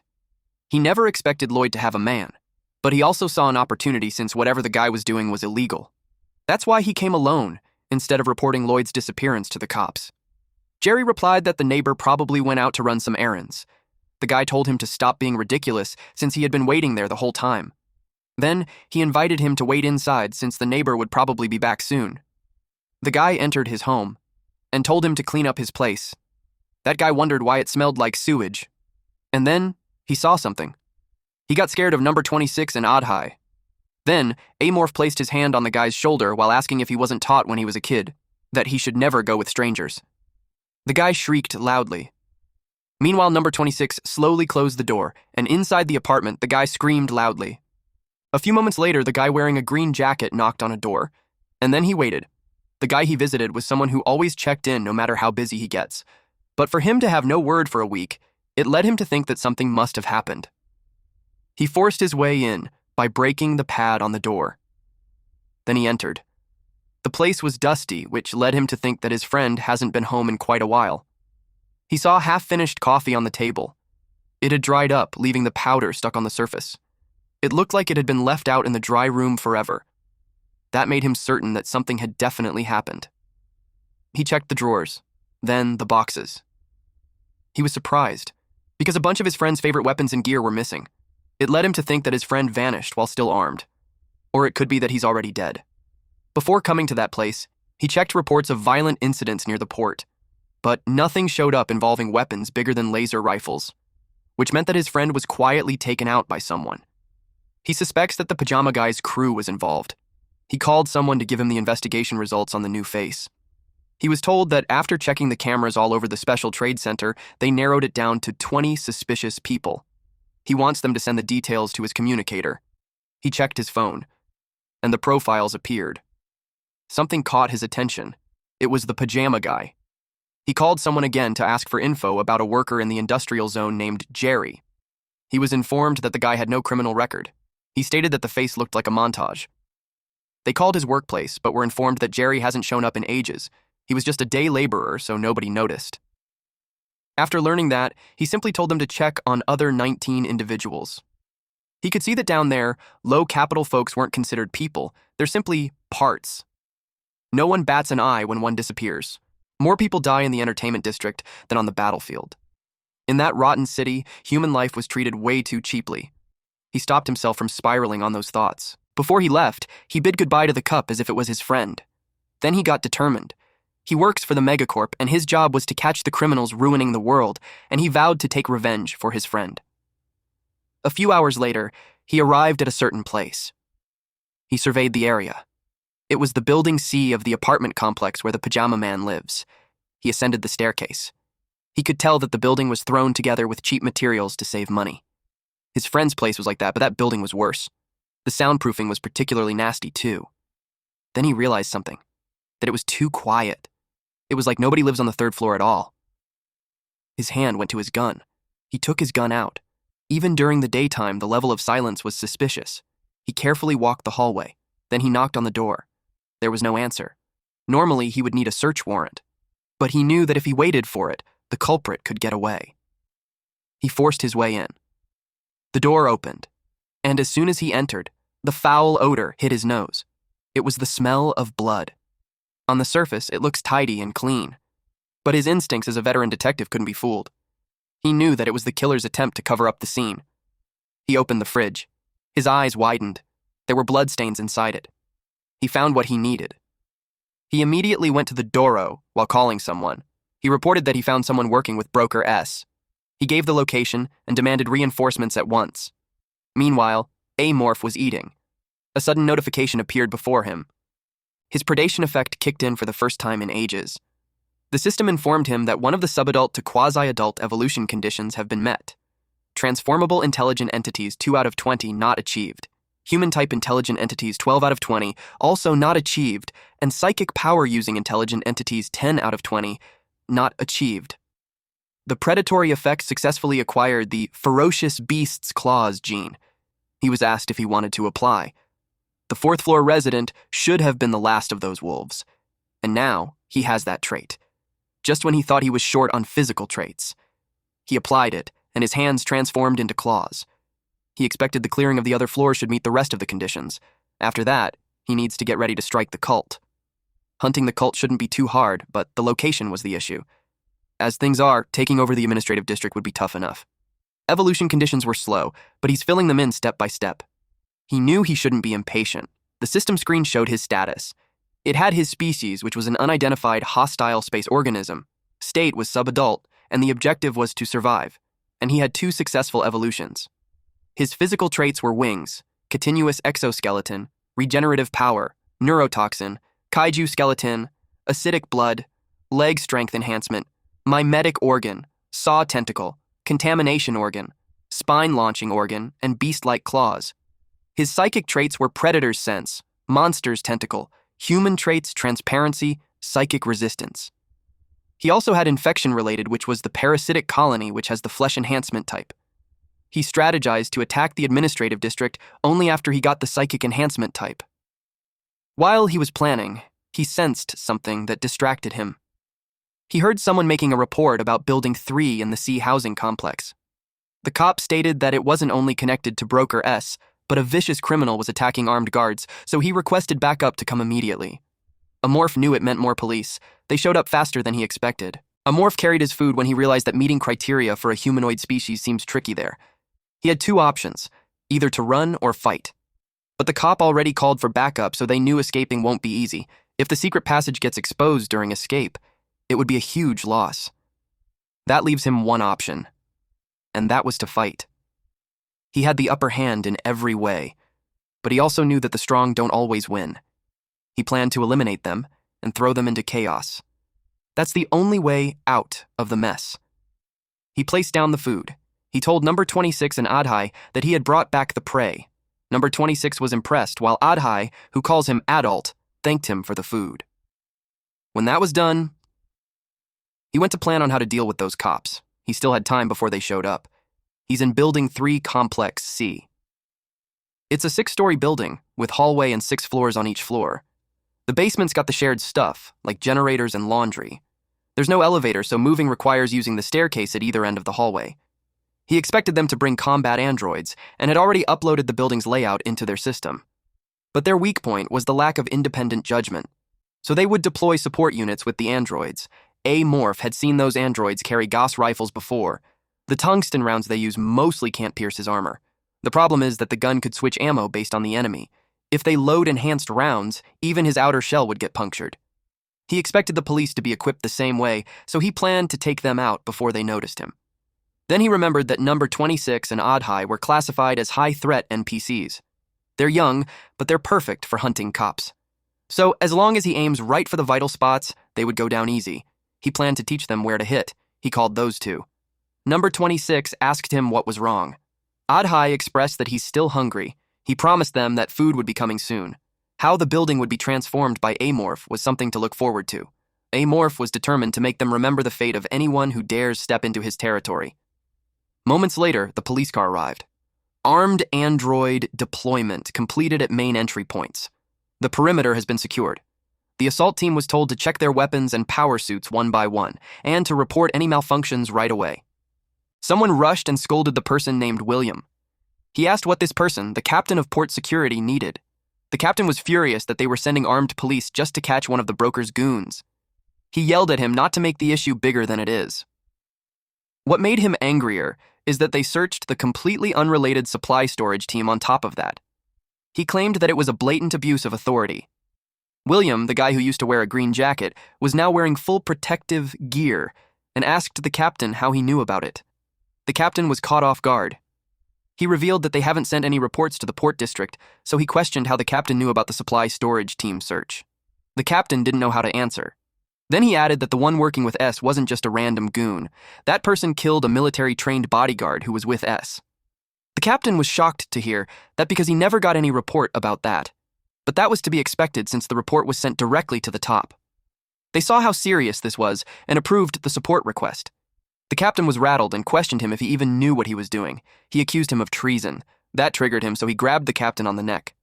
On the topic of treason, he revealed to the captain that even the higher-ups knew that he was in on it, with the broker. He warned him that he's finished and threw him on the ground. and advised him to prepare for paying his crimes quietly. Detective William from the Port District Security Team introduced himself to the androids. The androids greeted him. M01, an android from the security team, introduced itself. As an android, it will be commanding the operation, so it requested that William follow his orders during the mission. William replied that he understood. Their goal was to seize the cells and evidence from the organization member who worked with codename S. S is currently in a coma for unknown reasons. He was instructed to check his suit terminal for the full details. He was also told that his power suit was a new model issued by the upper management. The built-in stimulant and healing systems had been improved too, and a compact psychic shield was mounted on his left wrist. It's psychic equipment developed by the Galmella family in collaboration with the cult. He was instructed to press the purple button of the terminal. The shield came out. And then he was told by M01 that with his helmet on, he could deploy the shield remotely. The equipment was gifted as a congratulatory present for the board meeting. He expressed that he was grateful. They proceeded with the assault. M01 commanded to search the first-floor hallway until he gave further orders. They put their masks on. William expected their mission to work perfectly, because the enemy would have never expected the cops to show up with new equipment like that.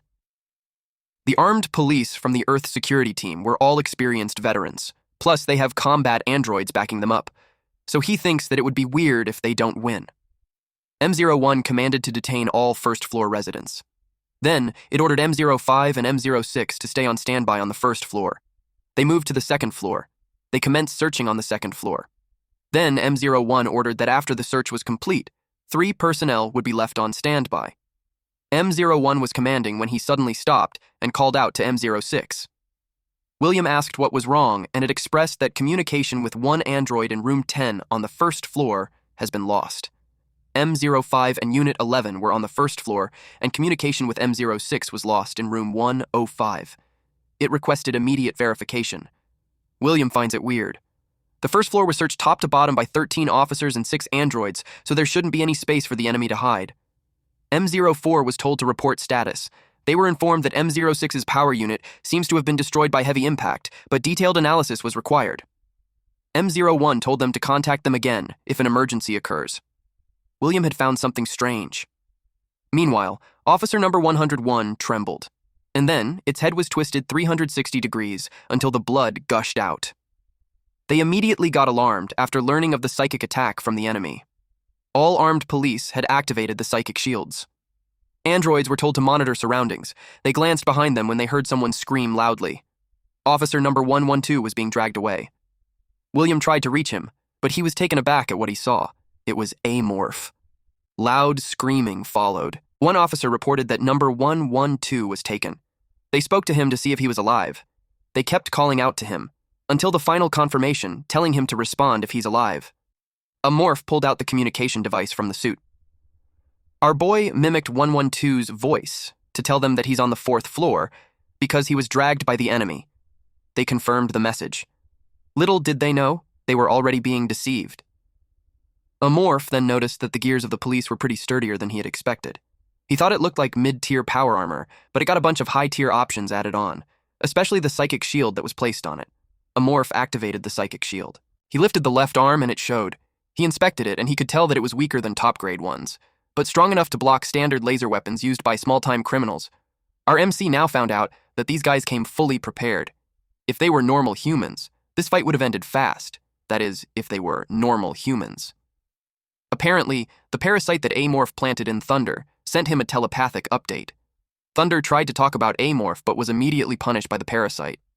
Thanks to that, the enemy still hasn't figured out what he really was. They probably just assumed that he's some space dog or goon smuggler.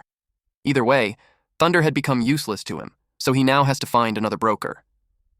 Before they get out of there, Amorph would pick one cop. He planned to plant a parasite in them, so finding the broker would be easy. More importantly, the kids that he adopted were more useful than he thought. Right now, the androids think its enemy is a human, so they haven't even considered that something could be dangling from the ceiling. It's also only detecting enemies without psychic defenses. So this scenario was perfect for the young blue Galagon. He also noticed that number 26 had grown and learned the Sea Demon's bind ability, and thanks to him, it knows human weaknesses really well. But it's not perfect. He looked forward to how strong he would be. Those two had done well so far, and now it was his turn. Our MC started mimicking his victims' voices and tried calling for help. M03, the android assigned on that floor, immediately responded and kicked the door open as it had detected human presence. It immediately prompted the other androids and police to begin searching on the 4th floor, and at the same time, Amorph used this time to hide again. M03 reported that bloodstains were found in room 401. They continued the search until further notice. Little did they know, Amorph was watching them. And suddenly, he struck one officer in the back, then he choked him. Number 106 reported loss of contact with number 110. Number 110 was told to respond, but he could only groan as Amorph was holding him. He was told to respond again, but Amorph squeezed tighter on his neck until it exploded. When Amorph placed the body down, it was already hopeless. He planned to throw those cops into more chaos, for chaos and fear paralyze reason. Seeing that the cops were still rational, he decided to hit them one more shot. He used their communication device and pretended to be a cop reporting that he's being tortured by the enemy. A morph, who was pretending to be number 112, told them that he's on the 5th floor. M01 responded and told him to stay calm, but he screamed for help. He was so loud that the residents simultaneously opened their doors. One guy scolded him for being so loud in the middle of the night. But when this guy saw Amorph, he got scared. Amorph screamed loudly. He intentionally scared them. Those people ran as fast as they could. They screamed for help. As they were about to reach the staircase, M02 and an officer had arrived. But since they were civilians, the androids were not able to go into battle mode. Our boy then used this opportunity to extend one of his limbs, and then it immediately got wrapped around M02, which automatically reported that an enemy attack was detected. Immediately, M02 requested permission to engage, but it was suddenly hit by Amorph's limbs.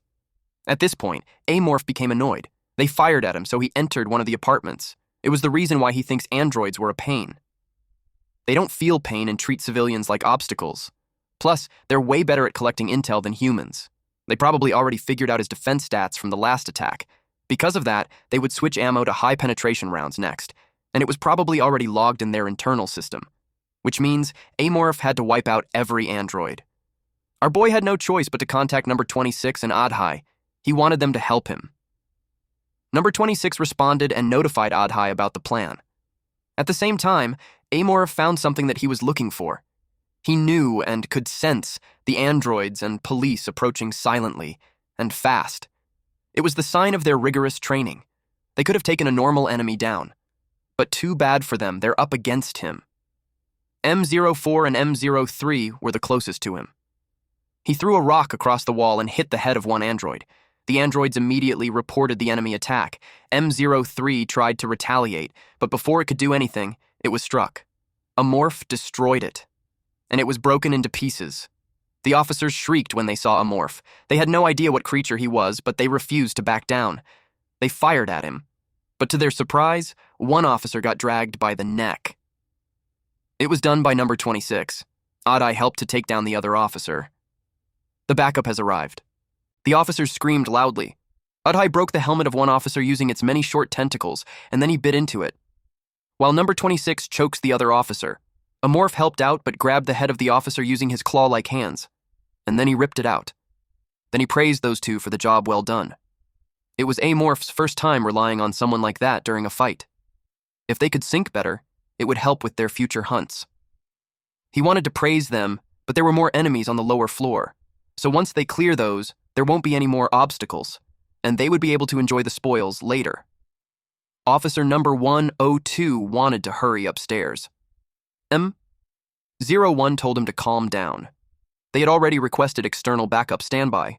Officer number 102 didn't like that, because it meant they would let the enemy do whatever he wanted until then. He suggested that they move before he picks them off one by one, but M01 didn't permit that. It made him angrier that he told him not to mess with him because he's just a piece of scrap metal. William noticed that Megacop's hatred for robots hasn't changed a bit. Back when Megacop was still new, there was an incident during space development. The androids managing the colony ships malfunctioned and turned on their masters, the High Capitals. A massive uprising led by machines, supported by workers, was the beginning of the Star Union. The Star Union claimed body mechanization was key to survival. They were humans who agreed to become cyborgs. However, their ideology gradually escalated. They started kidnapping colonists who refused to be modified and forced it on them. By implanting chips into their brains, they erased free will and grew their power. Because of this, even centuries after the rebellion, a deep-seated aversion toward machines still lingers in Megacorp. William understood the feeling of wanting to disobey orders from an android like M01, but fighting among teammates won't help. He encouraged the officer to calm down. He reminded Officer 102 that they are the police. He understood that he's worried about his comrades, but he shouldn't forget their mission. William knew the command android got some data on the enemy from his subordinates. M01 confirmed that. But their policy changed recently to prevent EMP attacks. Now, all models were equipped with shielding technology to defend against EMPs, and this restricts data transfer using communication networks. William asked if he could investigate something using that information, because he had an idea that the enemy wasn't human. M01 was shocked that the target could be an intelligent life form different from humans. He admitted that when 112 was taken, he had a glimpse that it wasn't human. He related that it looked like a monster or beast. M01 understood, and it initiated data analysis. After the rebellion, Megacorp put heavy restrictions on android production. One of those was cutting off their shared network to prevent thought linking. It was a necessary measure because that network fueled the rebellion. But on the battlefield, where information could mean life or death, it was inefficient. So they temporarily lifted the rule just for command androids. William finds that ridiculous, because a lot of soldiers had died because of that policy. M01 finished the data analysis, and as William presumed, the target was non-human. William urged it to tell him more. So it was narrated that M04 and M06 attacked with advanced piercing techniques. M04's memory unit was destroyed by a bullet smaller than tungsten. M06, stationed on the first floor, had its power source destroyed by psychic force. So the enemy had both psychic power and advanced piercing weapons. Also, M03's data revealed biological weapon traces from a strange organism. William asked what it meant. By widening the search, it showed that the weapon resembles tentacles of a large alien jellyfish species from planet E101's deep seas. The E101 planet was entirely covered by seawater. It was hard to imagine that aquatic life ended up there. He asked if it was a Hulk mutant model. M01 responded that no model exists with transplanted genes from that creature. So either it's a new type or something totally unknown. It might be an unreleased Hulk mutant prototype. William knew that the Eugen family had exclusive rights to Hulk mutant technology. He wondered if the Eugen family used that creature to destroy T and C. M01 assured that he added a data storage device when applying the shielding technology. So even if they're wiped out, as long as they aren't destroyed, the information would be reliably transmitted to Earth's central security team. He replied that it was reassuring. He suggested waiting for backup, but the enemy could attack while they waited, so he wanted to get ready. He requested stimulant rejection. M01 knew that the side effects had been reduced through improvements, but it still asked if it was safe. For William, it was better than dying. M01 understood, so it authorized the use of stimulants. The drug passed through William's veins. His pupils became smaller. He looked like he's in pain. But one thing's for sure, he's more powerful now. Suddenly, they heard someone scream. William talked to 112 to respond. M01 attached something to William so he could listen. Then M01 urged 112 to respond. 112 informed them that he's being tortured by the enemy. M01 asked if the entity torturing him was human. It was quiet then. 112 just told them to help him. They had confirmed the 15-second delay in response, and M01 calculated that the probability that this person on the line was 112 was less than 30%. So it declared that from then on, 112 was considered deceased. Then M01 pulled out the wire from William. Then it ordered all units to switch to communication frequency. Based on analysis of the information they gathered so far, the enemy was judged to be a life form capable of mimicking the victim's vocal cords. And if communication was lost even one, the member would be considered deceased. A morph learned their strategy, and it was something that he hadn't seen before. He suspects that it realized that he wasn't a human. He remembered that one of the cops saw him earlier. It was too dark for them to notice him. But now, he knew tricking them was impossible now. He decided to go for a more direct approach. The cops and androids were armed with Gauss rifles and juiced up on stimulants. He suspects that their stimulants were upgraded along with their power suits. He would probably lose a limb or two in the fight, At that point, he couldn't even leave a single one alive, especially when they already knew that he could mimic voices. Galagon's monster tentacles were like the beast's claws, and it lets him use Galagon's psychic powers, a technique modeled after the heat rays monsters fire in Japanese movies.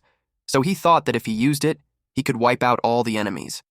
The only issue was that it burns through a ton of energy. Using that technique could leave him vulnerable. So he decided to save it as a last resort, and this time, he had to pull off the two-pronged plan perfectly. He told number 26 and Adhai to listen carefully on what he's about to say. After that, number 26 told him to be careful. Adhai knew how dangerous it would be for him, so it told him to take caution. He was touched by their gesture. He expected things to go smoothly if they stick to the plan. All that was left was the assault. He gave his enemies credit for noticing him, but they still hadn't realized that there were 3 of them. So this time, in his plan, he puts his faith in his outer shell, and to the strength of those 2. As Amorph left the room, he wondered what route he should take. If he used the hallway, he would be shredded the moment he shows himself. He couldn't go to the outer walls too because they would be watching it since he already pulled that trick once. He thought of dropping into a second-floor room from the window, but if they caught him beforehand, the whole move loses half of its impact. If he wanted maximum shock, he had to make a scene, so he kept thinking. And then he remembered something. The trick he used on the pirate ship might work again. He decided to use that trait one more time. He climbed outside. He sneakily went down, while also feeling every detail of their physical state. It was a duet of flesh and machine. He could sense the faint electromagnetic waves bleeding from their gear and the humans' swollen and tense muscles and their pounding heartbeats. They had stimulants, so their whole bodies were burning with boosted power. Their senses must be razor-sharp like cornered predators. He knew that if he walked in without preparation, he would be done for. But sharp senses doesn't always mean sharper thinking. He found the right spot. He released the acid from his body and dropped it on the floor. They expected him to be at the stairs or outer wall, and they would have never imagined he would come crashing down from the ceiling. Our boy thought that a few minutes from now, there'll be a giant hole right there. Then he crawled again. One of the officials noticed that the ceiling was melting. They panicked when they realized it was an acid attack. While they're trying to move, Amorph charges at them. He hit the wall, which hit the official. M01 commanded open fire. Amorph grabbed onto the cop and used him as a meat shield. But as he expected of the robot, it tracked him and fired non-stop. At this rate, even him can't use the humans as shields. M01 had finished the analysis and learned that standard rounds had negligible effect. All units were called to switch to penetration rounds. Amorph hid because he was hit. Right after he exited the hallway, they started firing again. And while he was running away, some bullets scratched him. Those penetrating shots were even stronger than in the game. Some cops came out from his left. He immediately sprayed them with acid. They complained about their eyes. They realized that its blood was acidic. Amorph kept going, but they wouldn't let him get away. A cop forced its way through the wall. Even if he lost the left side of his head, he was determined to kill the monster.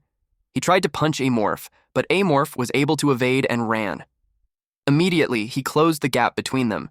Even if he had to pass through several walls, and then Amorph grabbed him, he was surprised and groaned in pain. Amorph lets parasites into his eyes. He screamed at it to stop. Suddenly, an android appeared. Amorph lets out a chain attack. M01 detected this, but it got surprised when the cop was sent flying in its direction. And then, Amorph ran away. M01 announced 104 was down and ordered all to cease fire. Amorph hurried as he needed to reach the first floor at once. He expected number 26 and Odd-Eye to be finished and had been waiting for him. Meanwhile, Unit 104 screamed as the left side of his face melts. The other official comforted him while the other got nervous because the healing agent wasn't working. He yelled at them to get the thing off him. William asked what was happening. Judging by the symptoms, M01 suspects it to be a virus or a small organism that invaded his brain. William asked how they should treat it, but M01 wasn't equipped for medical use. It couldn't administer treatment. The man required immediate hospital transport.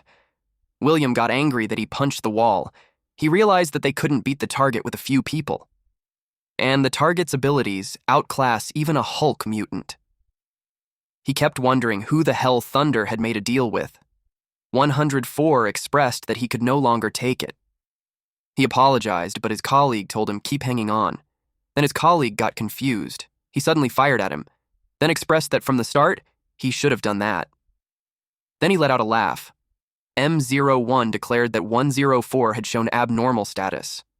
It knew that it was controlled by a parasitic organism. It rushed towards him to neutralize it. 104 was pinned to the ground. M01 neutralized him. Then William suggested that it calls for the personnel on the first floor. It ordered them to assemble on the second floor. William was tense. M01 repeated his command, but William heard a buzzing sound. Then M01 declared that anyone not present on the second floor would be presumed killed in action by an enemy attack. William wondered what was going on. Then he realized that the enemy wasn't alone. Back to our MC, he checked his wounds, and they were deeper than he expected. But even then, everything went as planned. All of the punctures should heal within 10 minutes. And dude, that was way too OP. A few moments later, Adhai and number 26 came in, and they asked if Amorph was okay. Adhai noticed that there were some heavy bleedings. Amorph then quickly warned him as his blood's everywhere, and remember, it is highly poisonous.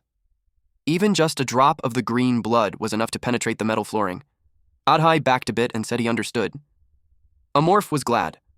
Our boy also assured the kids that they shouldn't worry as all of his wounds would heal soon. Number 26 agreed. Amorph also checked them and found out that neither of them got hurt, and thanks to these two, the first floor is now secured. But the enemy isn't stupid. He knew that they've surely realized by now there's more than one of them. They'll regroup any second and head to the first floor. Our MC stopped for a while and thought about using his psychic breath. Unlike Amorph, they can't move across walls at will. To reach the first floor, both sides have to funnel through the staircases. If he strikes when they cluster in the hallway, he can wipe them all out. But what came after that was his concern. You see, psychic breath, although it's a super powerful attack, has a major drawback. Once Amorph uses it, he will be paralyzed. It takes 3 to 5 minutes before he can move again, and if he was attacked during that window, he's sure it's all over. While checking the surroundings, our boy thought that his enemies had already called for backup. And if he stalls for more time, more units will arrive. It will get chaotic fast. And with that, he had no other choice but to use psychic breath. Amorph then told the kids that after he fired the attack, he will be weakened for a bit, and during that time, he asked them to protect him. Number 26 asked if he was growing again, and Amorph told them that it was different this time. Regardless, number 26 assured him that they will protect him. Although Adai got confused and said he didn't understand a single word. Number 26 downplayed it and explained that Amorph just takes naps sometimes, and that's all there is to it. Our MC wanted to elaborate further, but the time is already ticking. Suddenly, Amorph heard the sound getting closer and it alerted him. He knew the police were already there. He slowly exited the door, but before he could get out, bullets were already fired towards him. Amorph was hit and he thought that he'll need anti-ballistic defenses later. With his senses, he also found out that the androids tore concrete walls and were now using it as shields, and the close combat police are following behind, firing to cover them. For Amorph, that was a clever move, but they picked the wrong prey. The tentacles on his back started glowing. A pink aura started gathering towards him. Against psychic breath, all that is worthless. Our boy had already started charging up his attack, and while doing so, he could already feel the exhaustion. His energy was being drained. He knew he only got one shot and he needed to make it count. In a split second, he revealed himself towards the enemies. The android M01 immediately noticed him and warned the police about the ultra-hazardous level psychic power. It advised everyone to evacuate immediately. But they do not have enough time to react. William got spooked. They turned around and tried to run right away. But it was no use. They were blasted. Amorph fired his attack at a point-blank range, and it hit all of them. Some policemen were able to activate the psychic shield, but a few seconds in it got shattered and the attack went through. Only one of them was able to survive it. It was William. But even then, his body blasted towards the wall of a building outside. His protective suit was severely damaged, and he got burns on half of his body. He couldn't even move at this point. Upon opening his eyes, William trembled, and that was because Amorph was slowly walking towards him. I would have pissed my pants if I were to see an Amorph like this. He then gathered all of his strength and bolted away like a child. Luckily for Amorph, William didn't notice his also trembling body.